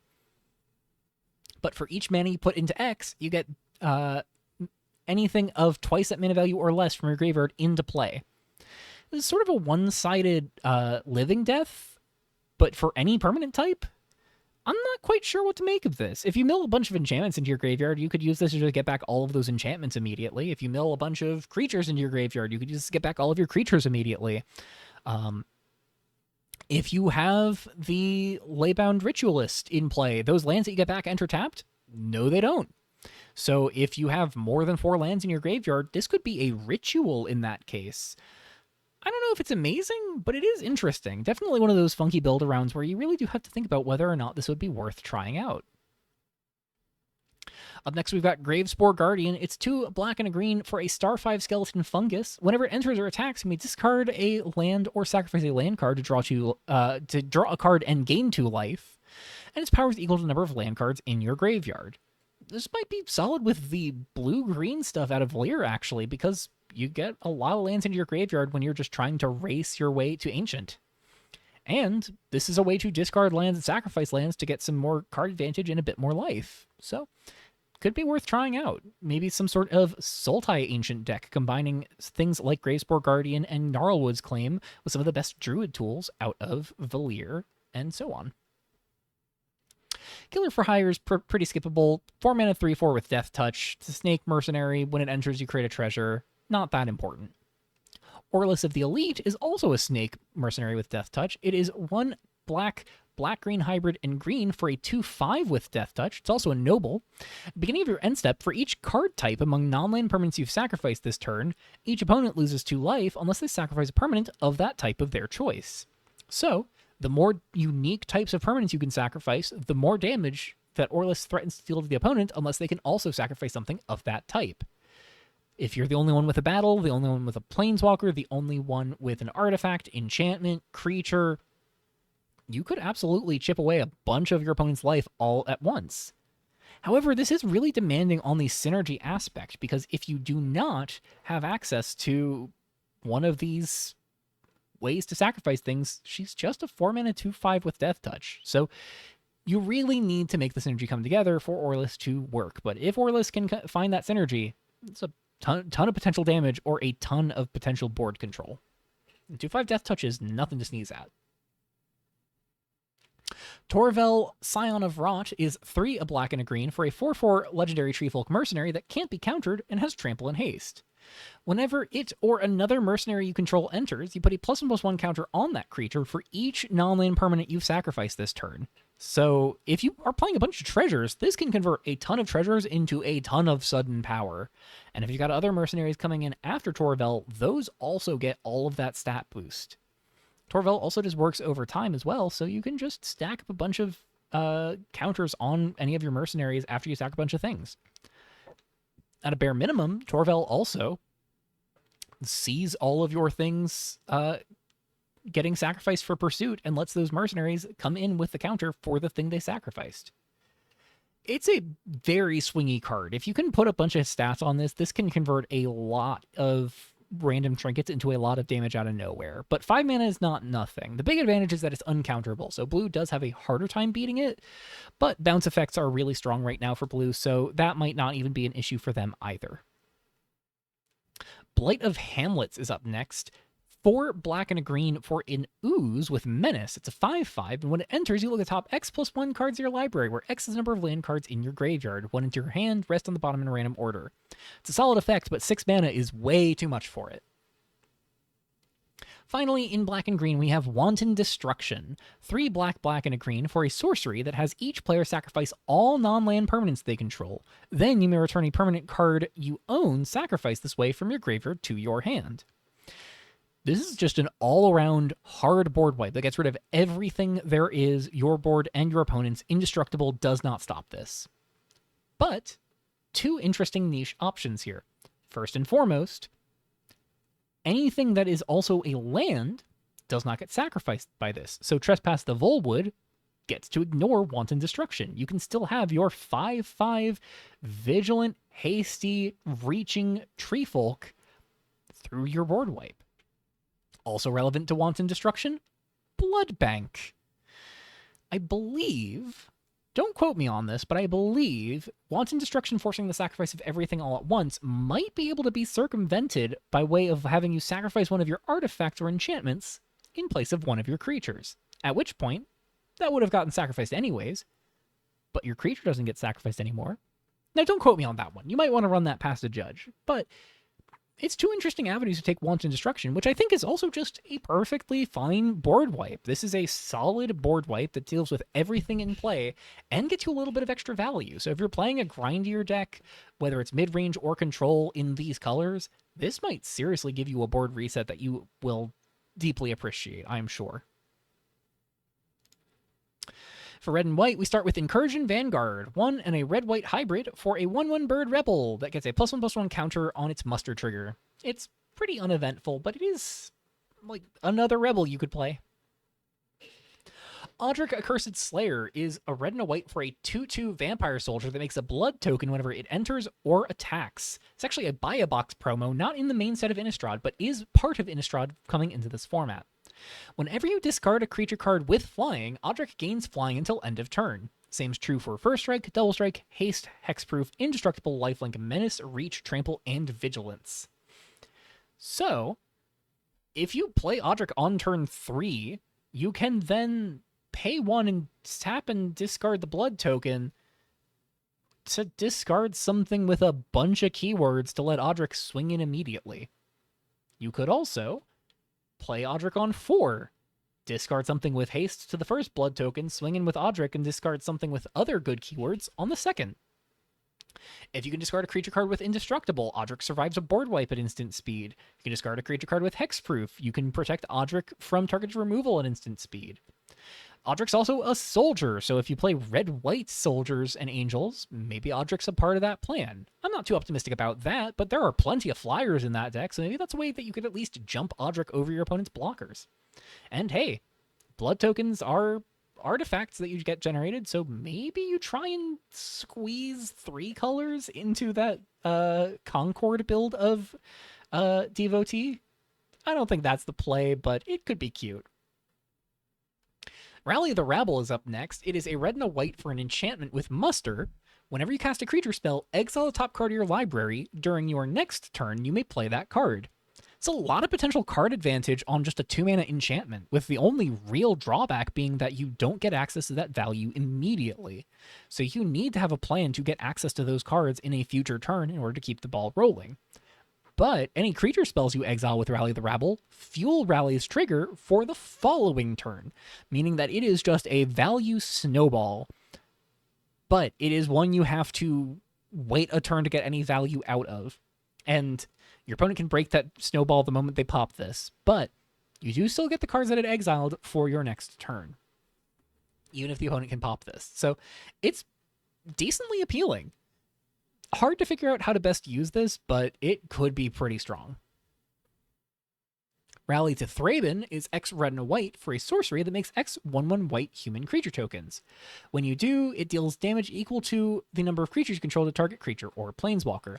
So at a bare minimum, this is red and a white to just deal a bunch of damage to a creature or planeswalker, but this can scale if you're willing to pay some more mana in to shore up the difference between the damage you're dealing and the toughness or total loyalty of whatever you're targeting. You can even overkill whatever you're targeting to make more 1/1s. I think it's a decent removal option. Definitely good for something like a red-white tokens deck where you could try and run it, especially as tokens have pivoted towards red-white mid-range tokens with things like Astarion. In those sorts of decks where you're reaching higher up on the curve, Rally to Thraben looks pretty realistic for that kind of plan. I don't know if it's going to be super critical for that kind of deck, but it could be worth trying. Gold Knight Purgeblade is once again a reason for us to look at devotees splashing outside of just white. It is 1 red and a white for a 2/1 flash flying angel. When it enters, choose up to 1. This creature deals 4 damage to target creature that entered or transformed this turn, or exile target artifact or enchantment that entered or transformed this turn. The fact that you can cast this off of Devotee and 2 other soldiers, so long as one of them is red, means that you can hold this up outside of floating mana, which is pretty good. And the fact that this has flash makes it really good with Devotee for the sake of being able to interact on your opponent's turn, because Devotee is much better second main onwards. I think Gold Knight Purgeblade looks really good. It's also just reasonable in any sort of mid-range shell, because it's a 3-mana 2/1 with flash and flying that's really good against most problematic permanents. Any creature, artifact, or enchantment, so long as that creature entered or transformed, or that artifact or enchantment just entered or transformed, and dealing 4 to a creature is pretty strong. Yeah, I think Purgeblade looks pretty good. Sara Siege Captain is red-white hybrid and a white for a star 4 legendary cat rebel whose power is equal to the number of non-token creatures you control. So at a baseline, they're a 1/4 for 3, but the more non-token creatures you have, the better they get. Also, whenever Sara attacks, you may cast a creature spell with mana value 2 or less from your hand without paying its mana cost, and it enters tapped and attacking. So naturally, Sara wants to swing in and be paired with a lot of lower curve creatures. Getting to swing your 3-drop in and free cast a 2-drop not only gets you your muster triggers, but also just gets you a lot of additional pressure on board, especially since they put that creature into play tapped and attacking. I think Sara is a pretty real aggro and mid-range option. The lower your curve gets, the more options Sara has to put into play and the wider your board is, but there's some real merit to playing Sara in a grindier shell as well, where your 2-drops that you're slipping into play might be a little more value-oriented, and you just get to cheat mana on those, maybe while holding up something like a Gold Knight Purgeblade to play on the opponent's turn. Also at 3 mana is Valiant Firebrand, another solid value tool. 1 red and a white for a 4/3 human rebel that says creature tokens can't block. Whenever you attack, you may discard a card. If you do, draw a card. And whenever you discard a creature card, you may cast it from your graveyard until end of turn. The creature tokens line is mostly a limited consideration, so that way it helps you prevent your opponent from coming up the board with Acolyte tokens, but it also has some very real text in Constructed when we have both a bunch of solid good go-wide token plans and big tokens like the dragons off of Nightfall. On top of that, this is just a nice bit of value. Discarding a card to draw a card whenever you attack means you don't even necessarily have to expose this to combat to get that card selection, and if you discard a creature card, you can cast it from your graveyard until end of turn, meaning that you get to get value out of whatever you discarded and turn it into pure card advantage later on in the game. Yeah, this is just a solid 3-mana 4/3. It's a solid aggro tool, it's a solid mid-range tool, all around good. Divine Liberation is 2, a red and a white for a sorcery. You untap and gain control of target non-land permanent until end of turn. It gains haste until end of turn, and at the beginning of the next end step, you exile it. So this is a 4-mana threaten where you can steal anything beyond just a creature, and having to exile it at the end of next turn means that while you don't get a death trigger from something if you stole something with a good death trigger, your opponent also doesn't get it to their graveyard, so it's just gone for good. It's a solid control option if you're willing to pay 4 mana for hard removal on any permanent, and if you're stealing a planeswalker or a creature, you get some additional value out of it in a pinch, or you could get some additional value out of something else that you might have stolen, an artifact or an enchantment, or a battle. Solid flexibility. Elgod Dawnrider is 2, a red and a white for a 3/3 human cleric knight with lifelink and haste. Whenever they attack, you may create a 1/1 white human creature token that's tapped and attacking. Then, either if you didn't, or you control 4 or more creatures, your other attacking creatures get +1/+0 and gain trample until end of turn. This is a lot of potential damage out of nowhere. 4 mana 3/3 with lifelink and haste is pretty solid already, as we've seen with oh god, why am I blanking on the name of it? The World Champs card, the fantasy card from last year. 4 mana 3/3 Phoenix. Solid stat line, solid cost. This doesn't have flying, but this can block. And getting to make a 1/1 tapped and attacking alongside it is more damage. And if you have 2 other creatures, not even necessarily attacking creatures, just 2 other creatures, you get to give all of your attacking creatures +1/+0 and trample until end of turn. I don't really see why you ever don't make the token, honestly. Like, either you don't have enough creatures to go wide, at which point the Anthem's not that important, or you're really wide, at which point you still get the Anthem even if you do make the token. So yeah, this is just going to spit out stats turn after turn and gain you a lot of life and potentially push a lot of damage. Kane Unyielding is 2 red and a white for a 2/5 Treefolk Rebel with Muster. Whenever you cast a creature spell, you may pay 2 to copy that spell. Other rebels you control enter with an additional +1/+1 counter on them for each other creature you controlled that entered this turn. So this potentially does a lot of really valuable things for some sort of, red-white mid-range or value-oriented strategy. You don't even need to necessarily play Kane with rebels, despite that rebel trigger, that rebel ability getting you value for specifically your rebels that see a bunch of other creatures enter. But the Muster trigger can copy any creature spell, not just rebels.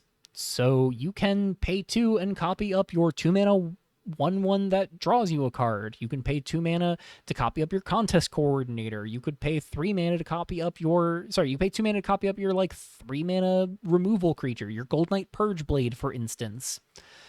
A lot of really simple, solid little things that Kane can do. And if you're copying up rebels with it, not only do you potentially get 2 instances of their Muster trigger on the board, you also get their ability to, get a bit of additional stats. Volwood Stalwart is our last red-white card. 2 red and a white for a 4/3 Treefolk Rebel with Vigilance. At the beginning of each of your main phases, you add red or white, but only for rebel spells. I think this is just a bit of a limited card, not super relevant for Constructed. Finally, for multicolor, we're at green-blue, starting with Concord Alchemist. 1 and a green-blue hybrid for a 2/2 Snake Druid with Vigilance. When it enters, Surveil 2. It's fine. If you're really desperate for ways to surveil, it's a druid that does so, and druids that surveil can be pretty good. I don't know if it's something that you necessarily want to play in Constructed. Something you definitely want to play with your druid plan is Curse of Entomophobia. Green and a blue for an aura curse with enchant player. When it enters, enchanted player mills 3 cards, and whenever 1 or more land cards are put into any enchanted player's graveyard from anywhere, create a 1/1 green and blue insect creature token. So, whenever 1 or more lands are put into enchanted player's graveyard, you create the token. You know what that says to me? You're cursing yourself. You curse yourself, mill yourself for 3, potentially get some lands in your graveyard, get a token immediately, and then whenever you crack a fetch land, whenever you surveil a land into your graveyard, whenever you mill a land, whenever you discard a land, make a 1/1. That comes up on the board so fast. This is a really, really good card for the, green-blue ramp decks. I think this is really, really strong with stuff like Aurora. Glimpse the World Soul's up next. It's green and a blue for a sorcery. It's Explore. You draw a card and can play an additional land this turn. But if you're Ancient, you draw 2 cards instead. Now, the Ancient checking and putting a land into play being a land drop and not something that this does put into play before the draw means that you don't get to enable Ancient as part of resolving the spell, but it can accelerate you to future instances of Ancient.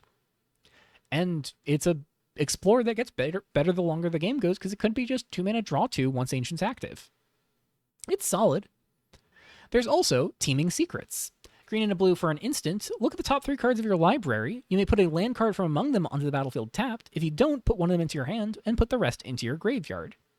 This is just instant speed strategic planning that sometimes puts the land into play. I think this is even better for the Ancient deck because it just gives you some solid selection while getting some additional cards into your graveyard. It's good. And it's an instant, so this could also see play with the Flash plan. Voice of the Old Grove is a green and a blue for a 1/1 Azure Druid with Vigilance. And a landfall trigger. Whenever a land you control enters, put a +1/+1 counter on target creature you control. If you're Ancient, put 4 +1/+1 counters on that creature instead. That gets to spiral out of control quickly in the late game.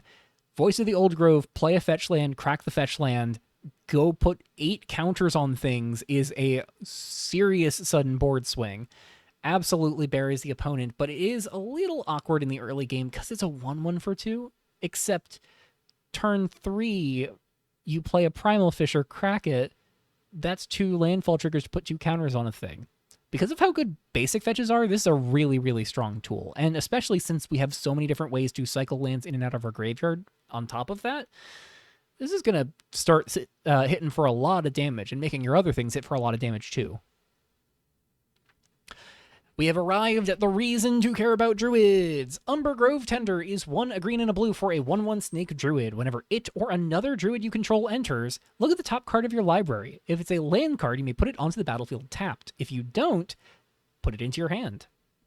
If you're familiar with Risen Reef in official Magic, then this will definitely look familiar to you because it is a type-shifted Risen Reef, from caring about elementals to caring about druids.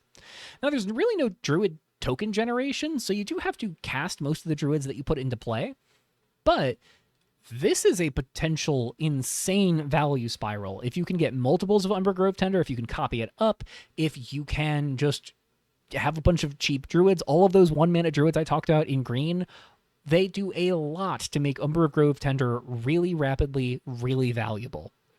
It's a lot of card draw, it's a lot of ramp. You can get Ancient active really quickly, fill your hands turn after turn. This is the reason to care about druids. This is the key piece to bring that whole plan together to really, really tie the room together. I think you will want to try Umber Grove Tender if you care about ramp in these colors. This is going to be a card to play. This is an archetype to play. And of course, remember, Aurora Buffer Exec is a druid. And that loves this thing. Airy Layfused is our last hybrid pip in the middle mythic for this review. 1 green-blue hybrid, and a blue for a 4/4 legendary snake druid with vigilance and reach. They let you cast your spells as though they have flash, and at your end step, you untap all lands you control if you're Ancient. So, this is potentially a lot of value. Getting cast spells as though they have flash is already pretty valuable, but if you also then get to untap your lands at your end step, then Airy threatens to make you a ton of mana every turn, because you can cast spells at your end step by tapping your lands in response to Airy's trigger, then untapping your lands and tapping them again to just pump all of your mana into one big spell. It helps a lot that we just lost terminal impacts. You can't just play Airy and make a ton of mana for an instant speed terminal impact, thankfully. But yeah, Airy is a lot of potential value, a lot of potential mana advantage over your opponent, a lot of timing advantage over your opponent. When I mentioned Vow's Reflection earlier, this is really the card that I think makes Vow's Reflection worth trying, because it does both of the things that Vow's Reflection really desperately needs for you. It needs you to be able to replay the creature that you bounce immediately rather than on your next turn, and it needs you to be able to untap your lands to have mana for the things that you're bouncing with it. Aerie covers both of those bases, you just have to be Ancient. And when has green and blue ever gotten to 8 land drops before? We also have In Tune, 3 green and a blue for an enchantment. At the beginning of your first main phase, you draw a card, then discard a card, functionally making it so you draw an extra card on your draw step and then have to get rid of one of them. There's also a mana doubling effect, making your lands tap for 1 additional mana of any type that land produced. It's solid in multiples, but I don't think you really need more than 1. This is just a mana doubler.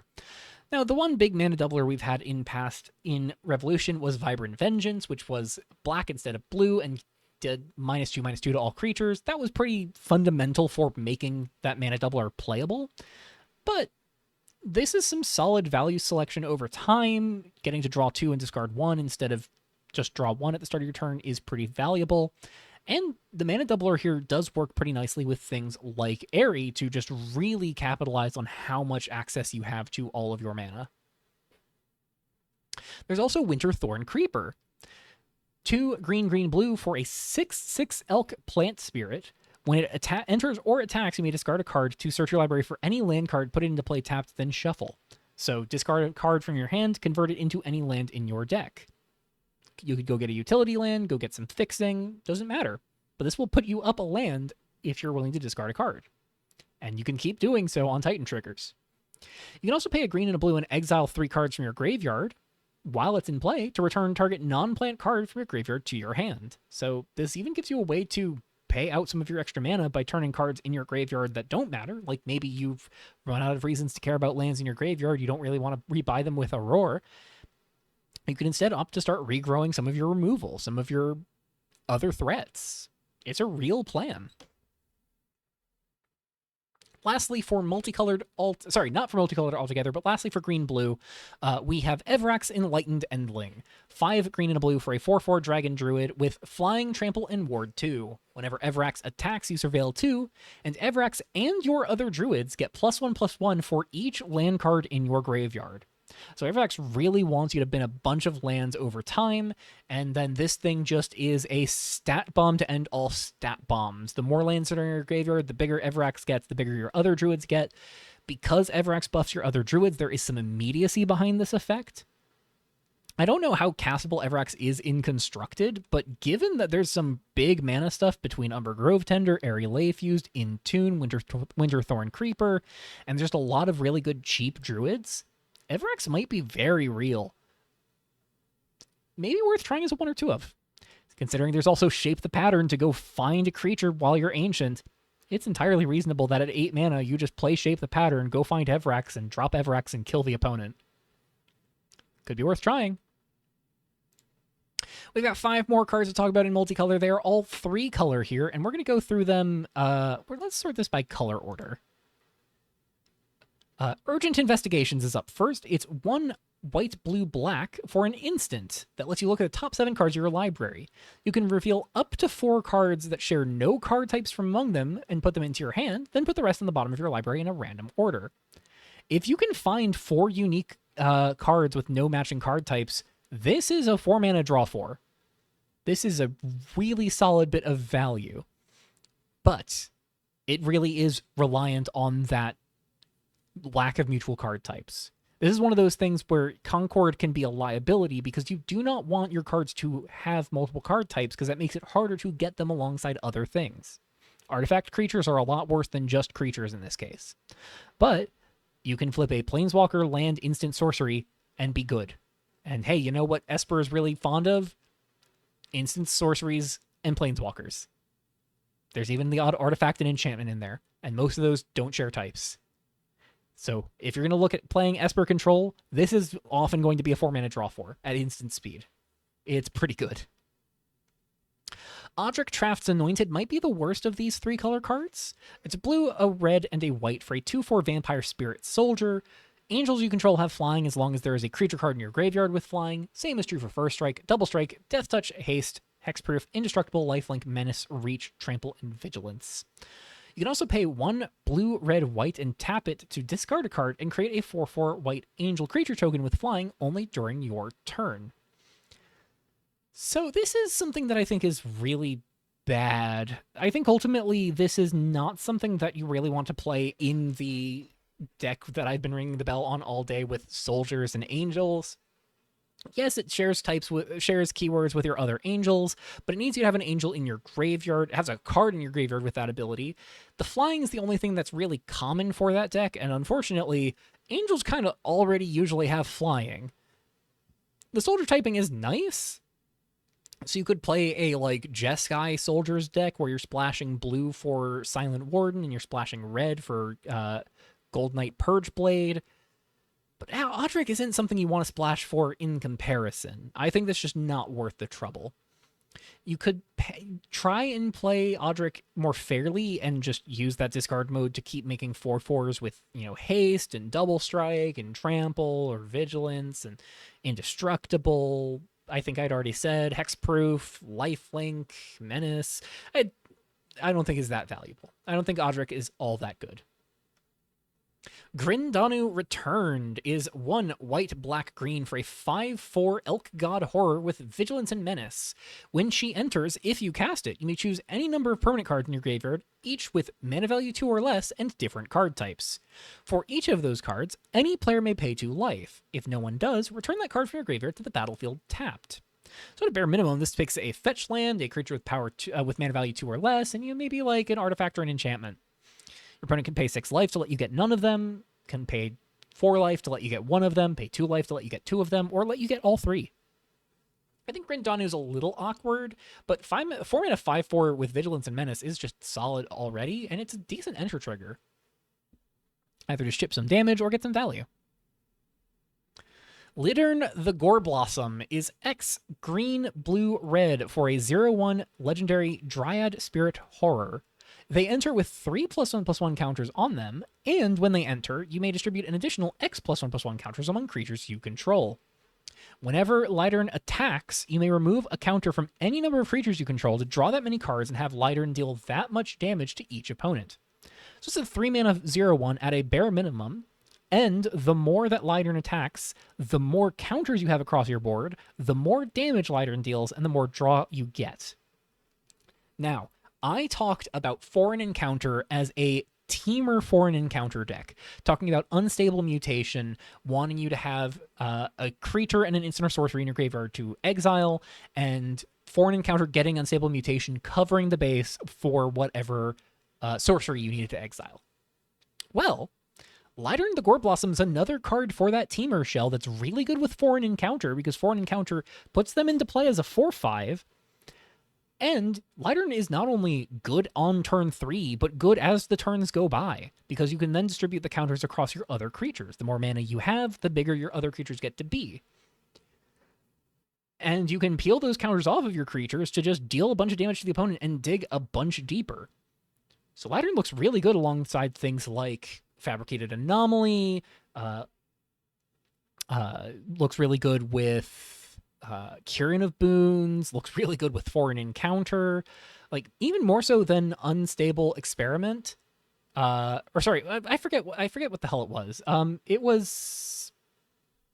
This is gonna bother me enough that I actually do want to pull it up real quick.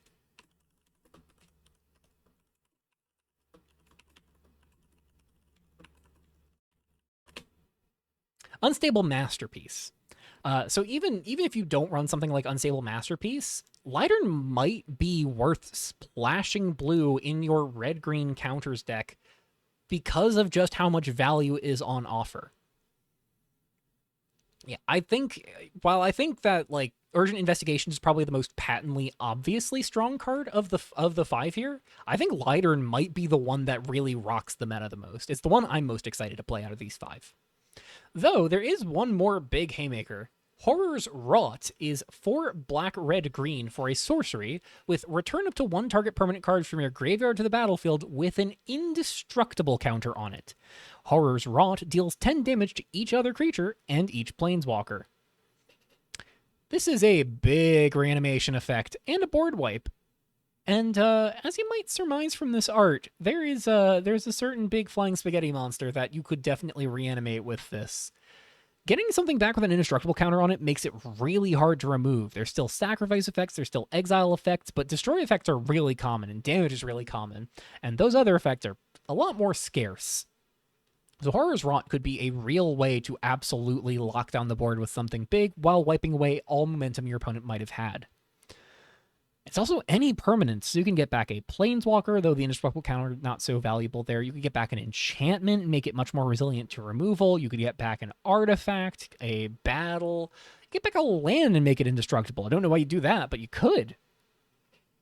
I mean, hey, like maybe there is a reason to get an indestructible land. I don't think this is amazing. It's not the worst of these 5. I think Audric is just solidly the worst of these 5 3-color cards. But it's not going to hit the highs that I think Lightern and Urgent Investigations can. I think it's like solidly middle of the pack. I think it's more powerful than Grindanu, but I think it's not going to be as important overall. Alrighty. That brings us to Colorless. Unmarked Headstones starts off our 23 cards here. We're almost at the finish line. Unmarked Headstones is a 0-mana artifact clue that exiles target card in a graveyard when it enters. You may have it do so. You can pay 2 and sacrifice it to draw a card, and then you can pay 1 and exile it from your graveyard to get another bit of graveyard hate. 0-mana cards are pretty solid across Revolution's history. Free artifacts can do work, though the thing that has most famously done a lot of work with free artifacts over time is rotating out in this coming rotation because we are losing access to Laystone of Growth. But Unmarked Headstones is still pretty solid, and I imagine if we have any reasons to care about free spells like this, it could be relevant. It's not the best graveyard hate tool compared to what we have access to right now, but never underrate a free card. Flesh Writhe Apparatus is a bit more skippable. 1 mana flash, pay 3, tap and sacrifice to deal 3 to target creature or planeswalker. You can pay 5, exile it from your graveyard to stitch 4, make the token tapped. It's pretty unremarkable. Herbalist's Satchel looks unremarkable, but I have some high hopes for this. It is a 1-mana artifact. When it enters, you may search your library for a basic land card, reveal it, then shuffle and put that card on top of your library. You can then pay 8 and sacrifice this artifact to draw 2 cards, but it costs 1 less for each land you control and each land in your graveyard. So if you are Ancient, this sacrifices for free to draw 2 cards for 1 mana. You don't have to search for a basic either.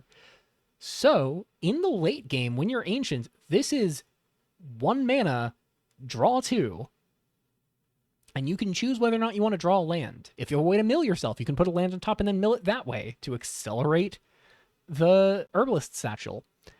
It's not going to be the most explosive card by any means, but I do think this is deceptively good, and I'm pretty optimistic about it. Thirsting Dagger is 1 mana for an equipment that gets that gives the equipped creature +1/+0 and first strike on your turn. It also lets the creature gorge whenever you attack with it. Equips for 2. So I don't think it's amazing, but I mean, if you do gorge, this effectively is giving the creature +2/+1 and first strike, which is a pretty good overall effect for 1 mana equipped for 2. I don't know. Could be interesting. Bounty Wall is a pretty simple artifact. 2 mana. When it enters or is put into a graveyard from the battlefield, create a treasure token. It's actually an existing, renamed reprint of an existing card in Magic. Not one that's ever existed in Standard, so who knows if it'll be worth playing in Standard, but it's pretty good if you care about sacrifice fodder, because it makes you 3 pieces of sacrifice fodder for a 2 mana artifact. You just got to figure out how to sacrifice the Bounty Wall. Disposable Dagger is 2 mana for an artifact that gives equipped creature +2/+0 and equips for 2. It also, you can pay 6 and sacrifice it to destroy target target creature or planeswalker. It's a limited card. Harvest Effigies also seems like it's probably a limited card. 2 mana artifact. When it enters, you can search your library for a basic land card, reveal it, and put it into your hand or graveyard, then shuffle. You can then pay 1 and tap it and exile a land card from your graveyard to draw a card, only if there are 4 or more card types among permanents you control. I mean, it being an artifact makes it more likely that you will have Concord active, and this could draw you a lot of cards over time, but I don't know if it's going to be really the thing you're looking for to do that. Memorial to the First Shaper is a Hate Rock. 2 mana artifact. Whenever a non-land permanent entering the battlefield causes a triggered ability of a permanent to trigger, counter that ability unless its controller pays 2. So, we talked about the 2 mana 2/2 with Flash way at the start of this review from Innistrad Witching Hour. That one gets to scam lands. This one doesn't get to do so, but it gets to affect things at all times, and there is a way around it if you care about, enabling your own. But otherwise, this just passively taxes your opponent for 2 for any enter trigger that they might care for. It's not going to be the most powerful card by any means, but it's a solid little hate tool for you to have in the sideboard if you are concerned about specific enter trigger value. Specifically, if you look at the blue-green flash deck, outside of the 3-mana 2/3, a lot of its value is in creatures with enter triggers. And you could shut all that off. This stops Reanimator from making you sacrifice your board or pay a bunch of life. This stops any Flicker deck from caring at all. The 2-mana tax is payable, but it's not free. Up next is Prized Possession, 2-mana equipment that equips for 2. Whenever a creature deals combat damage to you, its controller gains control of Prized Possession, and you must unattach it. So there is a risk of your opponent trying to steal this from you. However, while it's attached to one of your creatures, that creature gets +2/+2 and has, whenever this creature deals combat damage to a player, draw 2 cards. So this is a lot of potential value over time if you can keep it in play. But your opponent always has the threat of taking it from you by hitting you. The nice thing is that you can just pass this back and forth if you and your opponent keep hitting each other. And there's no risk of your opponent or you getting any of the draw value out of this. But at a worst case scenario, you can take this from your opponent, or your opponent can take this from you, and pay 2 to equip it and give a creature +2/+2 on defense. It's definitely going to be a bit hard to get value out of the moment you steal it.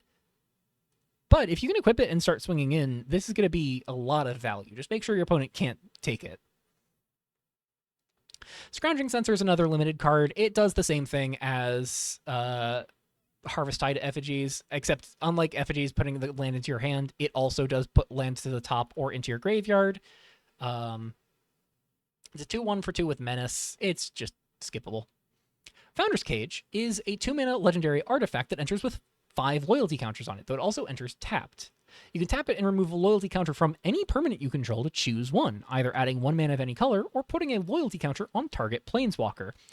This can let you really accelerate your planeswalkers to quick ultimates, but there is a catch in that if you're using Founder's Cage to try and accelerate planeswalkers to their ultimates, you might not be using Founder's Cage to play them.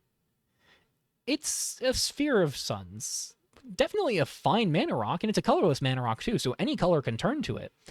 But it does have an inevitable timer until it stops working. You're definitely going to want to care about Planeswalkers, I think, if you want to turn to Founder's Cage, because it is just good to keep Planeswalkers' loyalty abilities fueled. But time will tell if this ends up doing anything with any particular Planeswalker. Wharf Patrol is up next. If you're worried about all of these pesky Kindred decks, this is going to be the tech card for you. It's a 2-mana 2/1. As it enters, you choose a creature type, and it has protection from the chosen type. Can't be blocked, targeted, dealt damage, enchanted, or equipped by anything with that type. So if you're really struggling to beat spirits, or rogues, or rebels, this is the thing to play. The rogues can't make this... you can't target this with any of their creatures that say, tap a thing or it can't block. So this gets to ignore all of their creature-based falter effects. This just gets to stonewall any typal deck. It's also easy to just run if you know that creatures are going to be a big part of the format. You could just choose the most prevalent creature type in your opponent's deck because GPs are open deck list. You get to know what you're naming with Wharf Patrol when you go in. So this might not even be a sideboard tool. It might be a main deck option.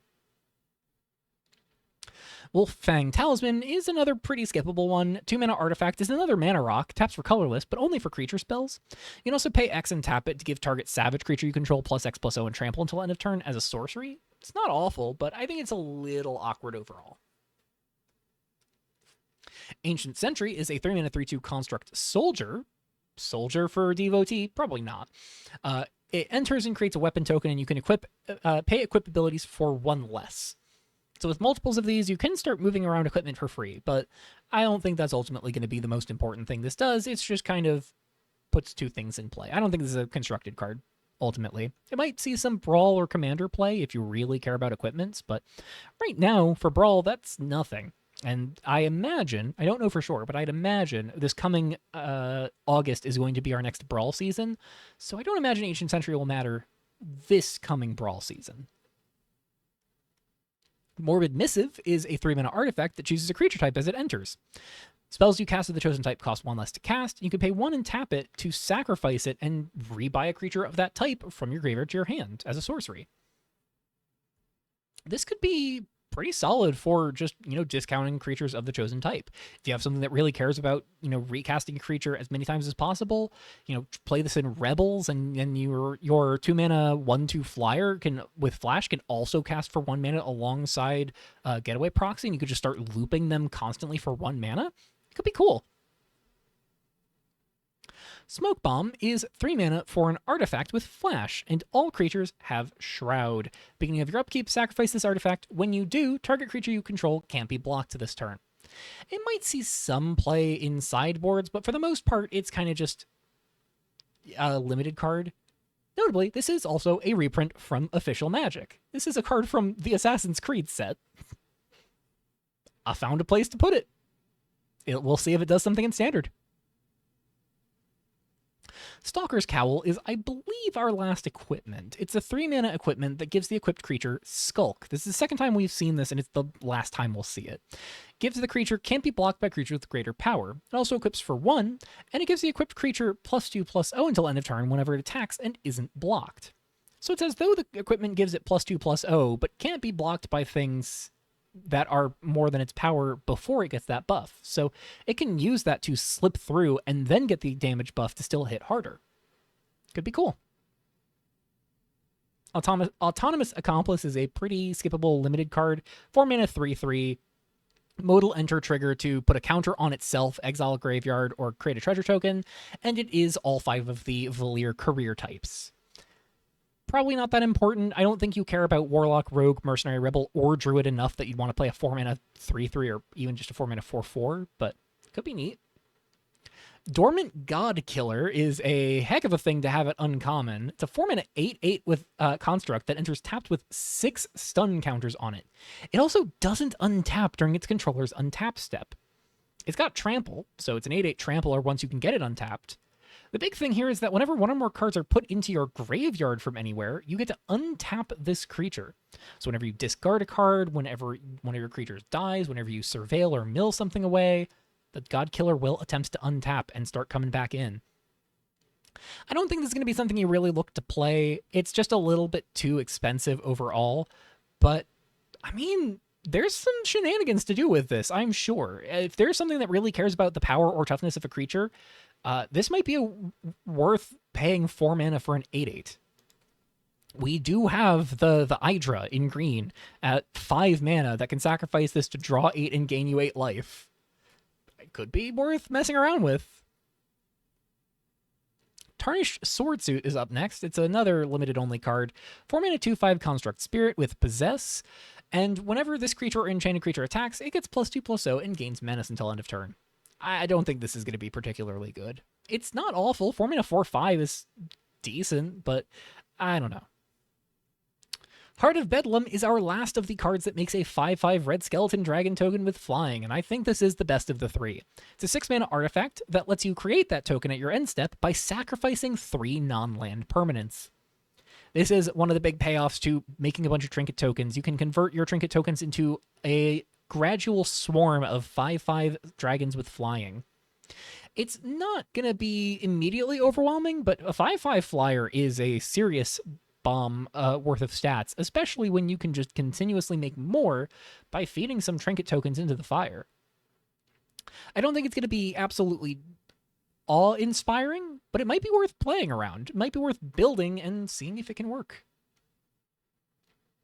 We're towards the end of the review, folks. We're going to start off this outro with Tesh Fragmented Founder, the last Planeswalker of the review. He's an 8-mana 6 loyalty Planeswalker that exiles all double-faced non-land permanents when he enters, not only getting rid of all of the Flipwalkers from Valir, but incidentally hitting every single double-faced card from Innistrad, and some of the stuff from GQ Chaos Reigns, and any other double-faced cards we might get in the future. Beyond that, Tesh has 3 really strong loyalty abilities, all immediately available for use. You can +2 to deal 3 to any target and gain 3 life, -3 to have each opponent discard 2 cards and have you draw 2 cards, or -5 to have to steal up to 1 non-land permanent from each opponent. All of these modes are really, really strong. And Tesh gives us something we haven't had in a hot minute, which is a really big Planeswalker to reanimate off of Dark Horse Victory. For 2 white, reanimate Tesh, immediately steal something of your opponent's, or make your opponent discard 2 and let you draw 2, or deal 3 to something and gain 3. All really solid options, and any double-face permanents also get to go away in the meantime.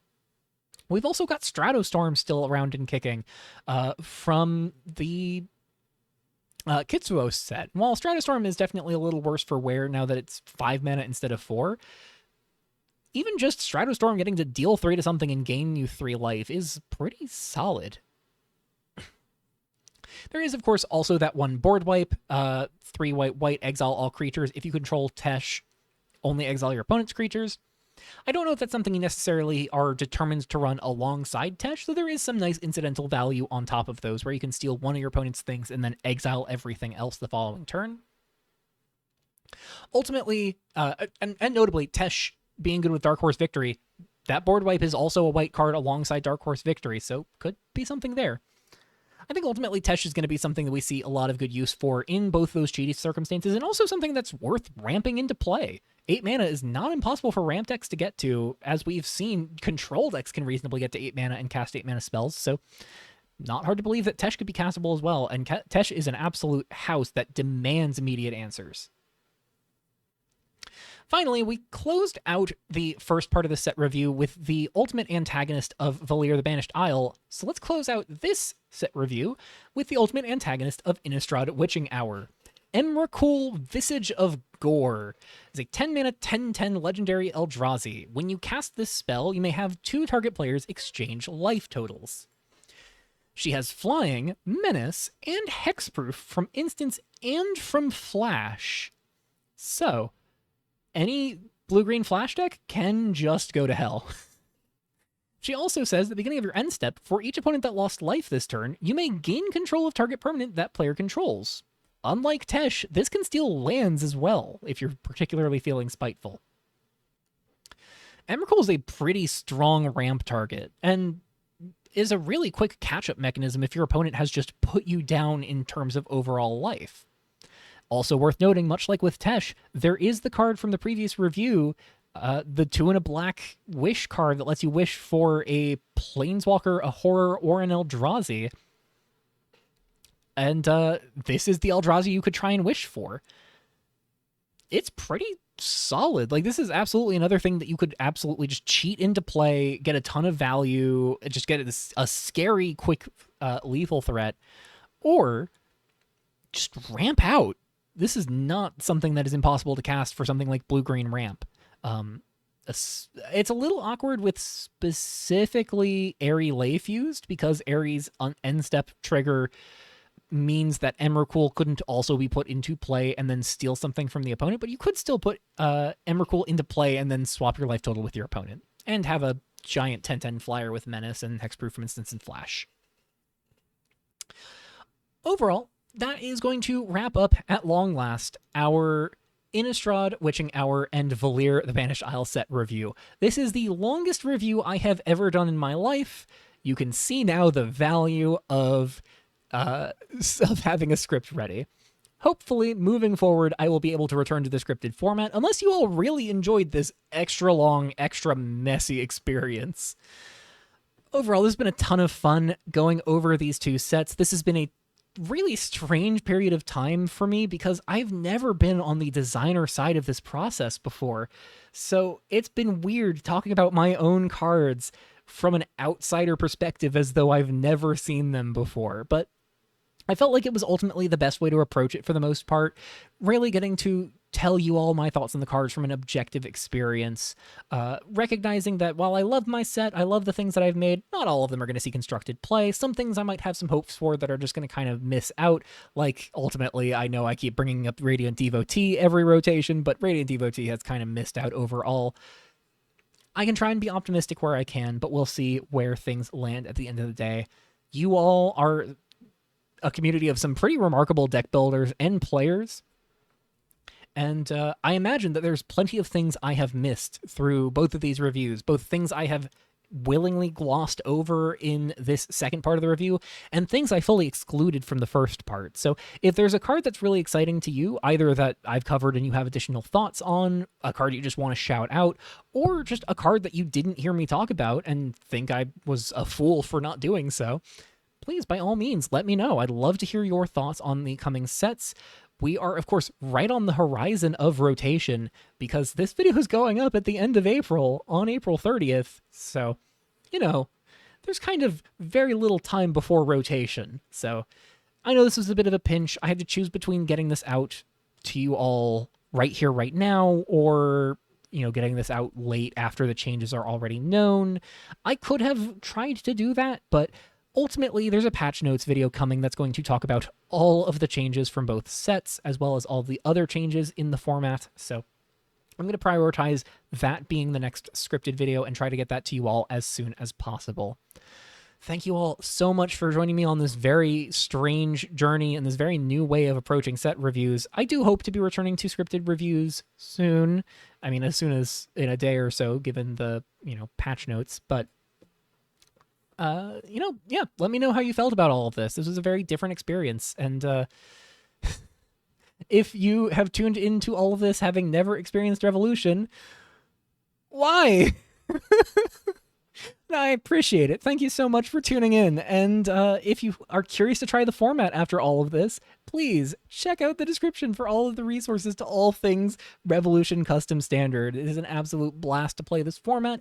It is an honor to get my set into this format, and I look forward to hearing your thoughts on all of the cards in this format. And I definitely especially look forward to you all kicking my ass with my own cards.